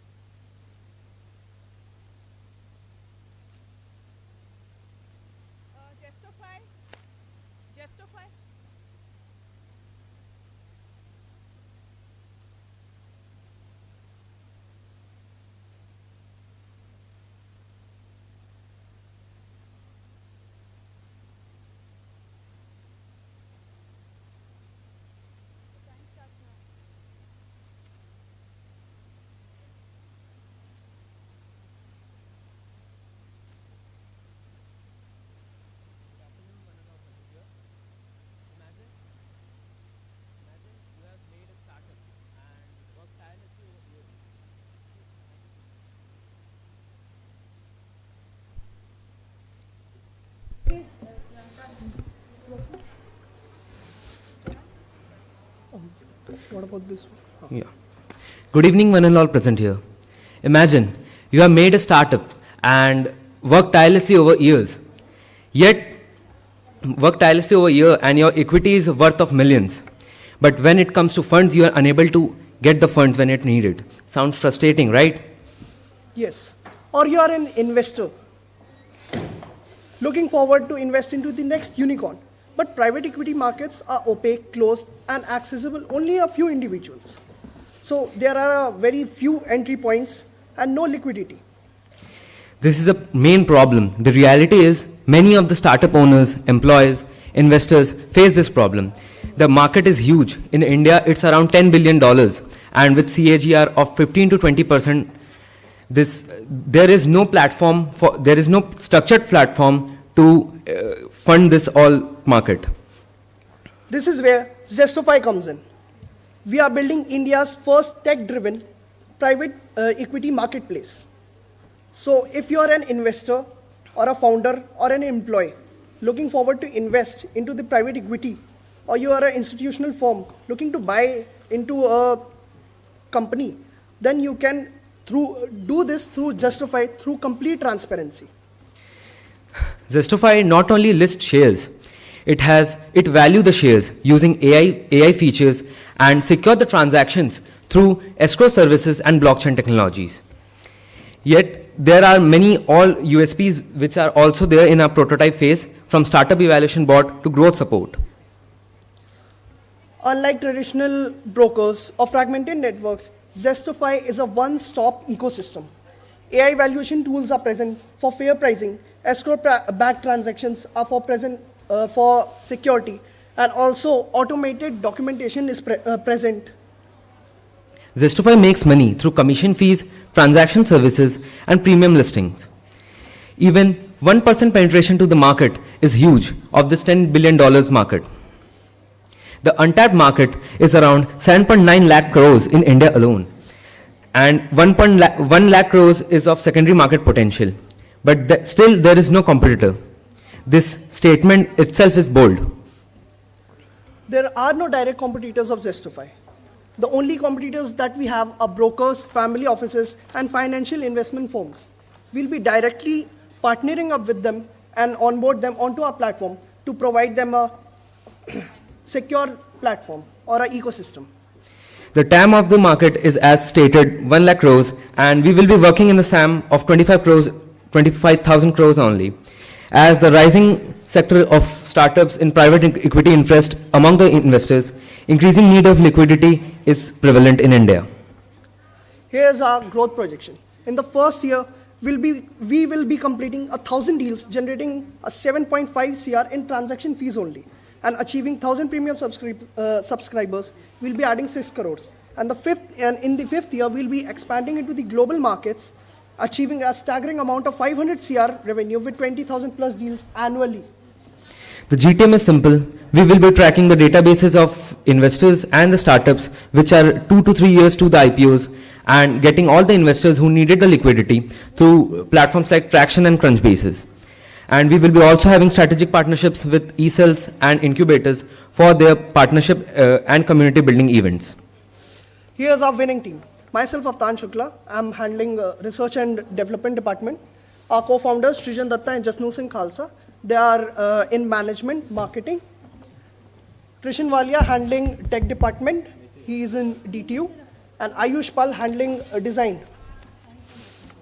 Our panel of mentors, none other than Jogendra Singh. He is the CFO of Hero Group, and he is a financial advisor in the main project. Your time is over now. Yeah, just one slide. Done. Okay. Thank you. Floor is open for questions. Thank you. So if we have any questions from juries?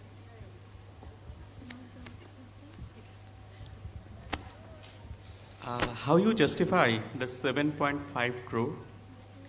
Actually, the untapped market is of private equity is including 7.5 crores is from the market of India and the investors investing through and the increasing of years from 2020 after the COVID period, the market has increased, and also rising of startups and valuation in the market of India. So the data which is present is from NASSCOM and all other data-driven parties. How the investors and others are presently investing? Pardon, sir, I couldn't. How the investors are presently investing in the private equity market now? So there are channels, there are closed channels from the firms which are there, and the main project is not for investors. It is for getting the liquidity of the present parties in the startups to get an exit. And if you needed a fund and the startup couldn't give the fund and the valuation to the date, that's why the investor, and for the same, in now present scenario, the investors, there is no open platform which is giving transparency for the same. So how you are going to reaching your customer? Ma'am, customer reach is simple by market reach of Insta algorithm, and then collaboration with e-cells and incubators, which the connections of the investors which is already present, and we already have the databases and databases of VCs and angels for our projects alone, because we are making and onboarding all the investors on our platform. How many followers you are having now? Sorry, pardon? Insta or any? No, we haven't started any marketing for this now, because this is all the channels. Only the ideation stage? It's in a prototype stage. The backend is ready, and the front end is in process. Do we have any more question? No. Are you done? Yeah. Thank you. Thank you. Thank you. So next we have eco-friendly sanitary pads. Do we have eco-friendly sanitary pads? Okay. Next is telescope records. Please come.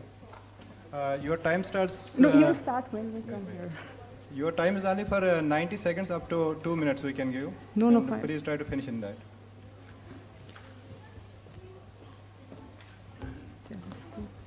One second.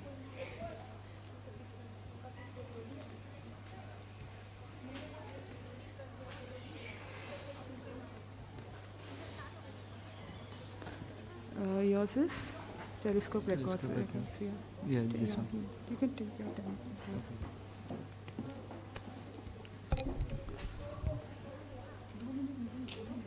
time. Shall we start? Yeah. Hello, my name is Akash Nath. I am here to present about my startup Telescope Records. We are registered as Telescope Entertainment Private Limited. We are a music label and distribution company. Our mission is to make music distribution accessible to everyone. So, what is music distribution? Music distribution is the process of uploading songs to different music platforms like Spotify, Apple Music, Gaana, Jio7, etc.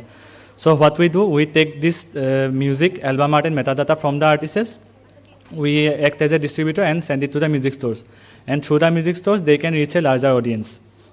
So, mostly the music industry is dominated by the big labels like T-Series, Sony Music, Universal Music. But there is a significant number of artists who wants to distribute songs on their own. These are independent artists. So there are some service providers who provide such services, but they have some pricing and other issues. I am discussing it in later. So this is a case study of Debasis. Debasis is an independent artist from a small town of Assam. He has a growing fan base, and he do covers and song covers in Instagram and YouTube. So we talked to him and we onboarded him on our platform. So this is our platform, Durbin.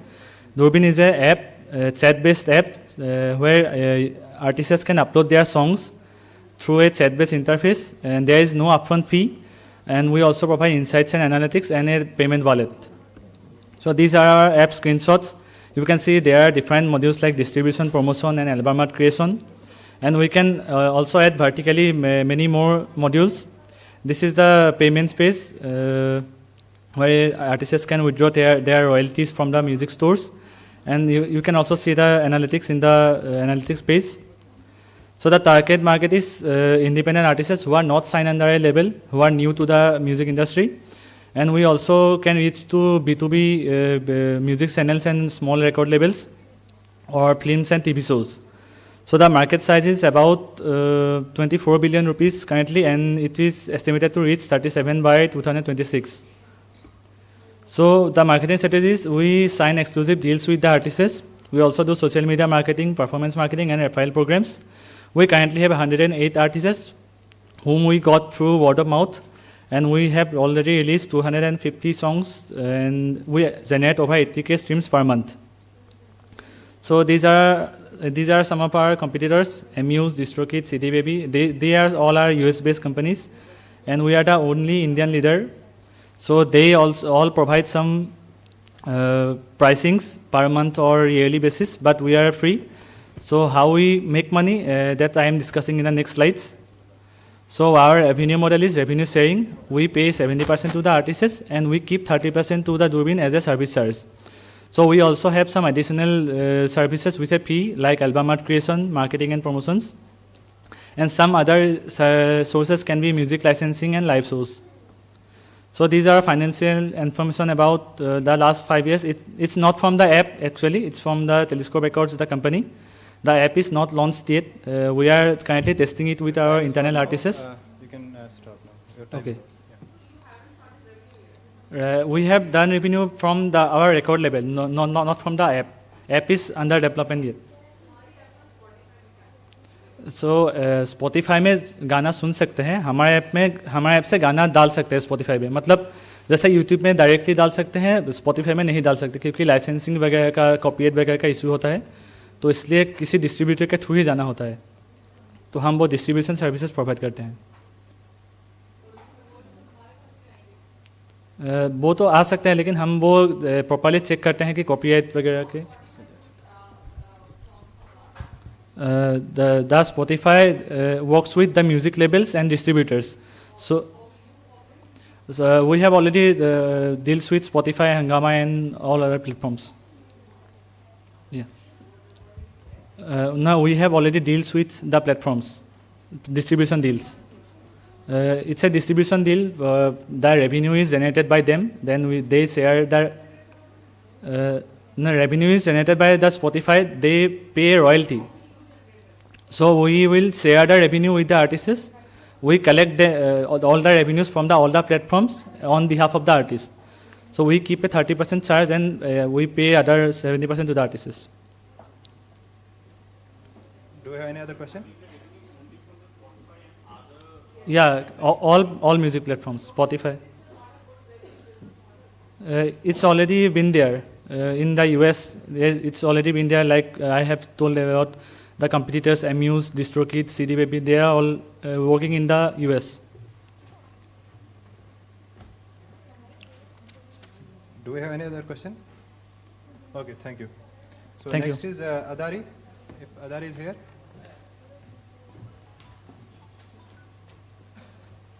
लगा लिया है.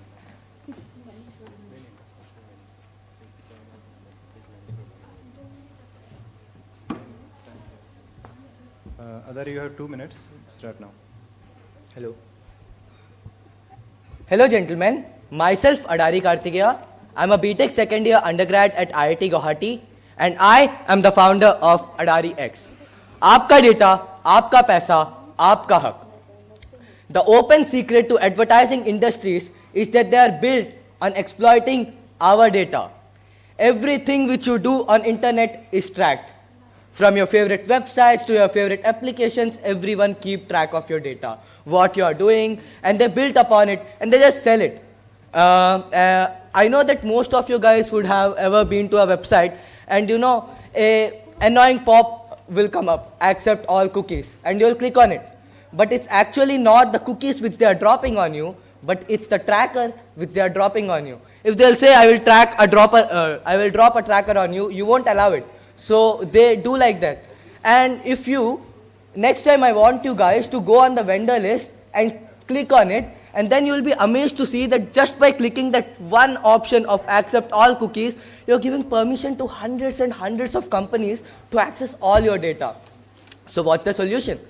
So the solution is we are building a decentralized data marketplace connecting data creators and data buyers directly, eliminating all intermediates. The existence of such a marketplace will leave no scope for data breaching. So how will it be advantageous for data buyers, let's say?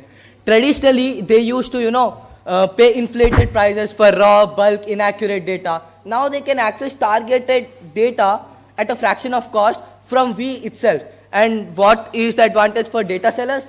We are monetizing our own data, and on top of that, we are earning money for the data which we own. I know most of the things are going up on you, so I will be showing you a basic MVP of how this works, so it will be more clear to you. Okay, so if we first come, let's say you are a user, you are coming to the interface, you can choose your preferred language, and then you can choose if you are a data creator or data buyer. Then, okay, yeah. Okay. So yeah, if you want to deep dive more on the technology or how this works, everything, revenue model, you can just ask me in the Q&A. So if we have any questions from jury? No, it's actually not that. What I am saying is, generally in today's world, we have everything, our data is being breached by any tech giants, advertising companies and marketing companies everywhere. And we, the data creators, are getting nothing out of it, who we are. So we are creating a marketplace, eliminating all these intermediates in between and directly connecting the traditional data buyers and the data sellers, we.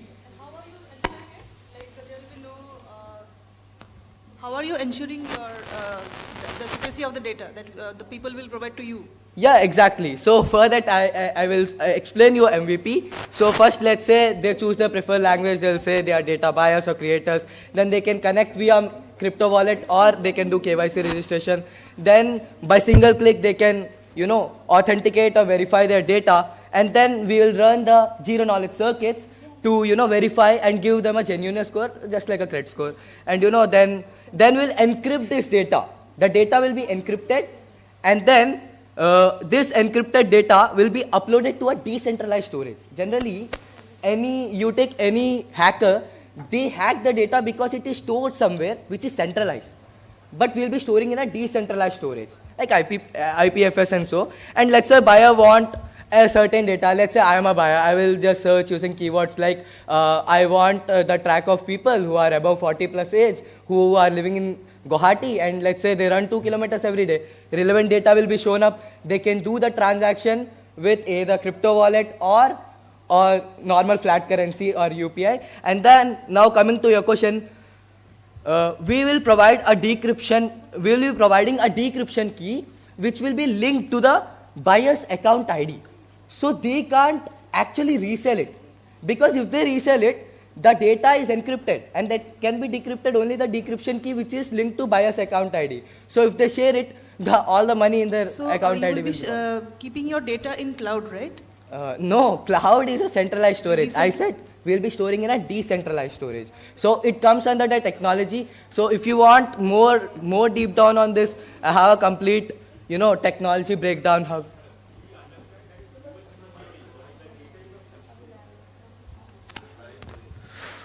We understand that you are securing the data for yourself. Whenever you are collecting the data, you are securing it and you are selling it through a proper channel. We are not selling it. We are not the intermediates. Blockchain technology is something where we are nothing. We will be just taking the commission of data transaction which is happening. If we are the intermediates, then there is no point of this. Exactly. So we are not the intermediates. That's why I said we are using blockchain and smart contracts technology. We'll be using a decentralized storage.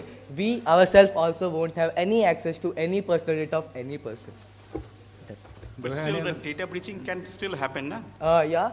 The data breaching can still happen. Yeah, so that's what I'm saying. Data breaching will happen. But think, if a marketplace like this exists, then data breaching will reduce, because the purpose of data breaching will have no scope further. If they can find data buyers and data sellers can find a better marketplace to exchange their data, then this breaching can stop. We can't control we can't eliminate it, but we can definitely reduce it by creating a better marketplace. And the revenue model? Yeah, revenue model. Yeah. 1 minute.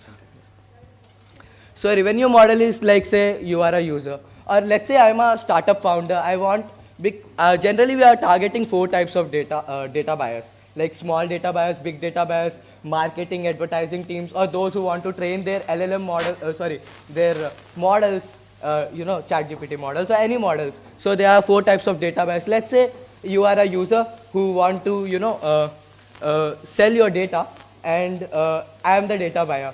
I will, let's say I charge you. I forgot to tell one thing. We have a dynamic pricing model because a person can demand anything. Like, I want this amount of money, which is not realistic. So for that, what we did is we have a dynamic pricing model which depends on market demand adjustment, relevance, accuracy, timelessness, uniqueness multiplier, time sensitivity factor. So on that your data will be given based on genuineness score. Everything, your data will be given, yes, that this data have this worth. And based on that, if the data buyer is interested, they can directly contact with you. And this marketplace, revenue model, coming to revenue model, let's say 100 rupees is the price which they are paying to you, will cut some 10 rupees, 10 rupees or 15 rupees, 10 to 15% commission. But think of this, if you are a user, let's say X, paying Y amount and doing Z transaction, it will be X into Y into Z. So the transaction amount which we will be getting, or the revenue model, will be exponential. And later we can add this, subscription models and all, but basically in the initial model it will be transaction. Yeah. Thanks a lot. Yeah. Yeah, thank you. Do we have path scan here? Path scan? Yeah.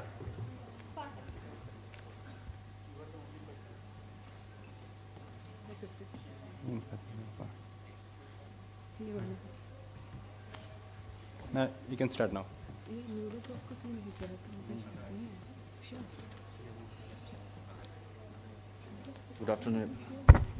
Good afternoon, everybody. My name is Krishnanga Kalita. Thank you for this opportunity, IIT Guwahati and BRICS. My company's name is PATSCAN Technologies Private Limited. We are based in Guwahati. This is our team. And I'll just start off with the problem statement. So what if I tell you that the pathologist or a clinical or a clinician in a rural setup can get access to digital scanners which can do on-site diagnosis, on-site screening for a very low price, mostly under 20,000 rupees. So what if I tell you that a lady like Savita can escape poverty caused due to sudden health crisis in her family, because now they have she has a good pathology scanning clinic right at her doorstep. So this is possible using our device. It's a scanner, it's a microscope scanner, it's a digital scanner. So it can magnify up to 600x, which is more than enough for most kind of pathology diagnosis. And it has a large display, and it's quite portable, as you can see. Our business model is fairly simple. It's a hardware as a service model. It's quite popular amongst medical devices in the last 4 or 5 years, where they give away the hardware for almost for free, and they charge for the per user based or usage based charging. So that is our model as well. This has 3 major advantages apart from giving a recurring revenue to the company for the years to come. It also retains the customer longer with our company, and also has a creates a more revenue per user in their entire lifetime, rather than just selling them once. So let's say, for example, in case of Assam, we have around 500 PHCs. PHCs mean primary health centers. These are mostly located in villages. So covering even 100 lives in 1 year, our revenue can go up to 21 crores with that hardware as a service model. Although these are just rough estimates, and more refinement can be done in pricing strategy. This is the early demo POC of our demonstration of our product.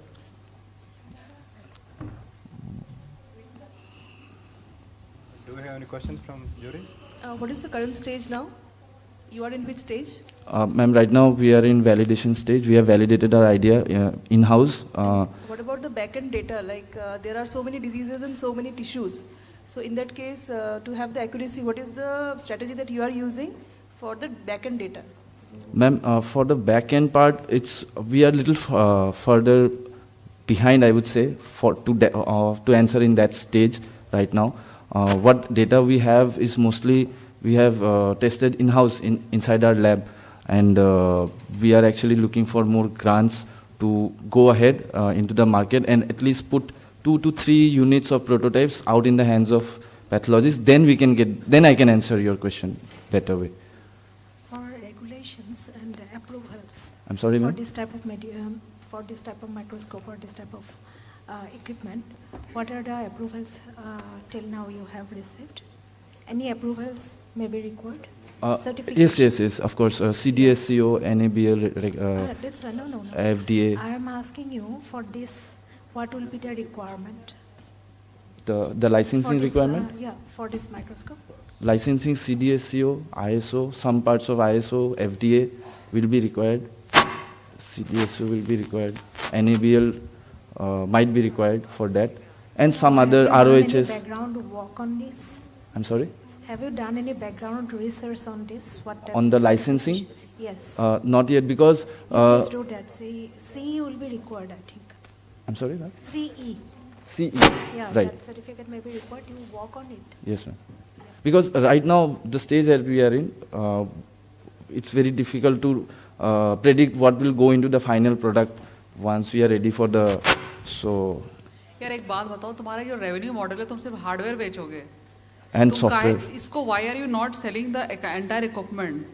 मतलब that should also be your one revenue model, ना? Yes, that can be a revenue model, of course.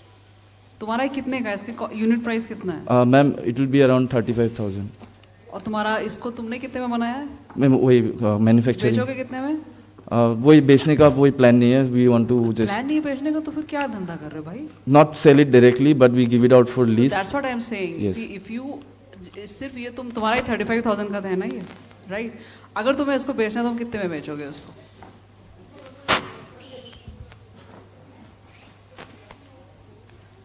Are you okay?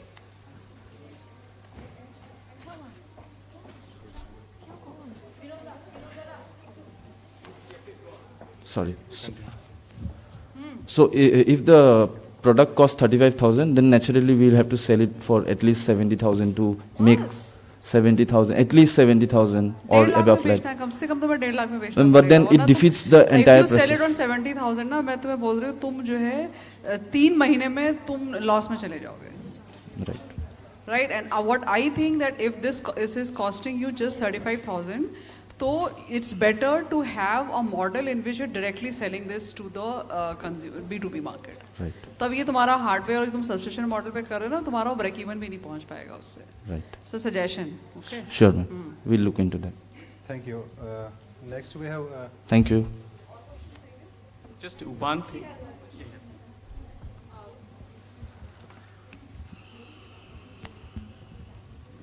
Hi. Hello, ma'am. So my question is more on the idea itself. I just wanted some clarity कि आप exactly क्या कर रहे हो इसमें? ये आपका USP क्या होगा? How is it different than the existing, equipment being used by pathologists or pathology centers? Right. So today the main core problem we are trying to solve is the fact that today a person from a rural background, either he has to come to Guwahati or his sample has to travel here. It usually takes a day to come. By the time the blood sample comes, it coagulates. The quality degrades and the diagnosis is not proper. So what if we have a device which can digitize the slide on site and then send it digitally to any pathologist, not just in Guwahati or Assam, anywhere, and get the diagnosis done very rapidly. The problem currently, such technologies exist, but these devices are very, very expensive. They start from 1 lakhs, 2 lakhs, 3 lakhs, then they go up to 30 lakhs. And plus they also have subscription model as well. But our goal is to bring down the cost sub 50,000, and then so that we can, make it very easy for the smaller players to get that kind of technology. Because today they can't even imagine, employing such a Motic or something from a Optra Scan or a Morph Labs. They can't afford it. They don't have the money, basically. So we want to build, we are actually building this thing right now.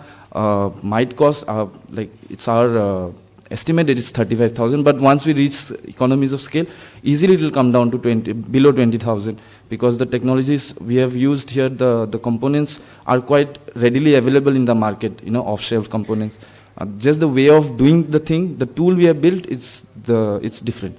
So this can digitize all kind of slides. Yes, ma'am. Any kind of biological blood slides. tests के ही या मतलब samples, only blood samples? No, ma'am. Tissue samples, liquid cytology samples, histopathology samples. Okay, I have one more question. How have you managed to get the cost down? Ma'am, because of the optics, our optics is quite. और वो आपका in-house developed है? Yes, ma'am. All right. Yes. Thank you so much. Thank you. Thank you. Thank you. Do we have a beauty barber here? Anyone from beauty barber?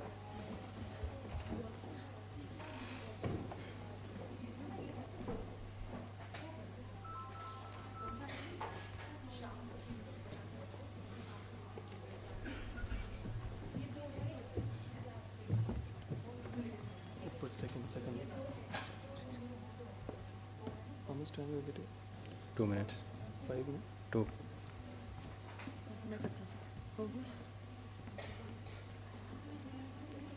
Start. By 2 minutes we'll be there. A very warm good afternoon to everyone. So I am Ashutosh and he is my partner Shravan. We are the final MBA, we are the MBA final year students at School of Business IIT Guwahati. So I would like to welcome you all here.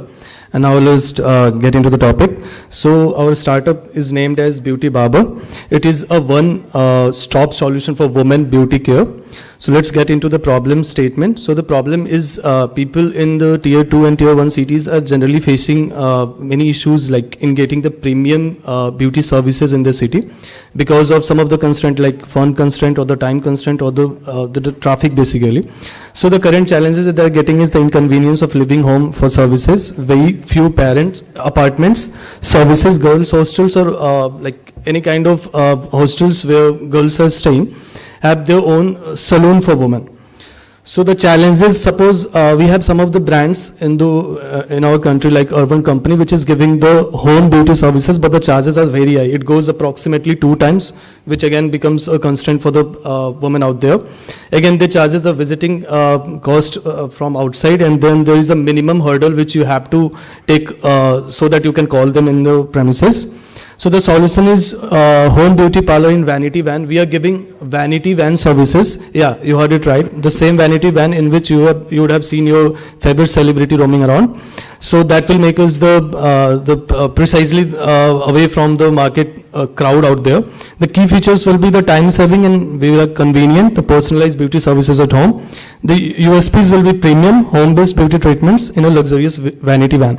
So the points to be noted is everybody has an idea, but the execution is important. So our execution is we will make business contracts with some of the like societies, apartments, girls hostels out there. We have actually informally contracted with one of the very big like hostel chain in Patna named My Group. And the second one is we'll make a luxurious vanity van and install with and marketing at that particular place. And we will start services on particular basis, like we will not reach on any particular place on daily basis. We will keep it like MWF or TTS. Going forward, we can again partnership with the hotels, with the like banquets out there. The new customers and customer retention will go like this. Like we can achieve customer retention by giving them the luxurious feel at the time of service. We can give them the freebies as well as the coins point concept is there. We will be giving them the 4 coins on every 100 rupees expenditure that will go on the app only. Talking about this is the like expenditure thing which we can come later on. So the scope of beauty parlor is we will again start the e-commerce business of cosmetics and generate income through ad-based revenues as well, because I've been the category management intern at Tata 1mg, so we know how it works. And okay. Your time is over now. We can go for question and answer. Okay. Yeah. Thanks. Any questions? Do we have any question?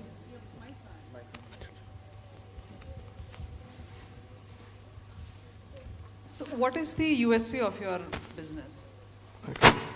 Ma'am our USP ये है कि अभी तक जो home beauty services है वो बहुत ज़्यादा कॉस्टली पड़ता है, तो हम लोग उसी नहीं कॉस्टली पड़ता भाई। नहीं, मैं दिखा रहा हूँ आपको मैम। ना हम तो यूज़ करते हैं, कभी कॉस्टली नहीं पड़ा मुझे। नो तुम 1.5 ये बताओ अलग क्या दे रहे हो, बस इतना बताओ।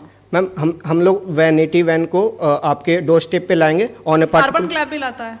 अर्बन क्लैब पर्सन भेजता है ना मैम। मैं वैनिटी वैन लाऊंगा ऑन पार्टिकुलर डे, और जो चार्ज नॉर्मल शॉप जो करती Same thing that urban club does the same thing. No? Ma'am, that's what we have discussed here. Urban Clap will cost around 1138 for the same service that you will be getting जब आप किसी salon में जाओगे। तो हम ना 699 charge करेंगे ना 1138 चार्ज करेंगे, हम आपको एक बीच का रास्ता देंगे where we will give you this feel of a vanity van. This is what which keeps us apart from the crowd. Okay, so it Yes. might be new to Northeast, but it is already there. These services are already there in metros and other cities. I have seen those, right? Okay. See, when I ask you what is new in your business, don't take it other way, right? Okay. You don't have to be innovative all the time. Exactly. If you are making a good revenue, it's good, right? So, okay, next thing I want to ask, what is your revenue model here?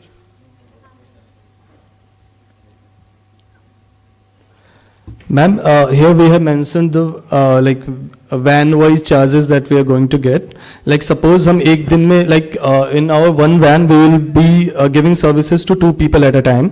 So let's take we have 2 beauty experts and they are taking around 30 minutes on one particular customer.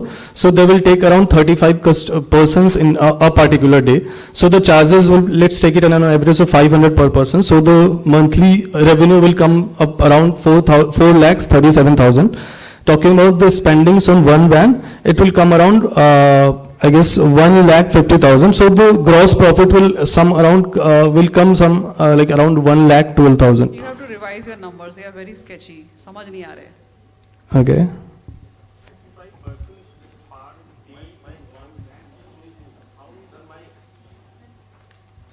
Persons. So when you are talking about the persons, there should be a time limit you have already given to per service. Yes. So do you think that 35 persons per day with a certain time limit you will be able to achieve per van?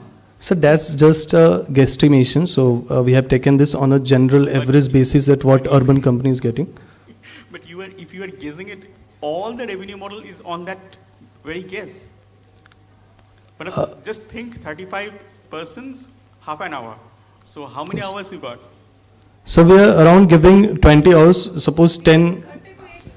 No ma'am, 2 बंदे हैं ma'am. So total 20 hours service hours हो गया जो हम 2 बंदे हैं, 2 seat भी है. हाँ जी मैम. तो फिर 2 बंदे हो गया तो 35 hours मतलब 20 hours दोनों No sir, like we have taken it on an average. Suppose अगर हम 20 hours के लिए ले रहे हैं तो हम करीबन 40. 8 घंटे से ज्यादा काम करा रहे हो तुम. No ma'am. और मान लो किसी कस्टमर को बोला नहीं मुझे अब ये भी कराना है, पैर भी कराना है, मैनिक्योर भी कराना है, पेडिक्योर भी कराना है, आईब्रो भी कराना है, तो उस पे तो ज्यादा टाइम लग गया. So again तो मैम पैसे भी ज्यादा आएंगे, like 500 per person वो भी increase. What you are ये ना जो तुम 10 hours बोल रहे हो ना, that is impossible. You cannot do that. Right? Okay. So it's you cannot have 35 customers in a day for one whatever your. That's what I'm saying. That's what sir is saying कि जो आपके numbers है ना ये बिल्कुल ही समझ नहीं आ रहे. Okay. So are we done with question answers? Okay, ma'am. Okay, sure. Thank you. Thank you.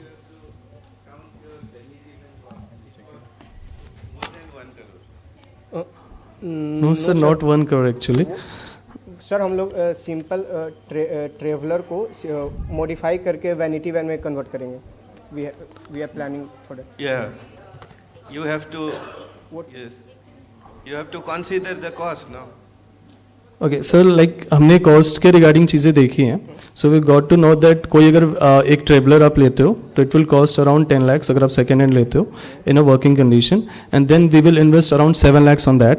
So it will come around 17 lakhs investment vanity van, और उसके साथ जो भी facilities we are looking into वो सारी चीज़ें लेके सर around 17-18 lakhs आ रहा है. It can go up as well, like as you guys are talking about the numbers, so we will revise it as well. You have to consider that amount also. Sorry? That amount you have to consider, otherwise Okay. your business will be under loss, no? Okay. Are we done? Yeah, thank you. Okay. Thank you. Do we have a neuro Boris here? Yeah, please go.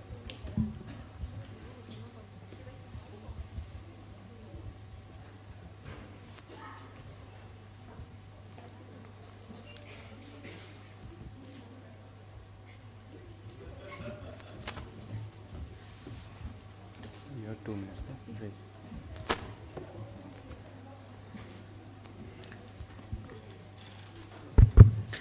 Hi, we are from Neuroborg Technologies. So, fatigue is a real problem. Like it reduces your productivity in all kind of scenarios, whether it's in a classroom scenario where your attention is gone down, or it's like for truckers where they are fatigued and it can cause accidents. It's an issue acknowledged by not just as researchers, but also policymakers and the government as well. So there's a clear and accurate need for fatigue detection in workplaces. So coming to the solution, so we provide an app-based solution, that is a smartphone-based solution. So it is like this, the camera EEG app, it records the EEG signals and the video data synchronously. So let me make you understand what is EEG signal. So you all must have been familiar with ECG signals. It records the heart, says electrical activity of the heart. So similarly, EEG is it's the measurement electrical activity of the brain. So through this app, we can get to know what exactly our brain is behaving during any kind of scenarios. So the solution which we are providing is an application, like extension towards the application part of the app. So that is detecting drowsiness in humans. So we will be using EEG signals plus the video to detect early detection of drowsiness in humans. And so coming to the competitive landscape, so this like early detection of braking systems is already available. So Nissan and BitBrain, they have collaborated, and they have they've come up with a technology that can reduce the braking time by 1 second. So this is one sort of EEG-based driver assistance. And another is the fatigue detection in minors, which uses only EEG in their helmet. But both of these technologies are not commercially available. So what we are targeting is to reduce the whole cost of our product, because smartphone-based solutions are already there in other continents, but it's not available in Asia. So we'll try to reduce the whole thing, and also we are trying to make the whole amplifiers our own in-house amplifier system, and it will bring the whole cost to thousands. Do we have any question from the audience? You're coming up with what? Human drowsiness detection system. No, so you will be installing this device in the car? No, it's a smartphone-based solution. So you can see over there, it's a camera EEG app. So it's our own lab-developed app. So this app can be used for human drowsiness detection. Understood. But the leads will be placed where? So we'll be on the forehead. So the driver has to wear this. So smartphone can be placed onto the front panel of this thing, and also we are making it this app. Like the electrodes are those are wireless. So the data is transferred over Bluetooth. So the driver has to wear an electrode, and so on. Yeah. Can the app run in the background? But it has to once the drowsiness is detected, so it will raise an alarm to the driver. No, so I am only in that asking. Case, it won't be. Say if the phone is locked, will the no. So in that case, we won't be. The app is not we will not be operating in background, because we will require continuous recording of EEG plus the video through the smartphone's front camera. We are also actually looking at, we are not looking to directly go to the customers. It will be going for a business strategy, because already companies are already tracking the fatigue levels of their motor. For example, aviation. They already have some or the other ways of tracking fatigue. So we are planning to collaborate with them so that they can include EEG. It would be better to collaborate with the car makers rather than the customers, Yeah. because okay, it has a smartphone interface, but that's perhaps not the best way to do it. So for maybe like in automobile industry, so we already have Android Auto and already a system there within in high-end models. They come with a Android computer on this thing, so that can also be explored. There is just one suggestion, like suppose we are the users and we are trying to onboard a car where the driver is putting some sorts of electrodes. Yeah, right, electrodes. So there will be some apprehension that whether this driver is okay or not. Oh, no, so no. this should not happen. So maybe you can come up with some smart glasses where this can be inbuilt and it can detect and send the signals in that way rather than wearing that headband. So yeah, we'll look into it definitely. Actually, Mahindra, they have launched one car, no? Yeah. BE6E, I think so, name. Already they have this technology in that car. And they don't have to put anything, any sensor, any electrode. But already existing technologies can only detect the fatigue or the, let's say, drowsy event after it has happened. So it currently chooses camera-based technologies where you nod and all, that can be detected. Or if your car is moving, deviating in a unforeseen way, that can be, it can be detected only after it has happened. But with EEG... No, not like that. You just go through there, add and everything. You can test drive it also. Go for it, test driving. It is there. In those systems, they are using only image-based solutions. Yeah. But what we are trying to use, give out, is that it will be kind of early detection. Because there must be some biomarkers in our, if we study the signals, EEG signals, then there must be some biomarkers that leads to a human, leads to a drowsy state of a human. So if we get to know those kind of biomarkers, then there would be definitely early detection of drowsiness. Okay. Predict, that is our unique point. So you have developed your device? It's an ongoing, it's under development. So the video-based solution is already there, but we are working on the EEG part right now. But the camera EEG app is also already there, and we have a few publications out of that. You are from which institute or? IIT Guwahati. Okay. And we are from Neural Engineering Lab Department of BSc. Thank you. What is the sample size you have worked? Sample size, so currently, if you look into these papers, citation reference 2 and 3, so till 15 subjects we have recorded data, and also we have verified the app, camera EEG app. So the app is working perfectly, and also it can the person can move, he can be in any natural environment by wearing the electrodes and while recording. So it's not a confined environment kind of thing. So the person can be can move freely around. I just wanted you to take me through an actual case, whether of a miner or of a driver. And first that, just take me through it. Take me how it'll give a signal that the drowsiness is about to happen or is going to happen. First that. And secondly, please tell me a little bit on the costing of this device if you have worked it out. And thirdly is not a question, but I would say that you should also look at its viability in the healthcare sector, where there are many cases where interns and doctors are working overnight and have to rush to surgeries, and even gynecologists and neurologists. So it might be an industry you need to look at where these things are not currently getting used. So just to repeat, my first thing is if you can just take me through the consumer journey, which means right from the start, somebody buys it, how do they use it, how do they come to know where is the data stored? And then secondly, the question that I asked was a bit on the costing as well. Thank you. Okay, so the whole thing would be basically an app-based, smartphone-based.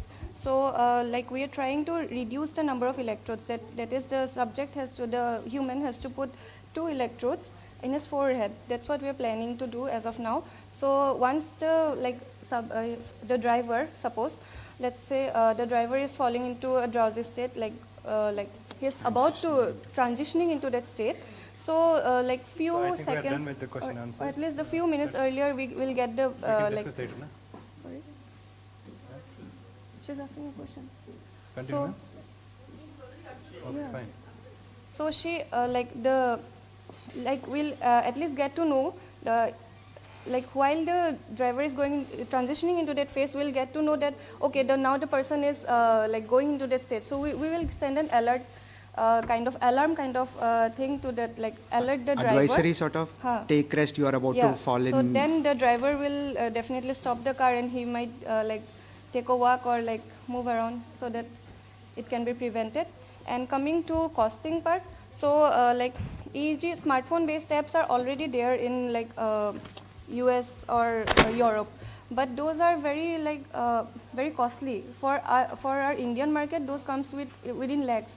So we are trying to bring this our own system to thousands, like approximately 30,000, and then that would be very beneficial for Indian market. So that's what we are targeting. And yeah, thank you so much. Thanks a lot. Thanks a lot. Next we have Orion Minimal Thrust Gliding Drones. Do we have any team here? Do we have Orion Minimal Thrust Gliding Drones? Okay.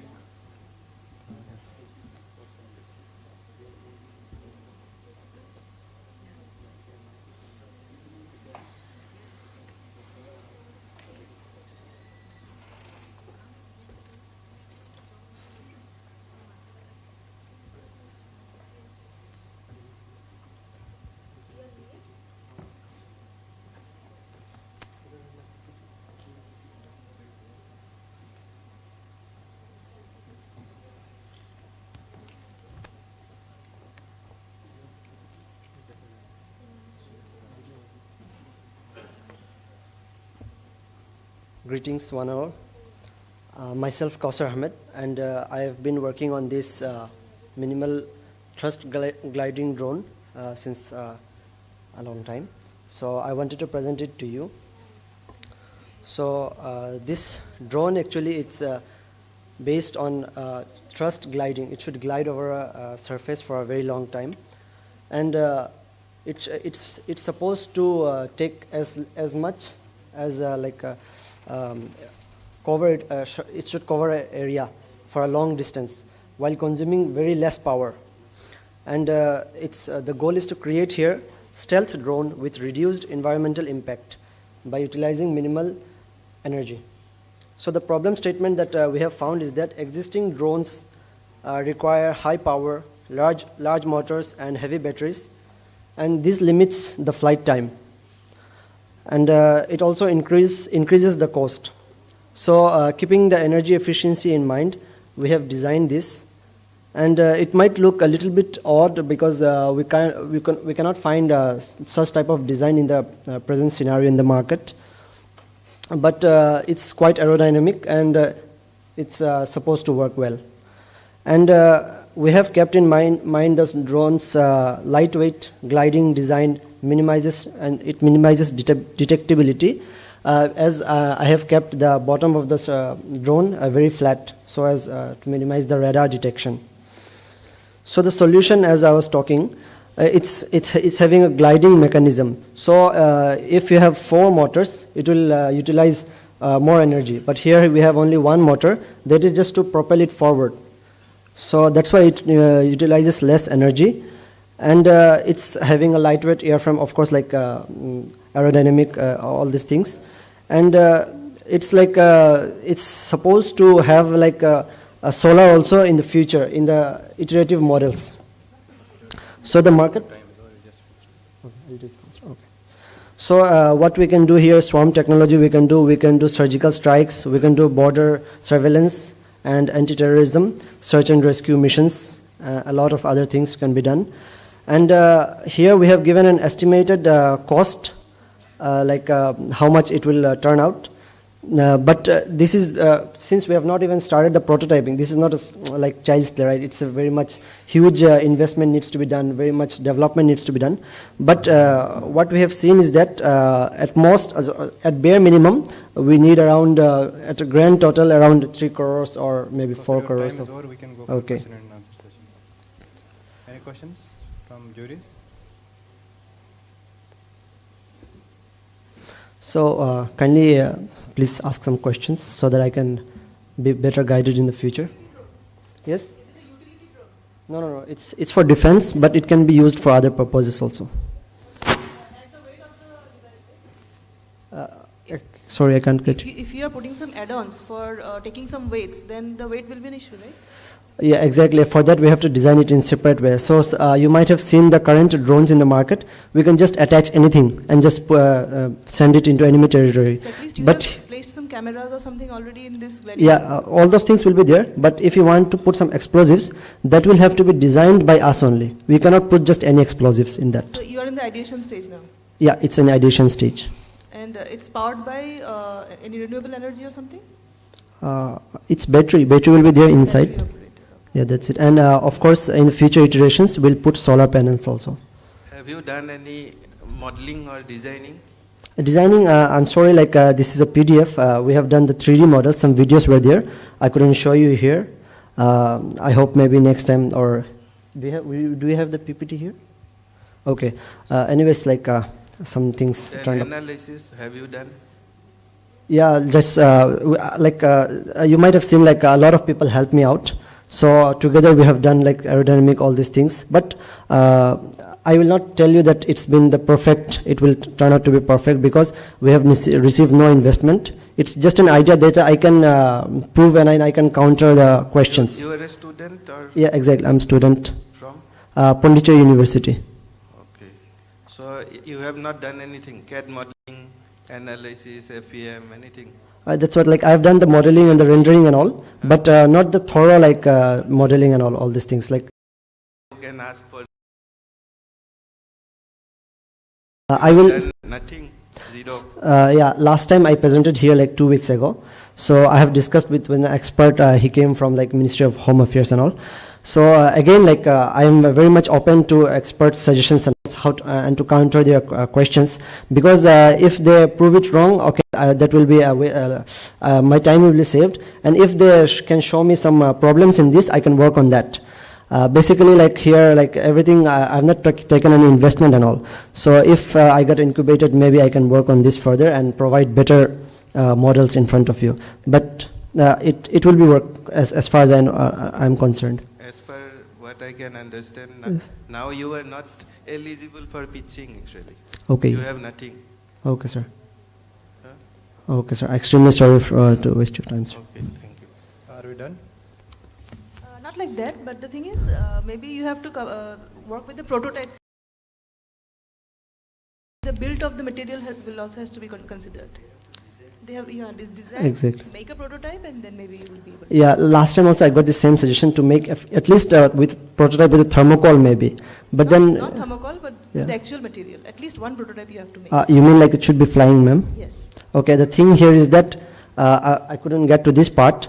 There is one chip here that's there, like it's like you can say it's my competitor in the market. So the chip itself costs around $20,000. Which will translate to a lot of money over here.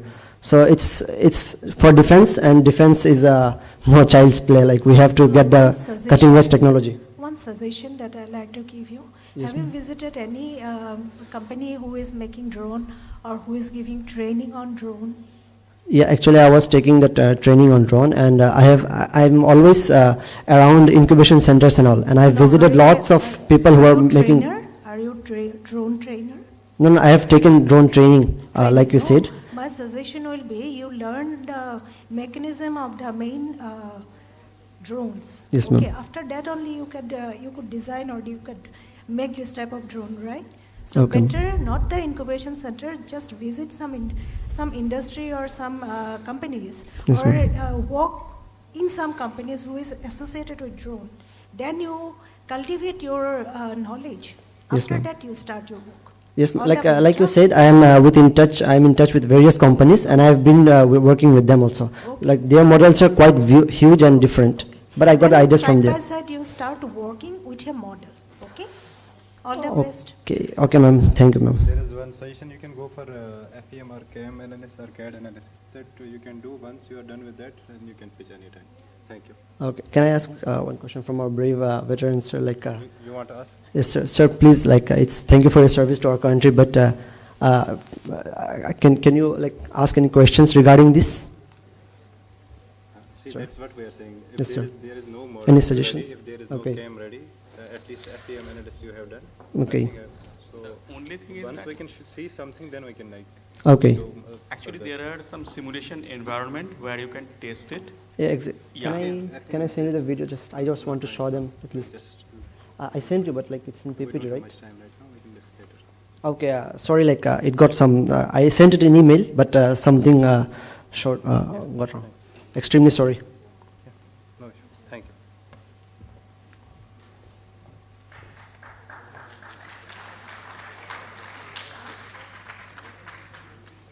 you. Do we have Noah Health Tech here? Noah? Anyone from Noah?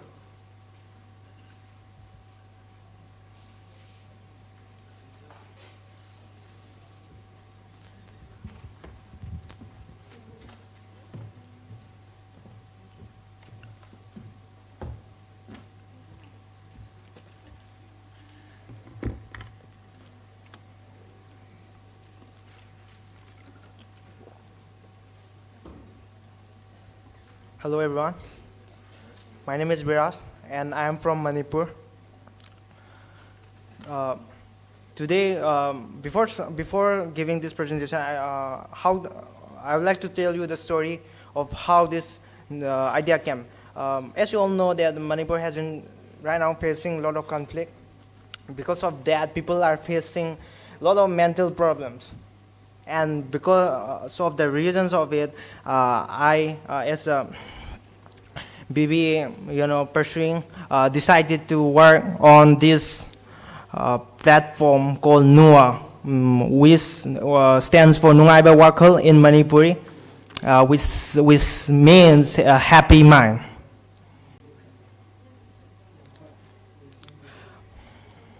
So why mental health is important? Because 1 in 3 adults in Manipur suffer severe anxiety. And here's the research regarding that. And another thing is that a lot of stigma are there regarding mental health. And in BRICS context, 40% of world populations need mental health. And suicide is among the third leading cause of death. So what's the solution? NUA is a marketplace built for local needs. It's a platform that gives tips to how to handle mental well-being. It allows you to be more mentally well. At the same time, it gives psychologists a chance to set their price. And and people can connect with the psychologist also. So here's the market opportunity. Time's over. Yeah. So sorry, can I have, there's a video regarding IoT project. I think it's not opening. We are also going to work with an IoT device that allows you to to connect with the people that are having mentally not well-being through our app. So we can go for question and answer. Yes, any question? Hi, firstly I must congratulate you for really picking up an idea which is very socially relevant. Yes. Especially amongst the youth, where we are seeing in this generation, two things. One, that there are mental health issues which are seemingly more than previous generations. Secondly, because perhaps the acceptance is more and people are talking more about it.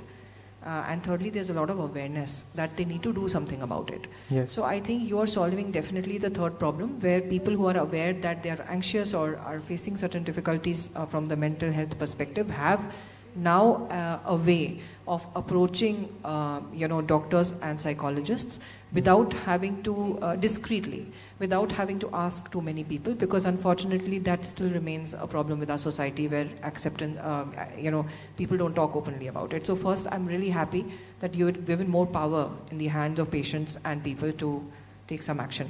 Beta, could you just very quickly, because you couldn't complete everything, there were some interesting slides, can you very simply take us through very basics? Is this an app? If I am struggling with depression as a student, how do I what do I benefit? Is it on phone? What are the steps through which I?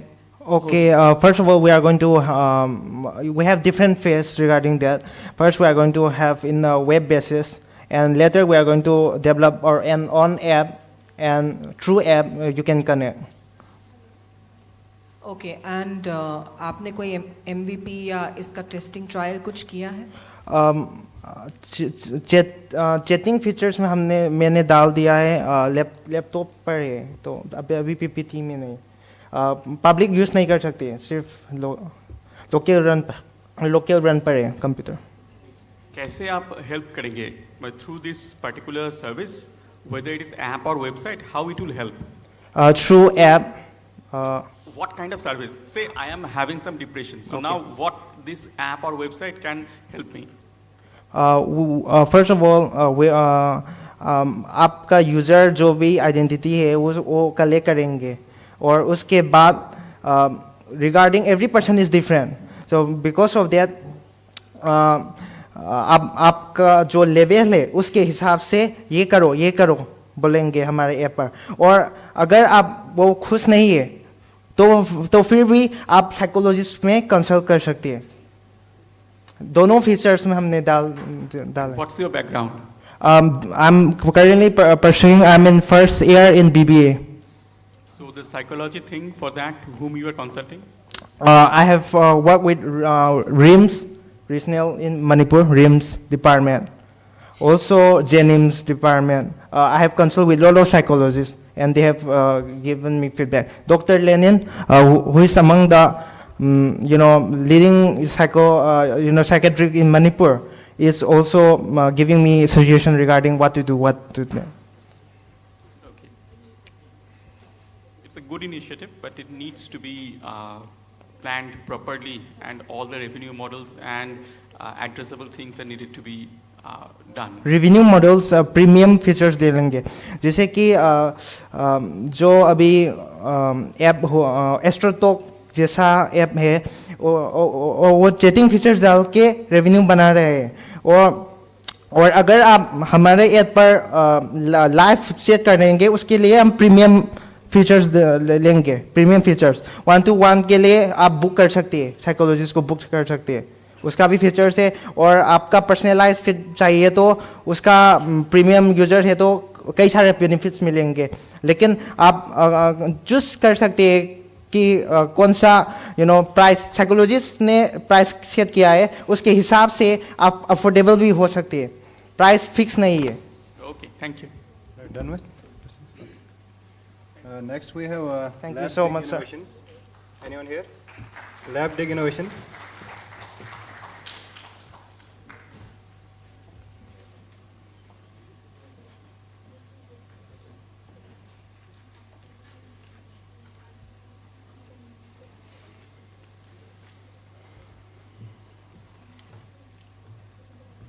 So you have 2 minutes.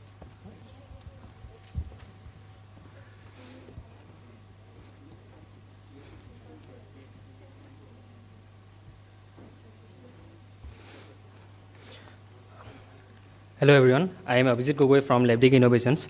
LabDig Innovations is a startup established in 2022 with the mission of innovations for humanity. With that idea, we made our first product with many clinical laboratories. They have to collect the blood samples and send them to the urban areas just for... Tell me one question, I'm just stopping in. What is the difference between your product and Foldoscope? So we have a conversion in the last. अभी बताओ. Okay. Foldoscope is a microscope. It is paper based. For that, we need extra light source. In our Moboscope, we don't need external light source, and we also have in the same setup. External light scope मतलब? हाँ. External light scope क्या बोल रहे हो, कैसे बोलो? External light source. हाँ. उसका मतलब? Basically क्या है कि जो माइक्रोस्कोप कैसे काम करता है, तो एक सैंपल. वो मुझे पता है, मतलब यहाँ पे क्या मतलब है? External light source फोल्डोस्कोप के लिए फ्लैश लाइट चाहिए होगा, और सनलाइट के थ्रू हम लोग देख सकते हैं. नहीं, ऐसा कोई ज़रूरी नहीं है. I've used it. Okay.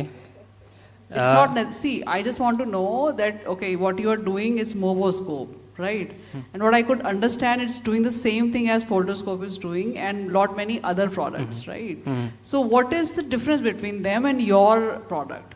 And what is the USP of your product? We also providing multimodal imaging. वो भी देते हैं. Here we have also bright field, dark field, oblique illuminations, सब देते and हैं. at a very lower cost. This is also at a very lower cost. फोल्डोस्कोप कितने का पता है तुमको? 2000 में मिलता है अमेज़न पे.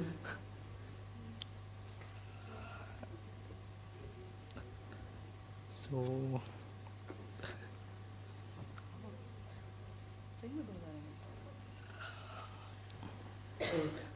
अब बताओ तुम्हारा कितने, what is your cost? So this is cost around under 35,000.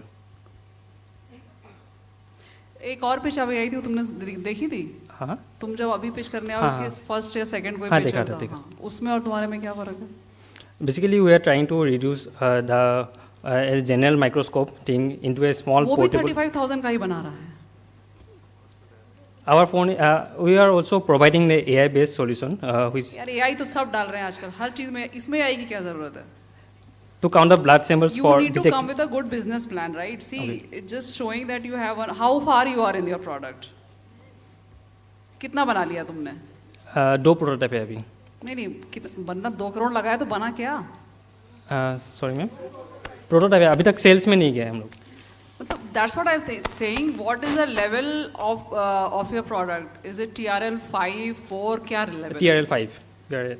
TRL 5 है इसमें, तो मतलब तुम्हारा अभी POC डन है. Okay. And what are your plan next? Next हम लोग बल्क प्रोडक्शन में जाएंगे. नेक्स्ट फर्स्ट ईयर में क्या करेंगे कि कितना रेजोल्यूशन है तुम्हारा, इसका कहाँ लिखा है तुमने? 1.66 up to 1.66 रेजोल्यूशन हम लोग दिख सकते हैं. You need to have a good, see, making one product is easy, I'm telling you. So you need to see कि what different you are providing on the table, right? तुम्हारा अलग क्या है? So what I can see, I don't see anything different in it. That's not a bad thing. The only thing is कि तुम उसको बेच सकते हो कि नहीं. Okay, so think about that. Okay. Any other questions? Have you received any funding? Yes, ma'am. We have received many achievements from NEDP, NRL, Ideation, BRICS. This is for the same particular product that you have shown? And with this money you have made that product, right? Yes, ma'am. Now you want funds for upscaling? We want funds for upscaling the product and also guidance for so certification. who are your users? So who we will are be your users, so buyers? we are targeting schools, colleges, and clinical laboratories. Yeah, thank you. Thank you. There was some plan that you are going to give the microscope to some schools. So what is that? What is the current status for that? Yes, sorry, ma'am. Gisuman microscope you are about to give to the students, to the schools. So what is the status for that? Are you in touch with different schools? Yes, ma'am.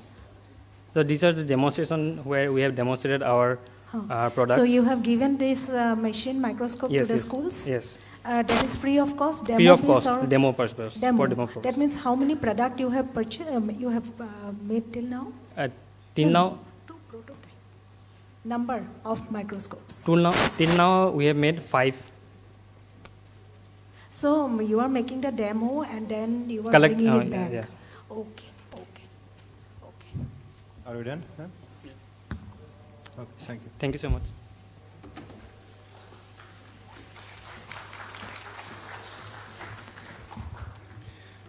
Anyone from team ZigG?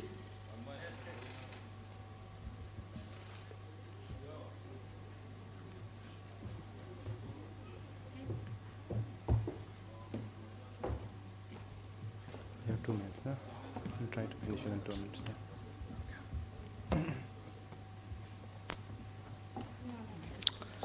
Hello everyone. Today I have planned to actually go with Infosys founder Narayan Murthy sir. I'm planning to include 90-hour work week in my office. I want my employees to stay in office for 90 hours in a week.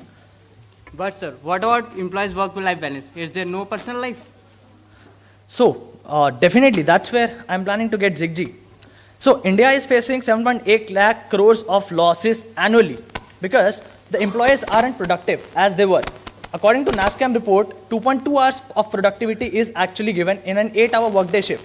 Apart from that, Why current solutions fail actually? Because 31% of employees actually tell that they have a worsened mental health because of unified monitoring actually. And they have no localized interfaces, and no product is actually focusing on executives as well as employees. So what is the solution for that? It's a huge market, it's a huge problem, definitely. So we have come up with 3 tiered solutions. We are employing the AI into the core of the business.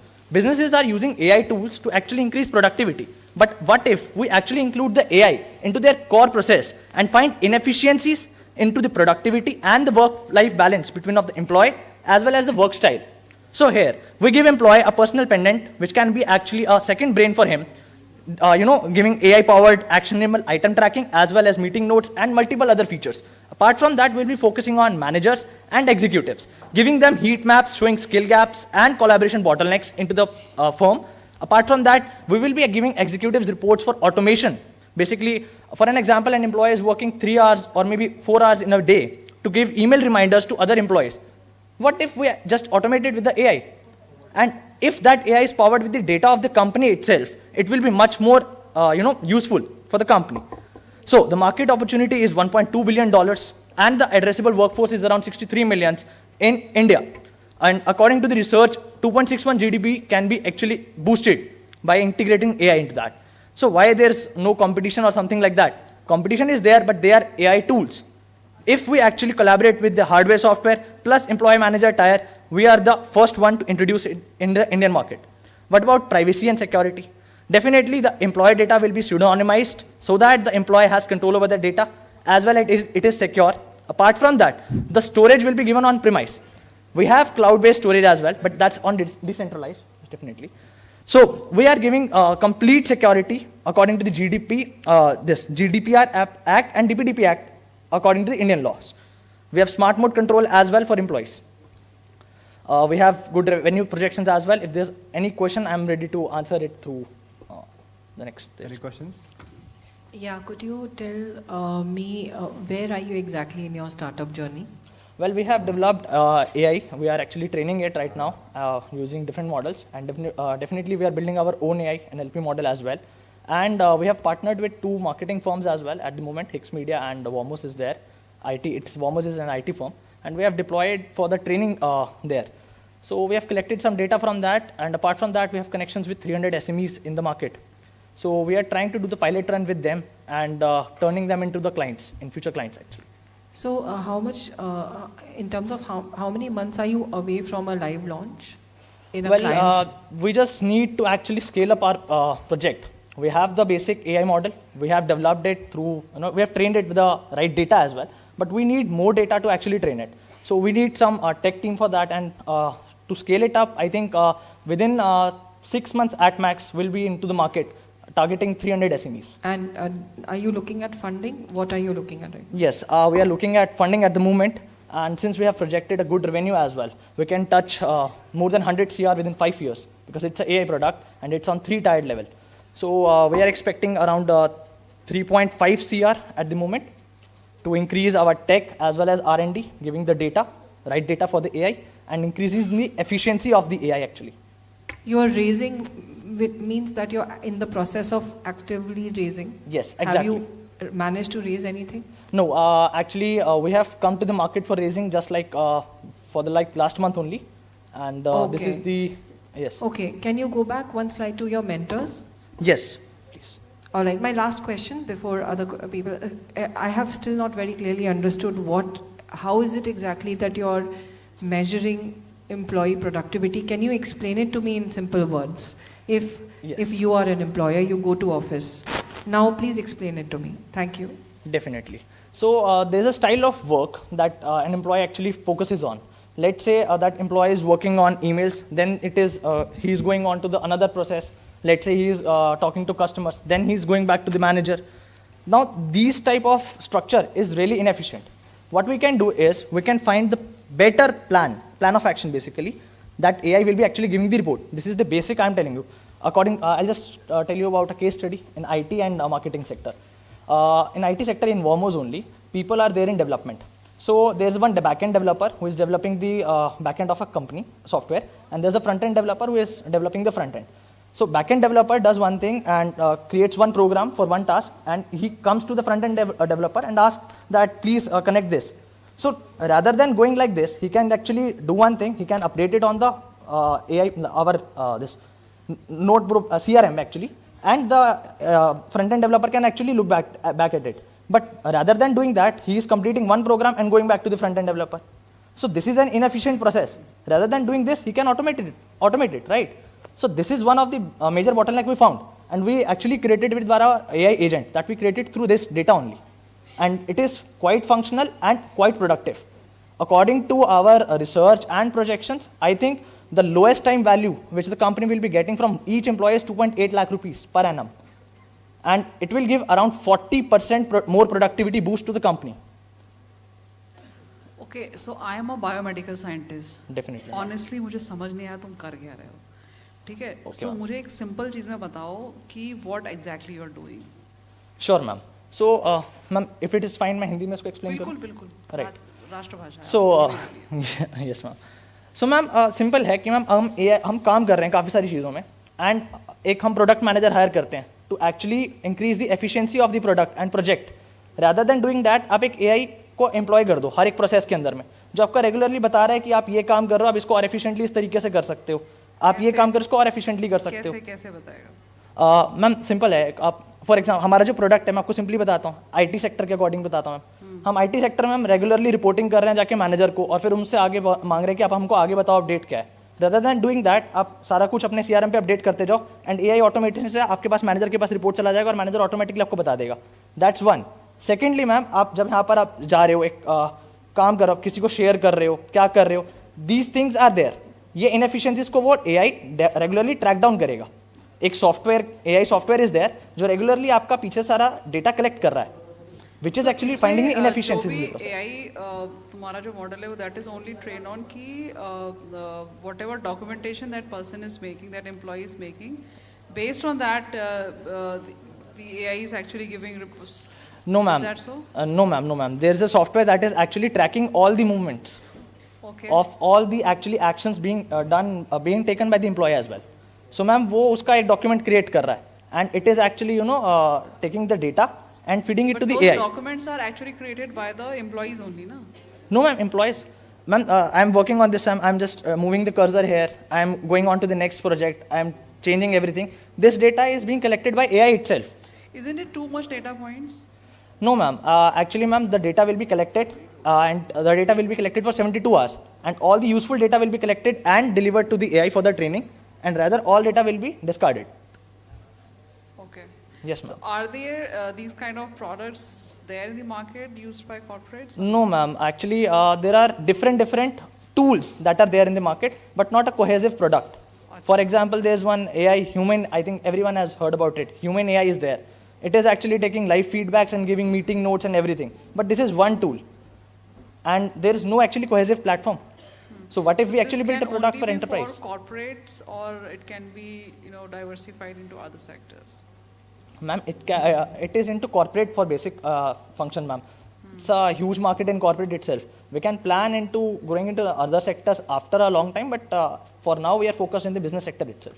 And you have already started building it up, or just? Ma'am, we have a minimum viable product, we can say that MVP, a basic prototype which we are actually deploying into the market itself, in the company. You are already deploying it? For testing, ma'am, to collect data and test it, to make it more तो MVP efficient. कहाँ हुआ? Yes, ma'am. कैसे हुआ? Yes, ma'am. तुम्हें तो prototype भी नहीं ready है ना तुम्हारा, तुम तो Ma'am, भी डेटा ट्रेन कर रहे हो ना AI को? मैम उसी के लिए तो हमारा मैम एक बेसिक AI क्रिएटेड है, हमने कुछ डेटा के साथ में उसको ट्रेन कर दिया है. अब हम उस ट्रेन डेटा के साथ में कंपनी में हमने उसको डिप्लॉय कर दिया है, उनके प्रोसेस को फाइंड करने के लिए. Okay, understood. Yes. So what? I mean, you are raising money right now? Yes, ma'am. How much funding you are raising? Ma'am, 3.5 CR at 7% equity. तुमने मतलब वैल्यूएशन भी कर लिया अपनी कंपनी का? Ma'am, we have mentors for that. Joginder Singh sir is there. He is president and CFO at Hero Corporate Services at the moment. Product के बिना तुमने वैल्यूएशन कैसे कर लिया? अच्छा वो छोड़ो. So how much have you raised anything from grant or something? No, ma'am. No, ma'am. We are bootstrapped at the moment. Okay. How much you have invested till now? Ma'am, around 4 lakhs around. Okay. And you two are co-founders or? No, ma'am. My core team is there, ma'am. Srijan Datta is there. ये चारों जो है तुम्हारे equity holders हैं? Yes, ma'am. the major equity is between just Noor and Srijan, basically me and Srijan. And apart from that, there's one like ESOPs kind of stuff. 4 लोग से ना company ना तो कमेटी बन जाती, कंपनी थोड़ी बनेगी इससे. Ma'am, चलो, anyway, so what is the role of you are the main tech developer, right? Ma'am, I am the main cybersecurity enthusiast as well as the operations manager in the company. Basically, ma'am, I collaborate with businesses. Who will be training the model and all? You will be doing that. Ma'am, Srijan Datta is there. Achha. Yes, ma'am. He is AI engineer as well as cybersecurity enthusiast, ma'am. We are NFSU students. We are into cybersecurity. Thanks a lot. Thank you so much. Any other questions, ma'am? Sir. Thank you. Thank you so much.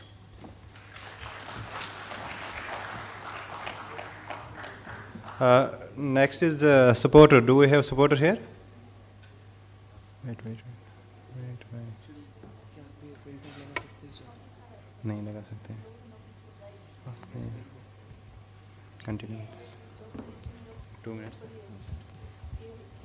So good afternoon, judges. तो एक ही दिन ऐसे ही friend के साथ मैंने plan किया कि turf या नेट क्रिकेट खेलने जाते हैं. तो गूगल पे सर्च किया तो नेट क्रिकेट के लिए प्लेसेस आए, लेकिन जब वो विज़िट किया तो उधर बस एक लैंड था नाम दिया हुआ, और उधर तो नेट क्रिकेट के नाम पे बस घास बिछाई हुई थी, ठीक से कोर्ट भी नहीं था. तो आपके साथ भी हुआ होगा कि आपको कुछ आपका फेवरेट स्पोर्ट हो, आपको खेलना हो, लेकिन आपको पता ही नहीं कि कोर्ट कहाँ है, या फिर कोर्ट भी मिल जाए तो कांटेक्ट करना पड़ता है ओनर्स को. ओनर्स कॉल नहीं उठाते ठीक से कभी कभी. तो इसी प्रॉब्लम पे सोल्यूशन निकालने के लिए हमने एक ऐप सोचा है, स्पोर्टर करके. ये ऐप आपको कौन सा भी आपके फेवरेट स्पोर्ट फैसिलिटी को बुक करने का प्लेटफॉर्म देता है, जिस पे आप कौन से भी स्पोर्ट्स के लिए like basketball, badminton, volleyball, turf, cricket, football, इसे अलग अलग फैसिलिटीज़ को बुक कर सकते हैं. और पूरे इंडिया में कम से कम 370 मिलियन प्लस लोग हैं जो अडल्ट पॉपुलेशन है, जिनमें से बस 10% लोग खेलते हैं. तो उनको प्रॉपर स्पोर्ट्स फैसिलिटीज़ मिलती नहीं है, तो उनको स्पोर्ट्स फैसिलिटीज़ विजिबल कराने के लिए हमारा ऐप अच्छा काम करेगा. और the revenue model will be the platform fees will be charging, and in competition there is only one app named Playo, but वो directly हमारा competition नहीं, क्योंकि वो direct booking provides नहीं करता है. So thank you.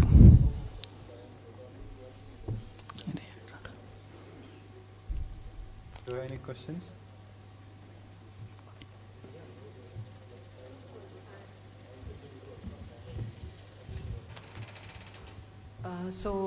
Can you tell me your name again? Oh, sorry. My name is Mayuresh Sheth. Where are you from, Mayuresh? I live in Maharashtra, Nashik, but now currently I'm studying IIT Guwahati, first year. Okay. So, Mayuresh, I think the problem that you have identified is a genuine problem, because being a mother of a footballer, I understand that it is difficult to get turfs and these facilities when you require. But you are very early in your idea right now. So my recommendation, of course, the duty may have other questions as well, but it's a good idea. Do your research. There are more such players in the market who are offering similar things. Like players do offer booking for swimming pools as well, for tennis courts, and that is there in Delhi, Noida, for example. I can for sure say Bombay also they are starting.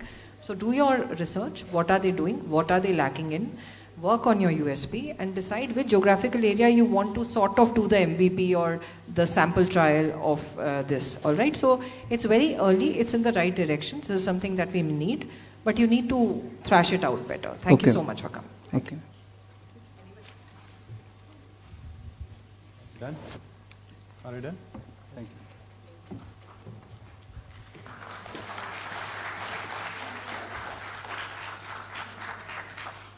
Next we have eco-friendly sanitary pads. Any team here? Eco-friendly sanitary pads.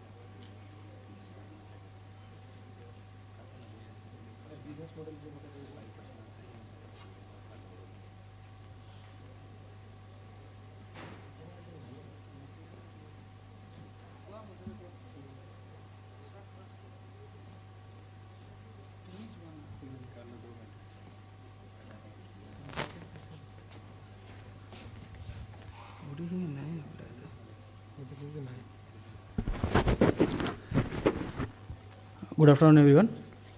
Myself Aminul Islam, and these are my students. Today we are here to provide an idea that we have got to provide eco-friendly sanitary paste that is made from sugarcane baggage. Now, in the current market scenario, the sanitary products that are having, they are non-biodegradable because they contains polyethylene, but and also cotton-based we are having. So we have came up with an idea that it can be done with the help of making of sugarcane baggages, which is a waste material. And I am extremely sorry for the slides because there has been a misconception. We have another slide and this slide has been sent, so we could not show you the correct slide that we are having. If you can show so us if you could allow us, we can show it. Yes, ma'am. Not now, ma'am. Before the format was not given earlier, that's why.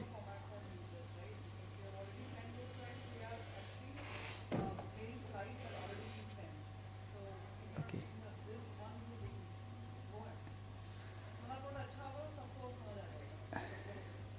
इसमें तो कुछ नहीं है. Sir? Okay. No, ma'am. It is just an idea of the product. It is yes. And taste and all. Idea of the product that since we are having this sanitary pads in the market, the brief idea is that the costing of 6 piece, it comes around 40 to 42 rupees. No, we have not manufactured, but we have the idea, we have the raw material, and we can say that the manufacturing cost as compared to other comes to at least 2 to 3 rupees. Mm-hmm. Do you know there are already some biodegradable sanitary pads, and that has been also funded by BRICS and big grant. Do you know about anything like that? No, sir. We do not have that idea. Yeah, bamboo fiber-based pads are already there. But they are costly. Although I am not sure how much commercially they are available, but they are available there. Yeah, so they are already there. So you just need to say how different you are from them. Sir, because the one different thing is that I have said that polyethylene sheet, that is the only thing that is non-degradable. And in case of that polyethylene sheet, bamboo sheets are being used. And that's why we are using PLA sheets we are using. Polylactic acid sheets we are using. So that's where the difference came. And apart from that, we are using sugarcane baggage in place of cotton, which are having more absorbent because 1 gram of cotton is having 6 ml of water and sugarcane baggage 1 gram is having 8 ml of water absorbance. 0.5 gram. That you can say after making the MVP and doing the necessary testing.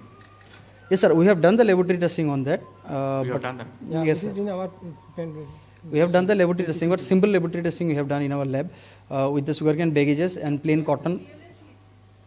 Yes. No, we are not using PLA sheets, ma'am. We are using PLA sheets, though. We are not going to make, we are going to procure the PLA sheet. We are going to buy that one. We are just using the sugarcane waste baggage. Sugarcane bagasse, that's okay, but there are 3-4 layers that you need to test. Yes, ma'am. Each layer contributes to some of the other functions.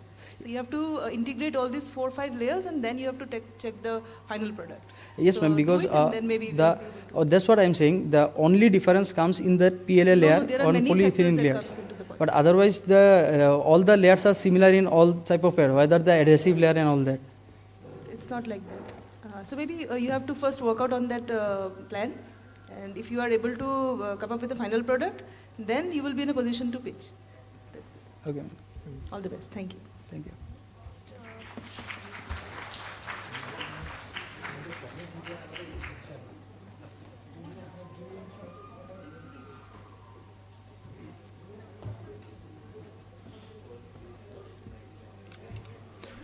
Anyone from team Find My Business?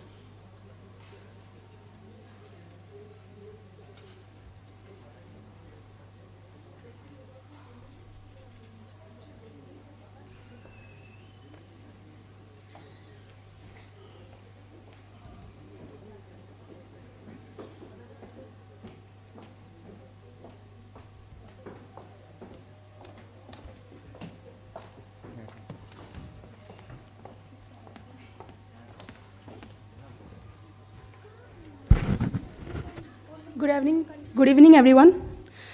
So I'm presenting Find My Business, which is India's leading local search engine. And we are recognized by Startup India, Assam Startup. We have also been top innovators of Assam from Tejaswini Ideathon. Myself, Madhumita Roy, I'm co-founder and CEO of the company. My co-founder is Amal Bhattacharjee.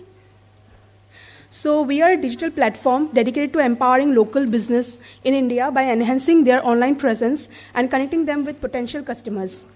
Our mission at Find My Business is to empower local business, startups, and MSMEs in India by enhancing their online presence and facilitating connections with interested customers. We have launched our MVP, and 5,000 plus businesses have joined from Guwahati, Assam. So local business and MSMEs struggle to establish a local strong digital presence, leading to lost opportunities and limited growth. Many lack expertise and resources to create and manage an online presence effectively. So 60% of local business in India lack an online presence. Find My Business offers a comprehensive platform enabling local business and MSMEs to create detailed profiles. This platform addresses the digital gap by providing an easy-to-use interface for establishing and maintaining an online presence. Our offering, these are the pages. Find My Business stands out by providing verified digital business profiles, ensuring trust and authenticity, along with features like direct communications channels and customized searchability. So these are marketing sizing analysis. See, there are 633.9 lakh MSMEs in India. So we are generating revenue by a freemium model where basic listings are free and premium options available for additional visibility and features. Advertisement revenue, we are earning from advertisement thing. So our competitors are Google Business, Just Dial, IndiaMart, Yellow Pages, and others. So these are our business model. Our key partners are local businesses for listings.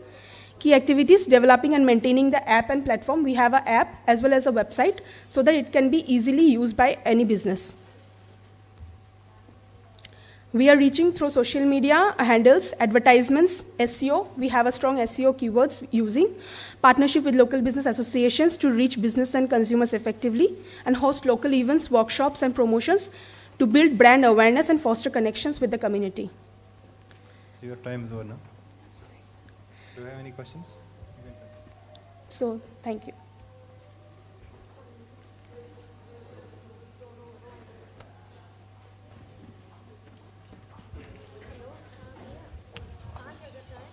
Hi, can I have your name?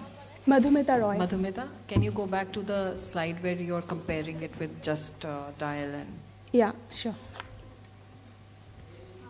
Can you just take me through this?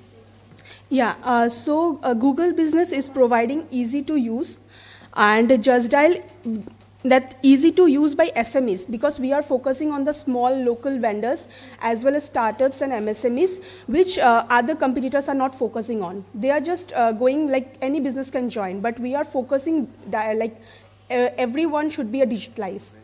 So ease of use is better in Find My Business. Yes. Ease of use in what way is better? Can you user explain friendly. that to me in simple way? Yes. It's an app. It's an app where you go and log your details. How is it? I'm not able to Yeah, understand. it's an app as well as a website. Okay. So like people can use it easily, where if you see the Google Business, there are a lot of agencies now where Google Business verification process is little bit difficult, tricky. Okay. Where local business cannot, they need to educate first. So they hire some agency to do that. But here they can do it easily. And the verification process is also very easy. Okay. Do you have a snapshot or a screenshot of how have you been able to develop it? Where are you right now in your startup journey? We are in MVP stage. Okay. So these are some of the screenshots. MVP बन गया है आपका? Yes, yes. We are live. Find my Can you business. just show? Do you have the snapshot? These are snapshots, but we have to just search on Google and show you. Oh, okay, okay. No, that's fine. So, all right. I was interested in that slide because in my mind, I know you're doing it for SMEs, but already Google and others are, doing this same thing. And the first thing that a business thinks of doing is making sure that they are found on Google. So how are you going to make them come to find my business? And I've understood the USP, but I just wanted to see it live to understand it better. Yeah, I understand, but can I show it live? Do we have time? Would you be interested right now? How much time are you going to take for this? Just 2 minutes. I'll just show. I think we'll do it offline when you get on stage. Any questions? आपको funding मिल गई है? No, ma'am. We are bootstrapped currently. Achha. So we are just do this in freemium model so that like any business can adapt it so easily. Like any business come and join with us. In Just Dial also, if anyone searches and calls, if you do that as a user, if you call through Just Dial, you will get a lot of calls from other vendors. 10 to 20 calls you will get daily. Yes.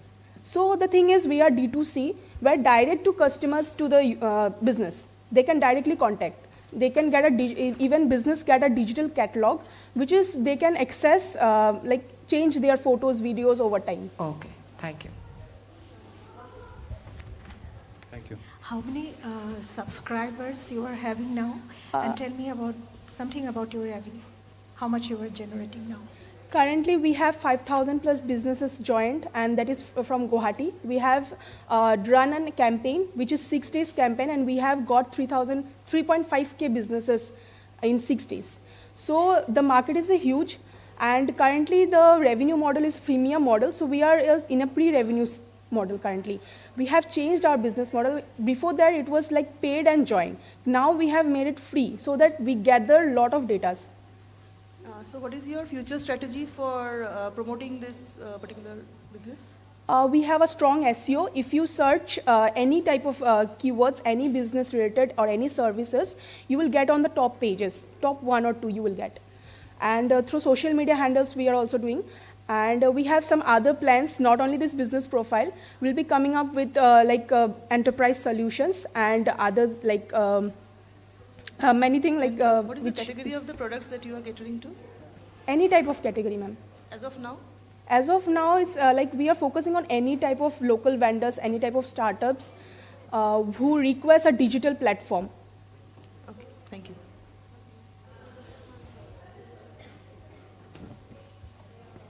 Thank you, ma'am. Thank you. Thank you, everyone. Next is Row Enterprises. Is it anyone here?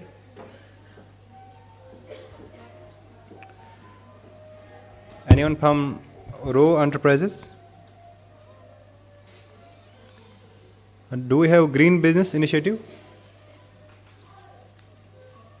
Impact Waiver? Waste to Wealth?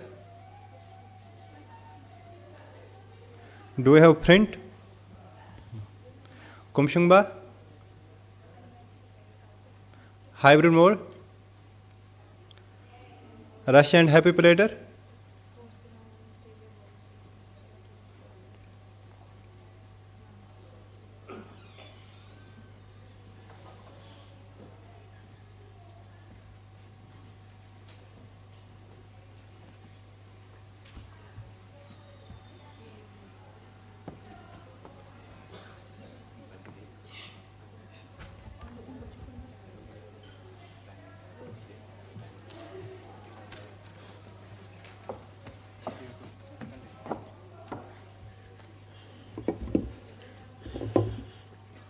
Good evening, everyone. Am I visible? What? Am I visible? Yeah. Because I'm short. You can take this. Okay. Thank you. Okay. Good evening, everyone. You can come this side. It's okay. Yes, because I am very short now. So you can just.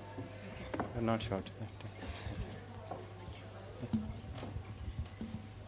Hello everyone, good evening. My name is Roshni Khashiying and I am from Meghalaya. Okay, like I haven't started my business. You can say like we have started it, but then we haven't come publicly. We have just, you will just get our products like from our small restaurants, which is there in Shillong. Okay, how does this product comes to my mind is, when I used to travel, okay, in the villages and everywhere, I'll just put this one first. Yeah, okay. I'll show it. Yeah? So like I have seen like lots of fruits, okay, which have many nutritional values, falls down. Without, like many people, they don't like, just maybe they have more availability of that products, so they don't make a best use of it. So last time, I love, making fruit juices and all.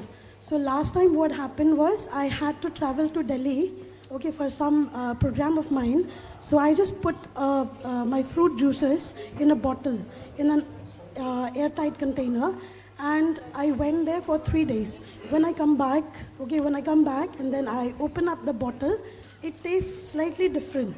Okay, so then that is when I come up about this product that one of my relative, okay,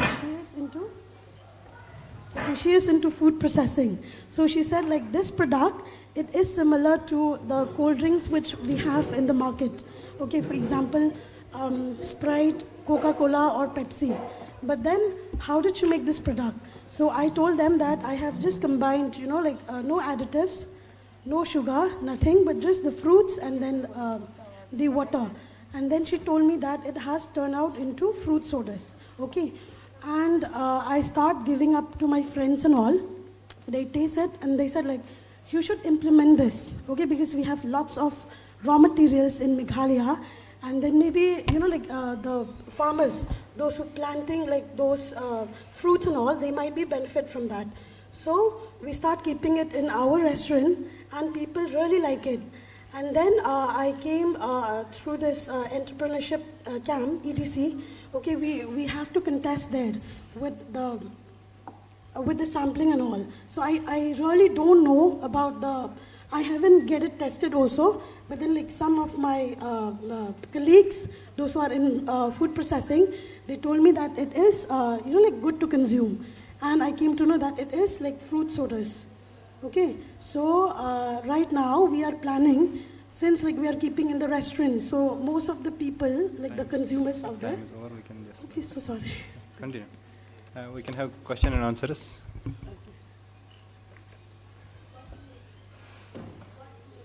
Okay, so like we want this to be in the market right now, because I have been to many programs and I have give like the samplings for testing and all.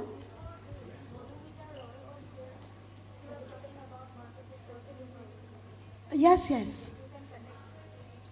we did that also, like since like I am working in Mikofit.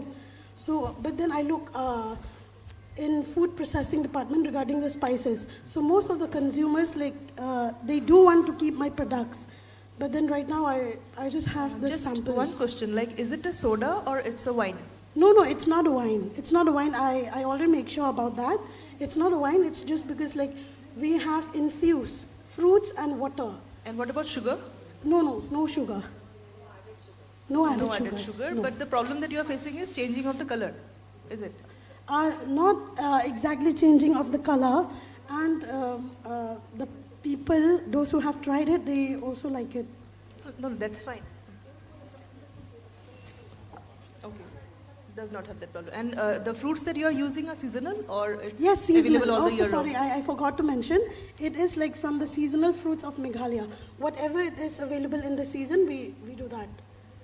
Like we bring that to the market. So what will you do all the year round? Yes. So is there a process of preserving the fruits because it's seasonal?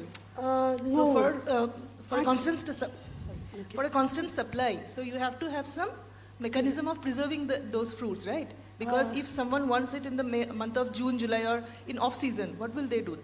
Actually, ma'am, like I didn't even want to launch my product that time. Why? Because I wanted to get into this preservatives. But then there is one founder, like one sir, Siddharth sir, he's a founder of Runo Fresh. He supplied fresh chicken. Okay, like being inspired by him, I thought instead of me knowing about all the preservative, why not I sell on the sell it organic, which it will not increase the shelf life, but then again we can work on it. We can do. Yes. What is the current shelf life of your product? 2 weeks. Only. Yes. Yes, ma'am. And you want to increase it? No, I don't want to increase it. Actually, I just want to participate it here, and I was working on, collecting the, doing the piloting of my products. I just want to know, here. So what type of help are you looking for? The help is you need money, you need mentoring, or you want to enhance the technology of Yes, I need mentoring. I need mentoring for this, and I wanted to know what is the best market platform. Which I can, go about for this. Okay, thank you so much. Thank you.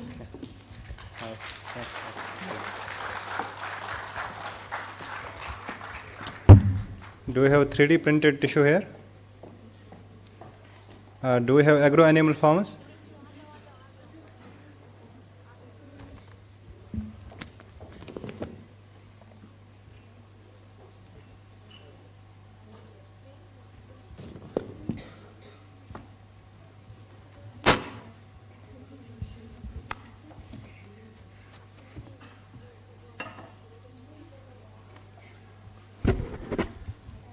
A very good afternoon to the jury members and my friends and colleagues who all are present out here. Myself, Hasanul Haq, I am from Dibrugarh, and I'm having a farm, a livestock goat farm, which is named as Agro Animal Farms. It was established on 2022. So currently we are having a livestock, and from the livestock also we are dealing on different products.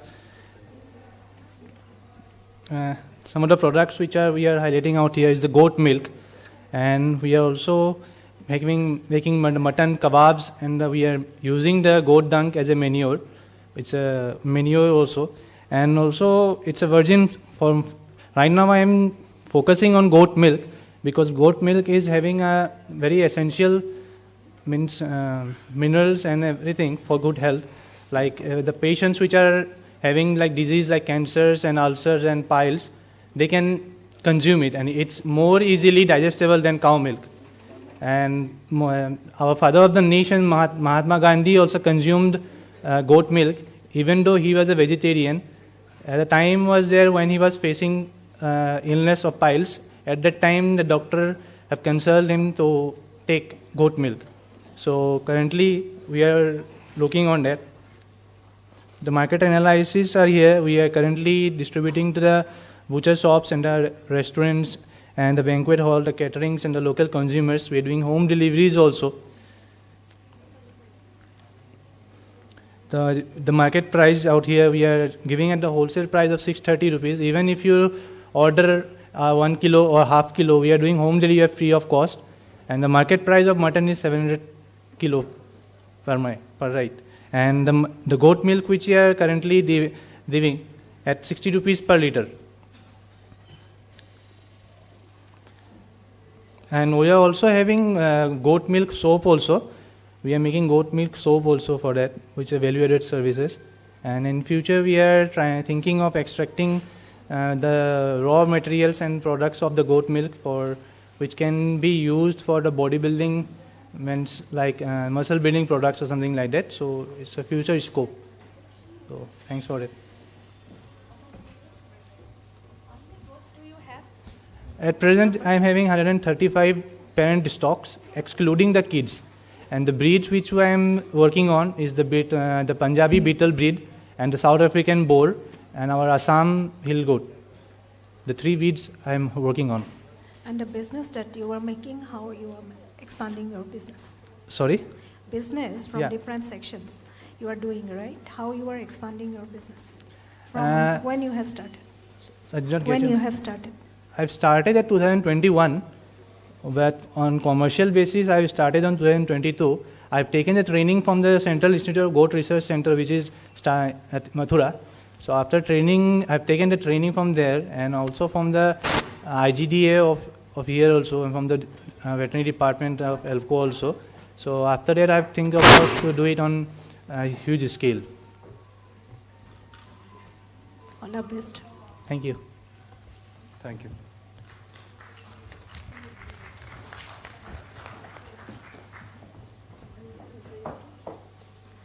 Do we have anyone from Team Print?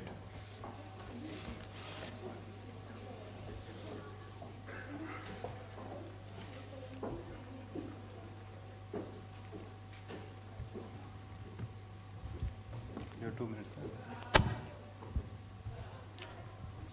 Hello everyone. So I'm Rohan Verma and I present you Print. So discussing the problem statement here, first of all we started with a local problem in Northeast that most of the people of my age actually faces is industry exposure. So specifically in Tier 2 and Tier 3 cities, the youth faces a very big lack of industry exposure, and the companies and the startup who want to start something or who have an established business, they find very difficult to choose the right fit or the right talent. Okay. And even if they are using some tools which are available in the market, it costs lots of money and also it's very much time consuming. Before displaying my solution, I would like to project few of my data that I've gathered. So India is around 80% youth, and if you talk about the employability, 58% of the Indian youths are underemployed. They're underemployed, they're not employable. And we are actually in top 4 in skill shortage.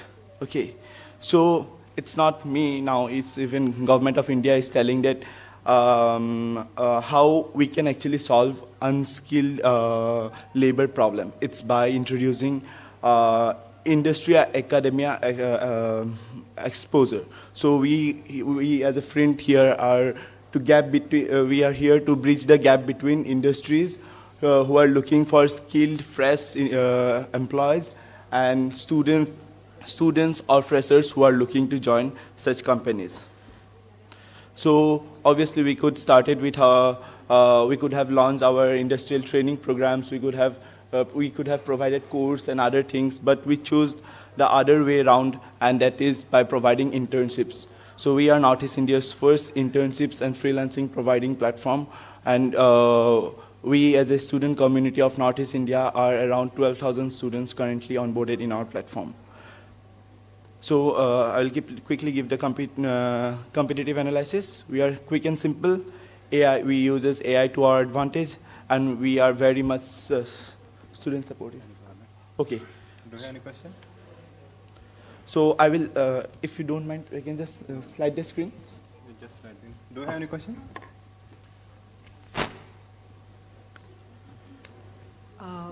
I just wanted to understand this better because you've said AI. Yeah, sure, ma'am. So can you, I've understood the slides, but can you just, in simple words, tell me how you're helping connect businesses who are looking at good resources and the youth which is looking for jobs? You also had a line which said that by the time you finish this slide, they will get an internship. I am not able to understand what exactly you're trying to do. AI for JD writing is another thing that I saw. So can you give me some clarity? Sure. So we have a platform here. Where you can actually, let's say if you are a student, you can just come, put your CV and just apply for internships. It's that simple. It's specifically built for Tier 2 and Tier 3 cities. Then how is it different than Naukri.com? So yeah, so first of all, CV building is a tough job in Tier 2 and Tier 3 cities. If you have come across students, they find it very difficult to design their own CV. So we have our own platform. We have our own resume maker. It's very simple. You just need to fill your name, details. It will just ask the question, and you will need to answer that, and that's how your CV is prepared. Okay, and after that, even if you, let's say, if you have not, if you are interested in marketing and sales, anything which is posted in our platform, the candidate get a notification through the email that this is the opportunities that you are like-minded opportunities. I think you need to just go back and understand what your USP is, because what I'm hearing again and again is uploading resume and then help in making resume, and then what you said later is just updates. So that's not going to cut any ice in terms of what the problem statement was in the first place, in the first slide. So I think as per my view, you need to go back and understand how you want to be different. Sure. AI apps and websites are available dozen aplenty for any person in multiple languages to make their resumes the way they want and cover letters. Sure, ma'am. So any other question? No, it's okay. Are you done? Yeah, thank you. Thank you. Anyone from Team Aru?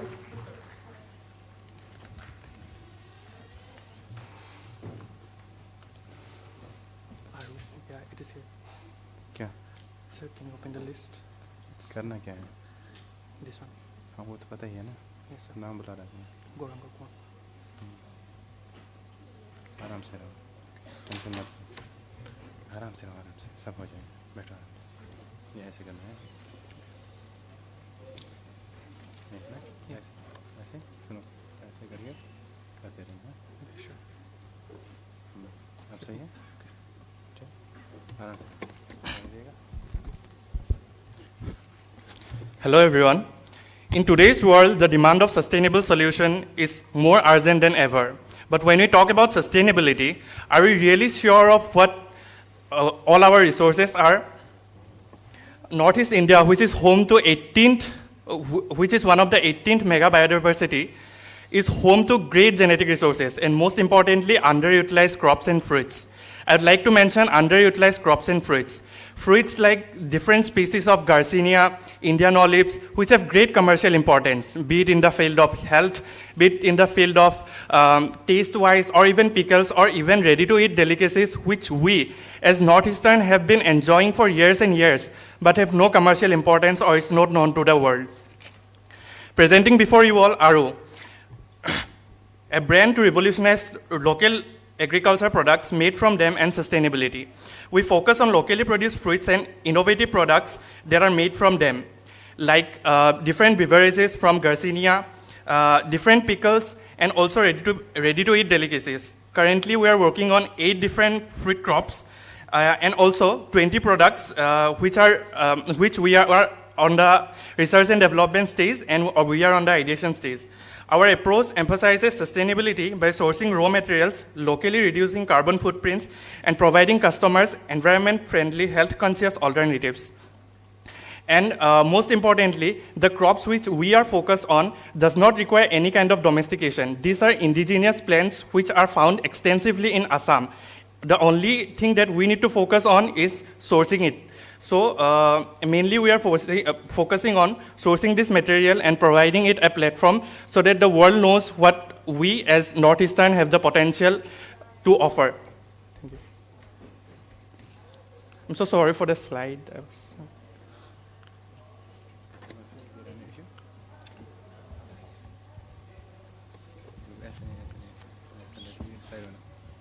So you are using the underutilized fruits for?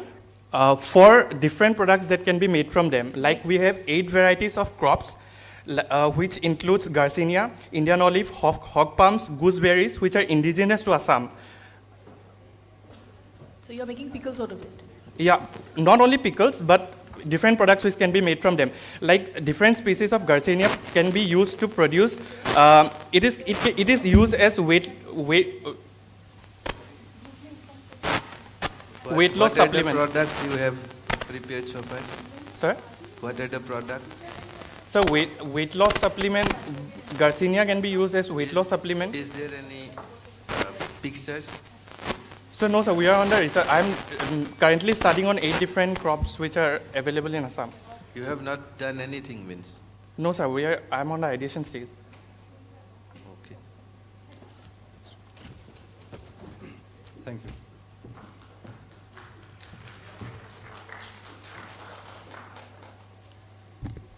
Anyone from team Khichu Peri Bamboo House? Co-kit on wheels.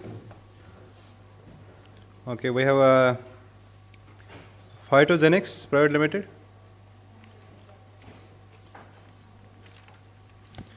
Do we have metamorphosis?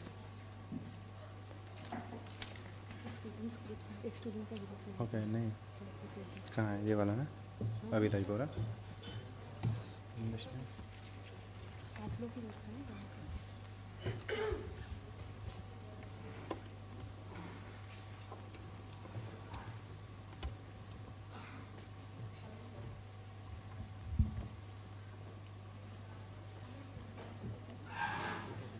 So you can just. Yes, sir. Yes.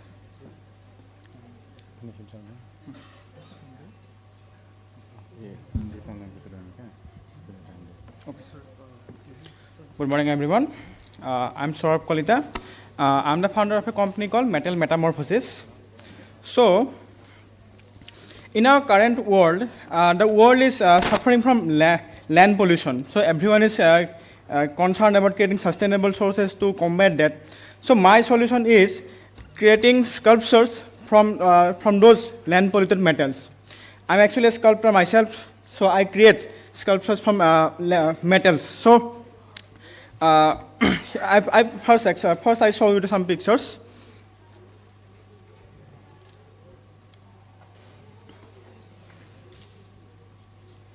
These are samples. Right now, what I want to target is smaller customers along with the bigger companies. So, for example, you have a company of sport items. So, you are making footballs and cricket balls.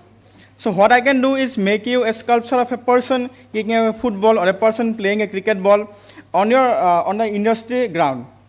So, that way you can attract many people, you can be a new sensation also, and along with yourself, I can also expand my business. So, these are not that much so costly. This is priced around 6,000. The medium sculptures are priced around 1,500 to 2,000. And smaller ones are come around 1,000. So, we have also come up with the concept of grey bin, using grey bins in area localities, such that you can dump your metal-related waste in those grey bins, and our company will collect those and make sculptures out of it, and yourself will get some revenue out of this. Some of the advantages are sustainability focus, unique designs, and customization. So, as a person, if you want to customize any product of your likeness, we will definitely do that as per your wishes.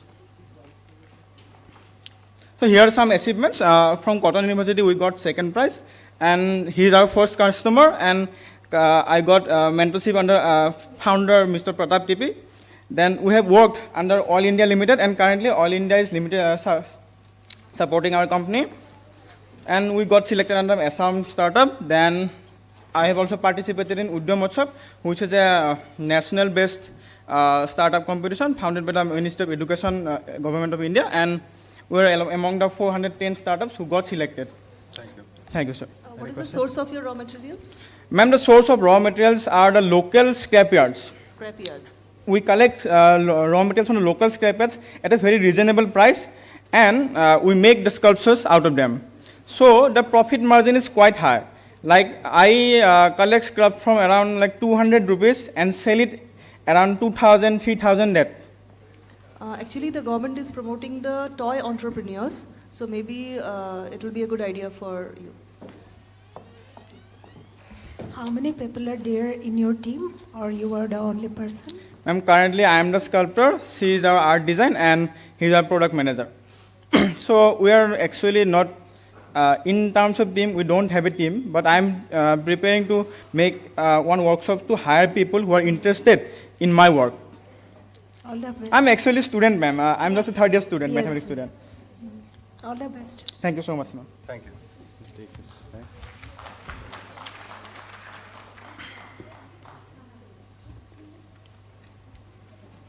Submit. Next we have Can you tell us the name of the it's entry? This one? Metamorphosis. It's Metal- last one, yeah, 16. So we have last team here, Phytogenics Private Limited.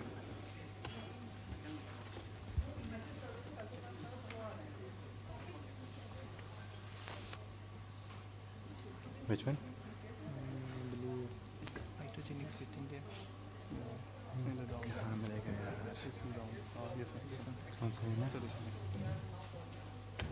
Give the sample, right? Okay. चलो 2 minute खत्म कर लिया हो गया. Good morning, honorable dignitaries and fellow participants. Today, I would like to introduce our innovative product, Verdant. As we all know, chemicals and microbes are present everywhere. Now, to kill these microbes, we have been using chemical fumigants for a long time, and these chemical fumigants are affecting our environment and also causing us health issues. Now, to deal with this issue, we have introduced a product into the market, which is Verdant. Verdant is a herbal fumigator that not only helps you in killing airborne microbes, but also helps in deterring mosquitoes. So it is a multi-purpose, action-packed, which harnesses the goodness of nature, and it also promotes sustainable development.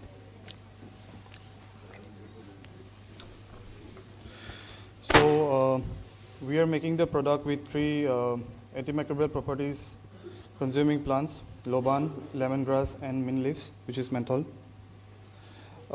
We, along with 3 engineering students, they have designed a bamboo diffuser, with the help of which the Verdant oil will be diffused. These are the laboratory studies and outcomes to prove that the Verdant oil blend is helpful and beneficial in decreasing the microbial count in the room. This is the value proposition. This is the bamboo transformation generally. Do you have any questions? Thank you. Have you tested it with the market available one? Yes, sir. We have tested it. The product has been patented. Huh? The- Your yeah, product? Yeah. It has been patented? Yes, ma'am. We got on this November. Patent for the diffuser or for the oil? No, for the oil. For the oil? Yes, sir. What is the carrier oil that you are using? Huh? What is the carrier oil that you are using? Sir, ma'am, lemongrass, loban, and mint leaves. But the carrier oil, the oil in which you are dissolving it. Deodorized kerosene. Sorry? Deodorized kerosene. Deodorized kerosene. Yeah. So do you think it's good for health? Ma'am, actually, it's a hydrocarbon, so initially it's not good that, but we have reduced the concentration of that. Initially, most of the mosquito repellent companies, they use the deodorized kerosene for 97 to 98%. Okay. So, but we are using it for 88%. So eventually, we are burning less hydrocarbons as compared to the other mosquito repellent brands in the market. You are from which place? Guwahati. Which college? Nerim Group of Institutions. Okay, thank you. Yeah, thank you.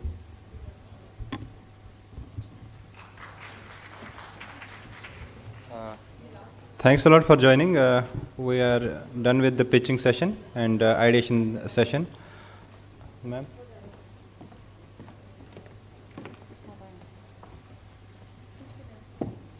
So it's lots of serious talk since morning. So we thought of lighten the mood. So we have arranged a cultural program of 30 minutes, and which where we'll be showing, just a glimpse of Northeastern culture by around 10 dancers who are here for you, right? So they'll be setting the stage, and we'll start the cultural program.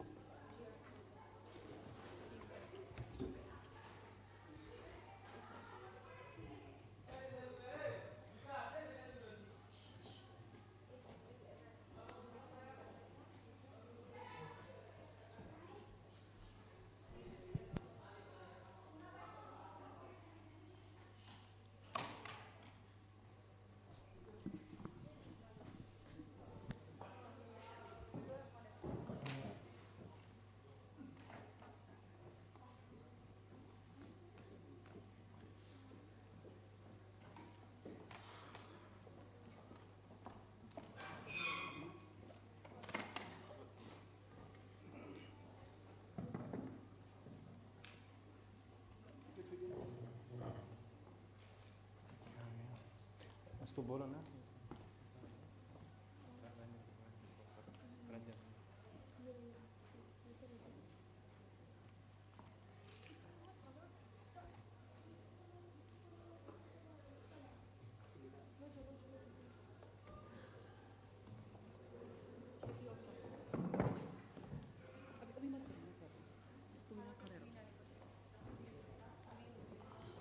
So good evening. So while we wait a couple of minutes to start the closing remarks and validatory function,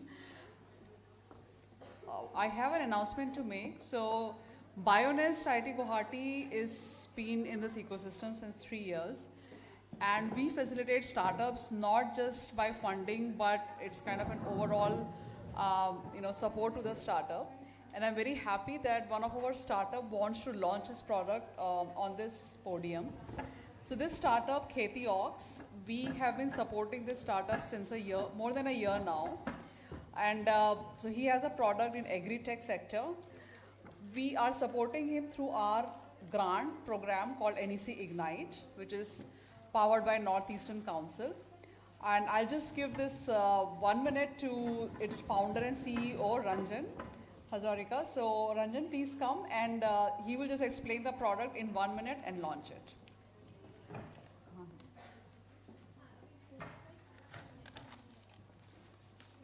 Come.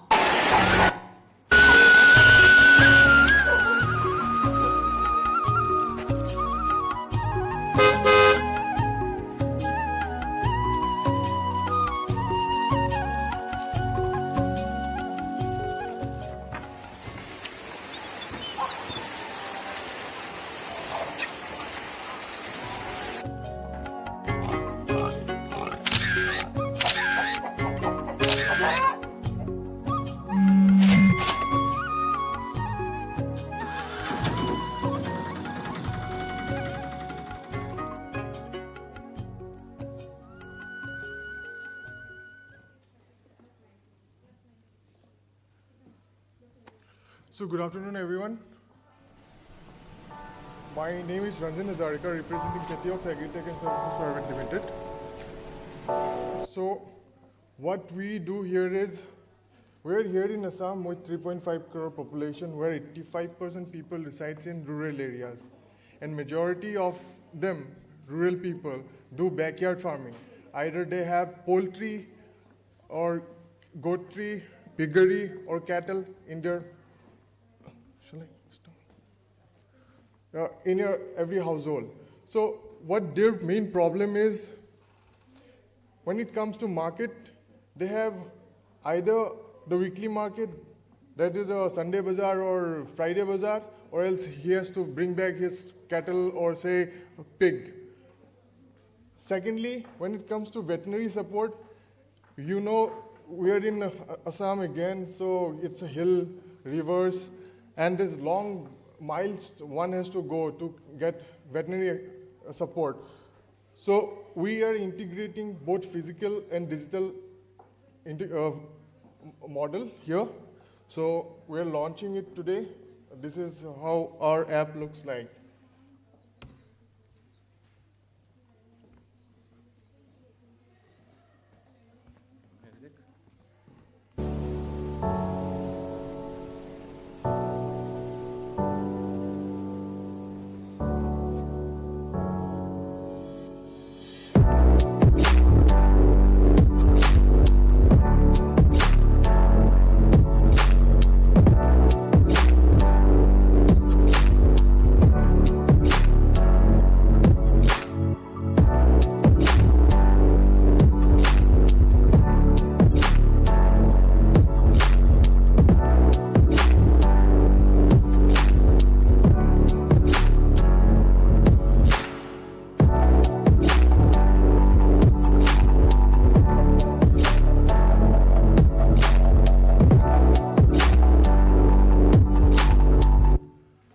So that's it. Our solution is one platform where farmer can list their livestock and sell without any middleman intervention.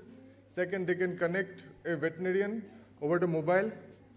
And third, they can order anything like feed, medicine through the mobile itself. Thank you.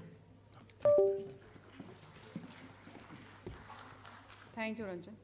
So we'll now start our validity function, and it's our honor to have Mr. Bhaskar Jyoti Mohanto, IPS retired, Chief Information Commissioner, Government of Assam. He's here with us as a chief guest. So I invite Mr. Bhaskar Jyoti Mohanto, please come on the dais.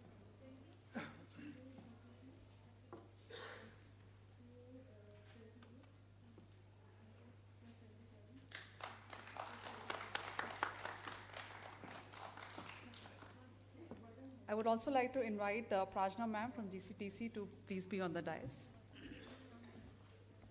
Ma'am, please.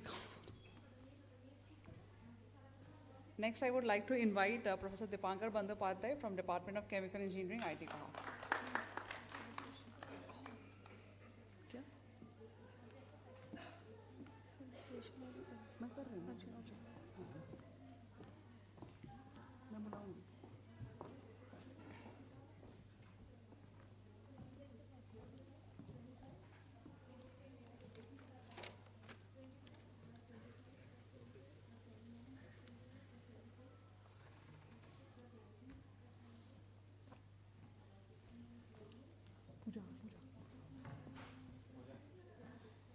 Thank you, sir.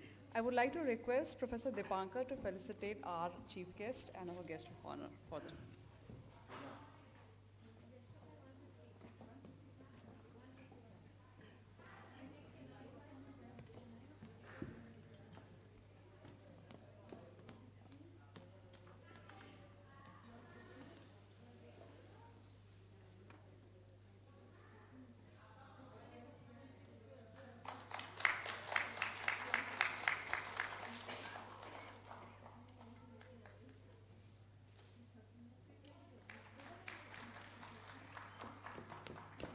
I would request Professor Dipankar to please felicitate Prajna ma'am.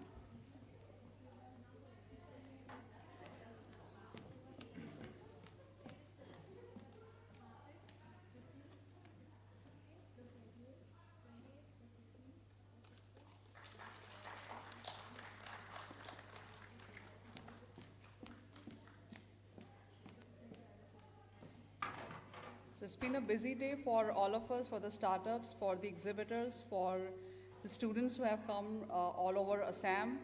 And thank you to all. And I guess you have gained a lot of insights from the entrepreneurship ecosystem of Northeast. And I believe that everybody has a take-home message today. So I would like to invite Prajna ma'am to give few words about her experiences and how was the program and what further these students need to know as a next step. Please, ma'am.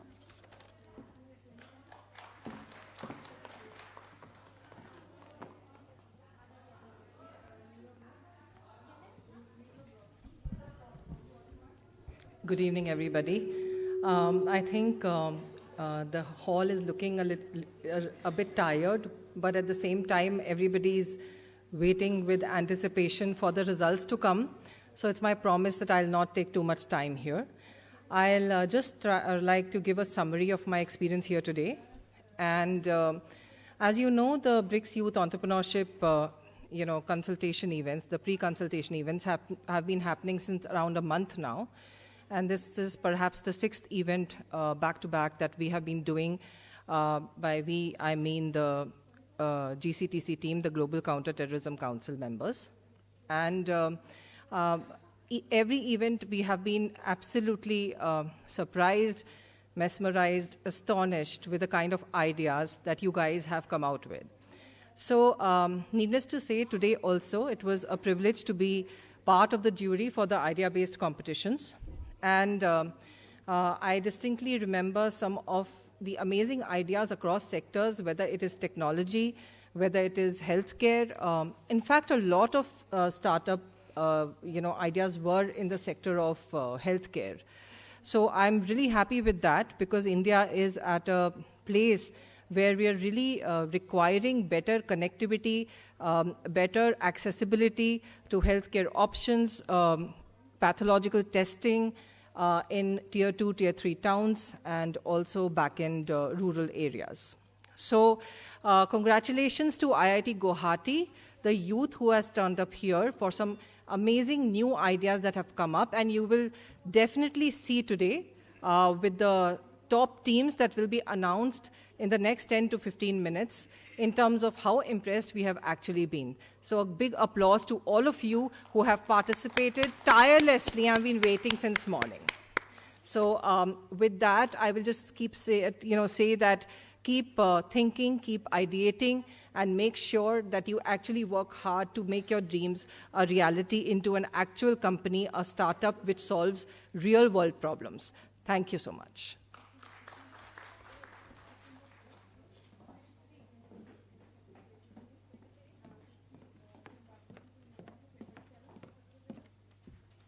Thank you, ma'am. Now I would like to invite Professor Dipankar Bandyopadhyay to just summarize the event for today. Summarize the event for today. Summarize the event. Yes. Yeah, so that was a surprise for me. I was not told that I have to speak, right? So thank you so much for everybody. First, the team, GCTC, I do not know from where we connected, right? So suddenly we connected, and since morning, I was just roaming around all across the space. These young faces and the energetic ones, the most promising ones, and the ones with say when we come to IIT, the aspiration becomes, the aspiration remains to become the professor. But over a period of time, what happens, you keep interacting with the brightest minds of the country. And that, keeps us going for such a long period as a professor. I'm 100% sure many of you have come here. Many of you are already into the system. Many of you are aspiring to become one of the IITians, right? And the aspiration to become an IITian is to take the mandates of the nation forward. Now, how do we do that? Right, it is done through the generation of the leadership. So since morning today, when I was looking at your faces, looking at the interactions in those outside places, inside, during the chats and all these things. So what I silently observed that there are so many leaders who are there inside this is a group of 500, 600 people. And I was really getting assured that, the mantle is now on this next generation, and they will be able to really take the nation forward in a big way, right? So a very big congratulations to all of you. You have taken a whole day out of your time and then come here and then, discuss your ideas, pitch for it. Some of you have competed, some of you are going to win, some of you will have some heartbreaking. We could have won, but, I could not win. So those sort of feelings you are going back with, but at the end of the day, participation is the most important thing, okay? Finally, I want to mention the team that we have here, the BINS team, the AHI team. I saw you people were working since last 4 or 5 days relentlessly to make sure that this event becomes a big success. It's not a very easy, in general, any event that is hosted in the auditorium, I am a bit scared because this is such a big, audience, it becomes very difficult to manage, but I believe with some of the hiccups and problems, all of them have managed well. And we are able to deliver what we have promised, and you have enjoyed your day thoroughly. Okay, the weather was good outside. After the event, you also should look forward to roam around a little bit more. The campus is beautiful. Okay, so with these few words, I believe you enjoy your stay, and thank you so much for your participation. Thank you so much.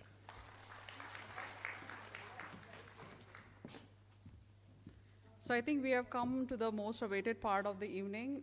We have certain prizes for the top pitchers. So we're giving top 5, and I didn't heard all the pitches, but the ones which I heard, they were really great. And my staff was telling that everybody, the ones we have selected. So I think we have around 25 or 30 plus applications, and from that we have shortlisted. And today I think 12 plus 15 people have pitched today. So we have the first, so it's not first 5, it's not any order, but we have 5 winners, right? So I'm going to say it in a very, I'm not going to tell the top scores, but it is just, it's just 5 winners. So I'll start with, let's say from the bottoms up. So it's Metal Meta.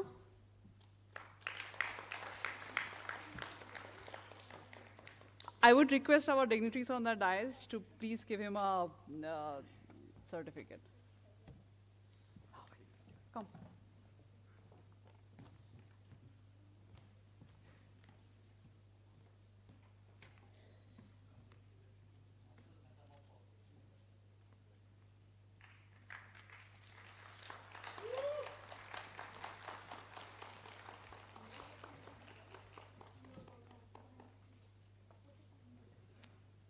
Next winner we have is Adari X.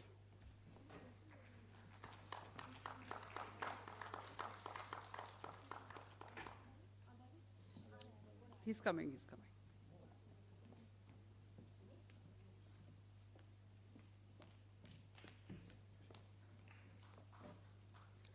Come on, guys, clap.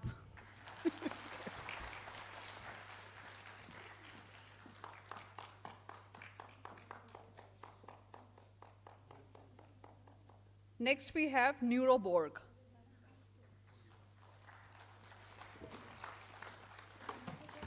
We have a picture.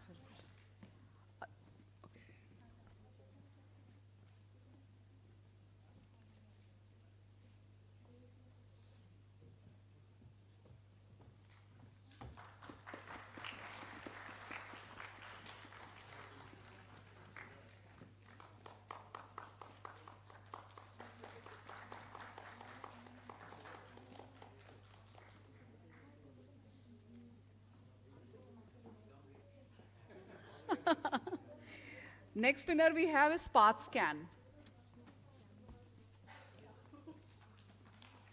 Do we have anyone from PathScan? Oh, you are here? Okay, come. He just walked in the auditorium.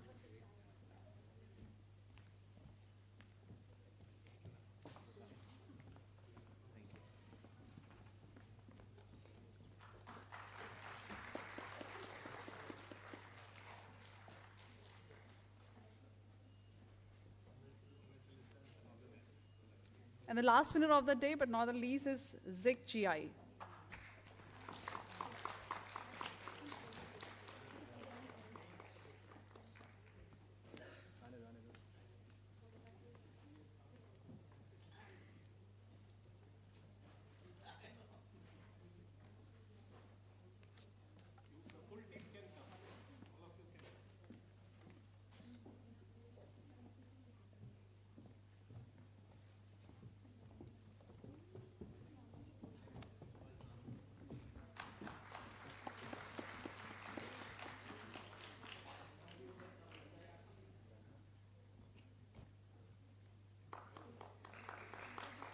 I will request all the winners to just come for a photo shoot.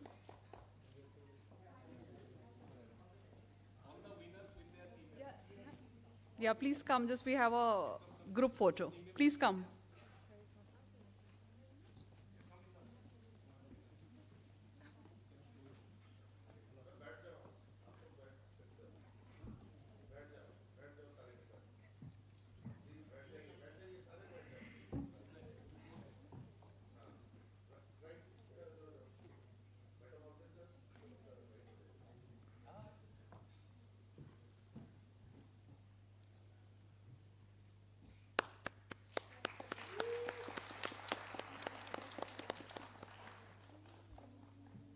Well done, guys. So those who are non-winners, they are also winners, okay? So there is no heartbreaking, okay? Yes. So next time you are coming and you are winning it, okay? So that's the promise, all right? I would like to invite our chief guest for this evening, Mr. Bhaskar Jyoti Mohanto, for his words to, motivate our youth. Please, sir.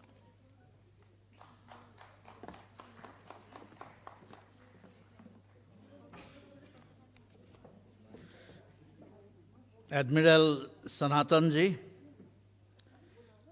Pragya ji, Aditya Tiku ji of GCTC, Professor Dipankar of IIT, ladies and gentlemen, and the youngsters, the great citizens of tomorrow. 45 startups have participated in this wonderful organization by the Ministry of Youth Affairs. It's a wonderful participation, and I must congratulate to all those youngsters who have not only participated in it, but also have sent a message across that, yes, the boys and girls in the Northeast can do.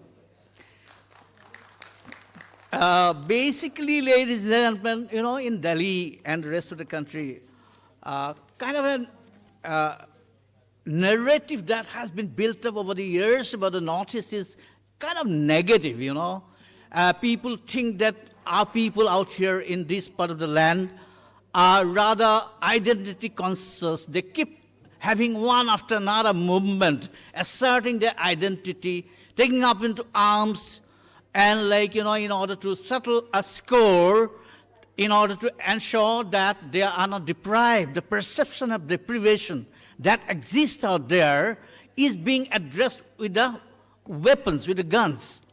But then, thank goodness, things have changed. Now, it is India's century. It is the century of the youth of India. And it's a great thing that our boys and girls have realized this, and now they are coming forth. You know, those identity struggles, you know, are now gone.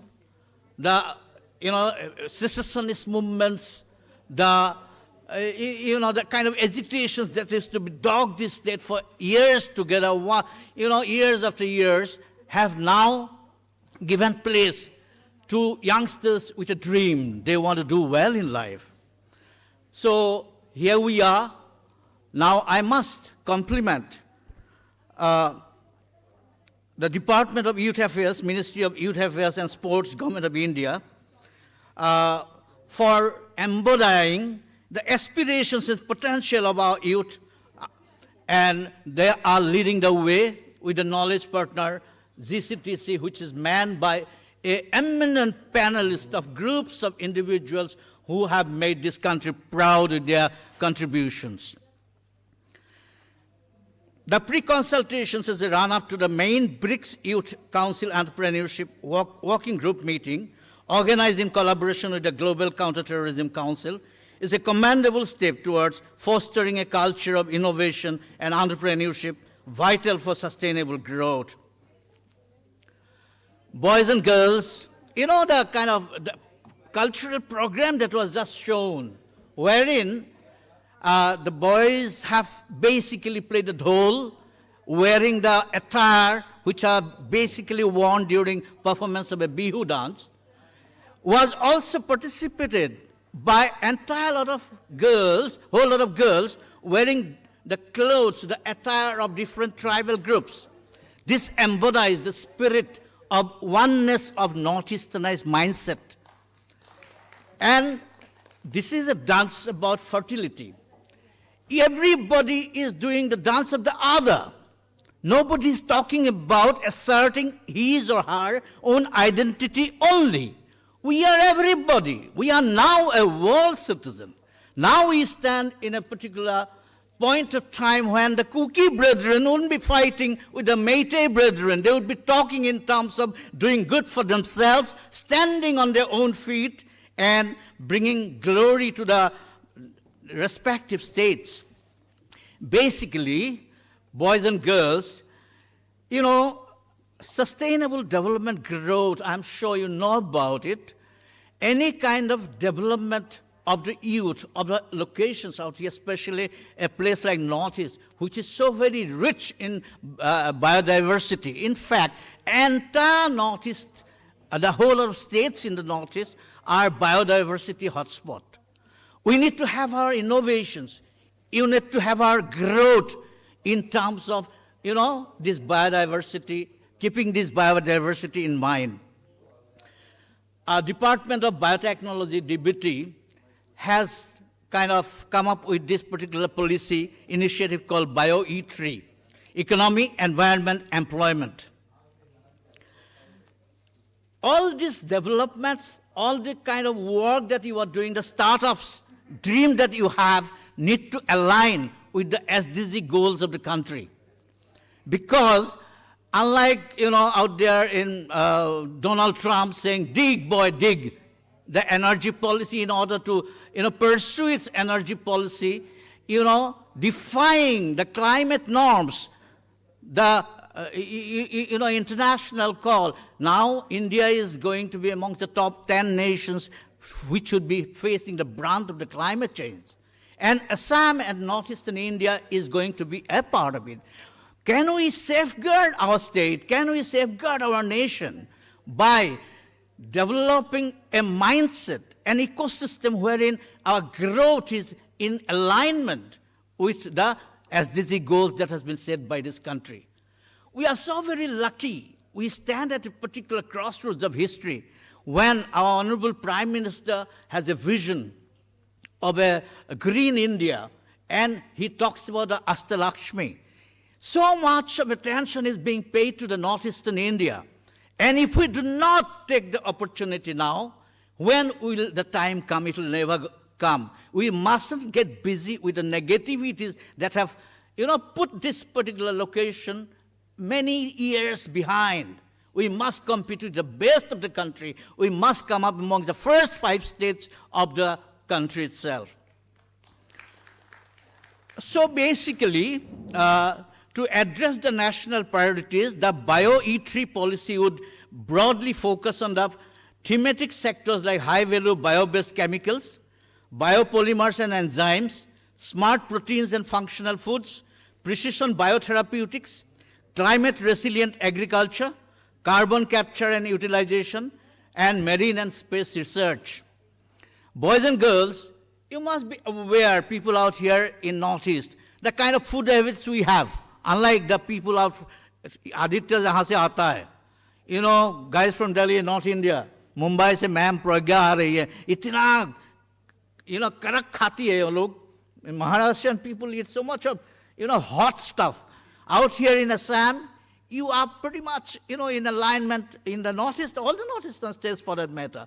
Yes, we eat a lot of pork. Yes, we eat a lot of fish. Yes, we have a food habits which is pretty much like the food habits of the South Asian nations, Southeast Asian nation. We go to Thailand, the food is pretty much like our kind of food. Laos, Vietnam, Singapore, all these nations. And Northeast fate is also in alignment with the fate of Southeast Asian nations. India needs to expand itself.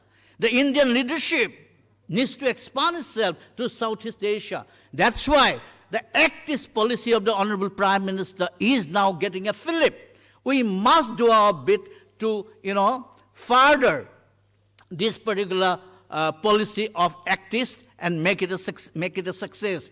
And now, central government can provide funding and technical expertise for establishing bioclusters, incubators, and pilot-scale biomanufacturing facilities in Assam as well as other parts of the Northeast state.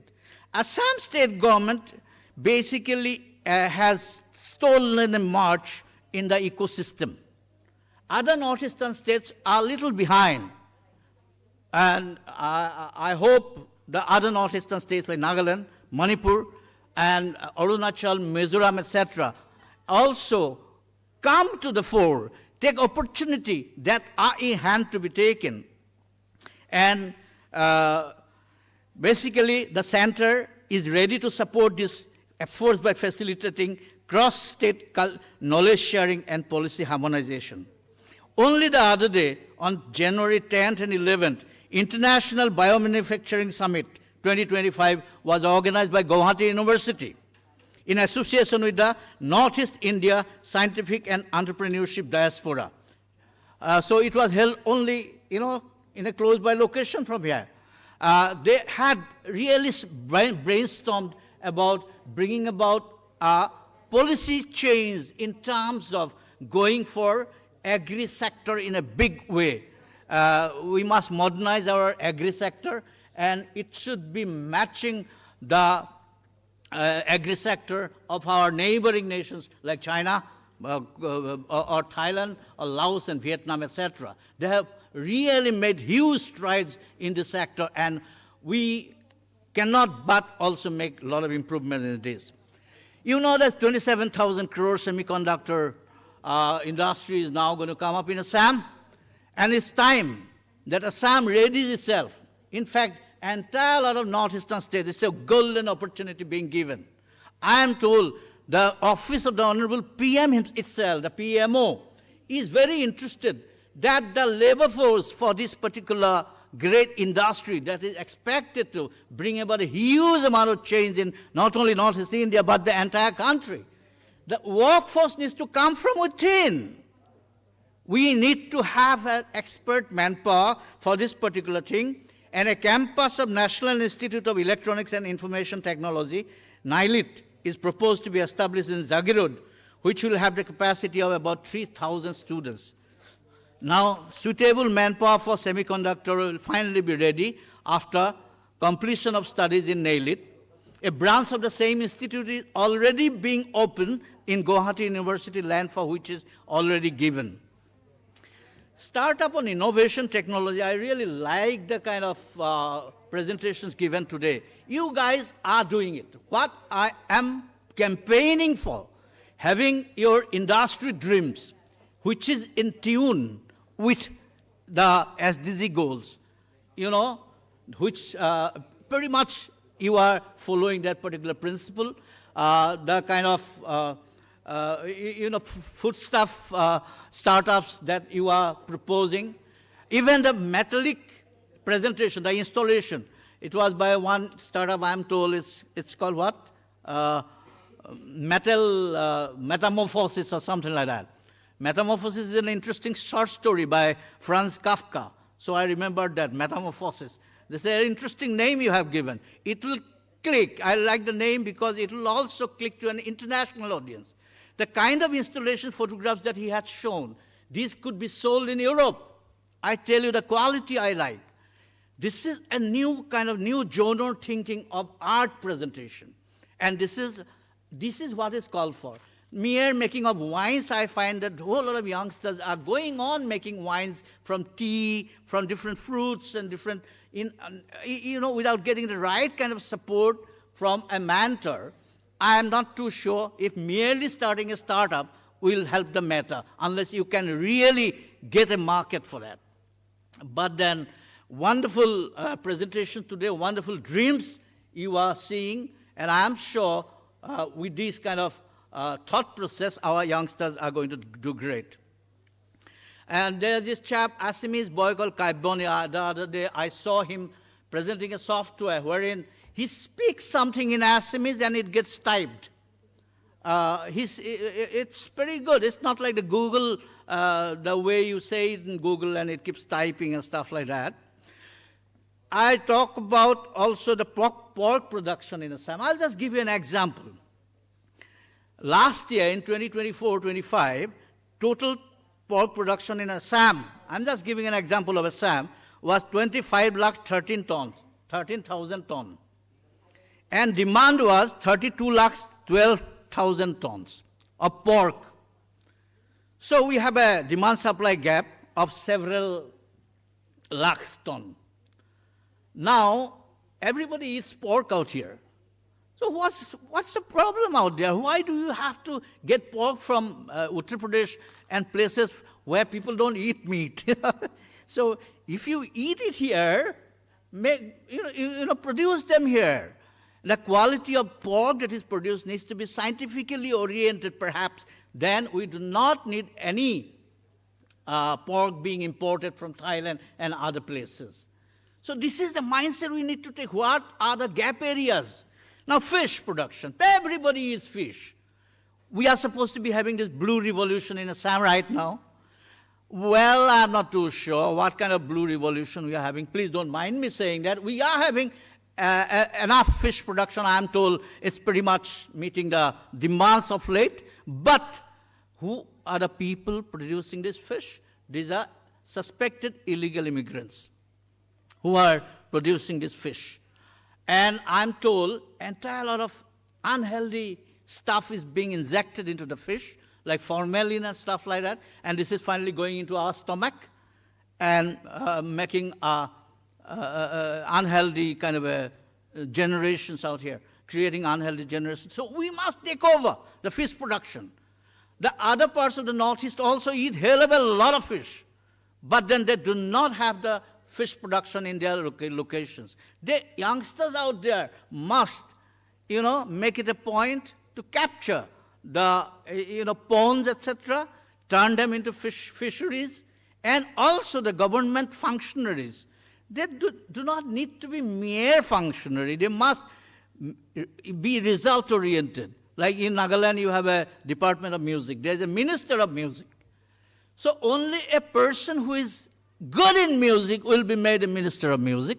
Similarly, a person who is abreast about the, issues pertaining to industry and stuff like that should be made an industry minister. He should be holding hands of these youngsters and, not only guide him or her, but also ensure the back-end help and also financial services that he or she requires. Egg production, for example. we have a tremendous amount of demand. Out here in Assam, this Bahubali, he was a computer engineer, this guy. He had thought that eggs are really being eaten by everybody out here, and there is not enough eggs. So he had, from computer, he was working on AI and stuff like that, and he has changed his genre. He has begun producing, making high-quality eggs called Bahubali. Now he's become a millionaire. In 3 years, he's a big guy. He's selling all over, not only in Assam and Northeast, but also in the rest of the country. So we have a scope to do great. And right next door in China, a young startup, spending, I'm told, not more than $5 million. They have made DeepSeek, making the giants like Elon Musk and also the NVIDIA, etc., running for cover, losing as much as $600 billion within a period of 7 days. So the youth of today is our future. You guys have it in you. I call upon you, the youths of Assam, youths of Northeast in India, to be coming of age and assert yourselves, do well in life, and make the country proud. Always. Thank you. Jai Hind.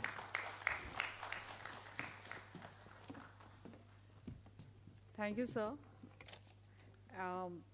Thank you, sir, for your words, especially outlining the government's vision on bioethics policy. And if you get chance, sir, today, so you can just have a walkthrough of all the stalls that we have placed here.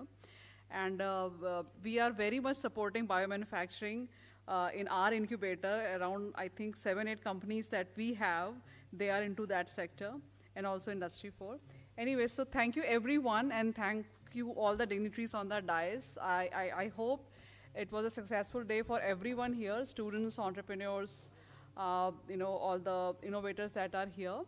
And thanks for the idea pitching, all the pitchers. Like what Professor Dipankar said, if you lose, it's not you haven't lost, actually. So again, I just have a little announcement. So the buses will ply at 5:30. So if the students who have come from bus, please be on your spot at around 5:30. Thank you again for everyone. Okay.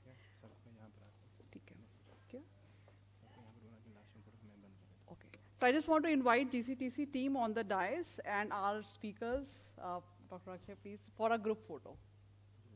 Please, sir, Dr. Hirak, please, all the jury members, please. Okay. I would also like to invite all the students here because this is a youth event, right? So please come on the dais and we'll have a group photo. Please quickly come. Thank you.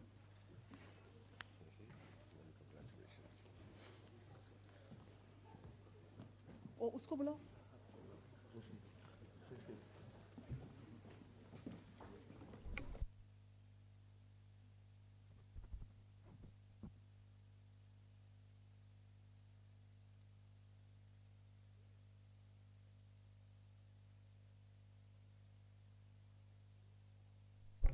Students आगे बैठेंगे ना, सारे students आगे बैठ जाओ, बैठे रहो आगे आगे। स्टूडेंट्स आगे जाके बैठ जाओ, ग्रुप में बैठ जाओ आप आगे आगे।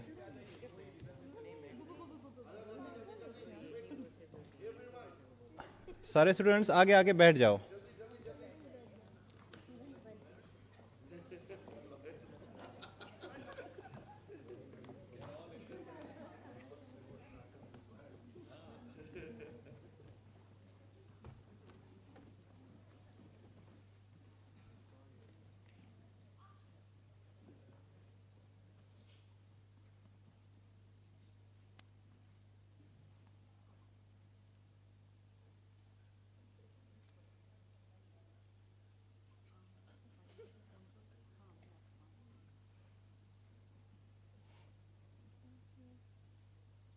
Great team effort, so just for the team,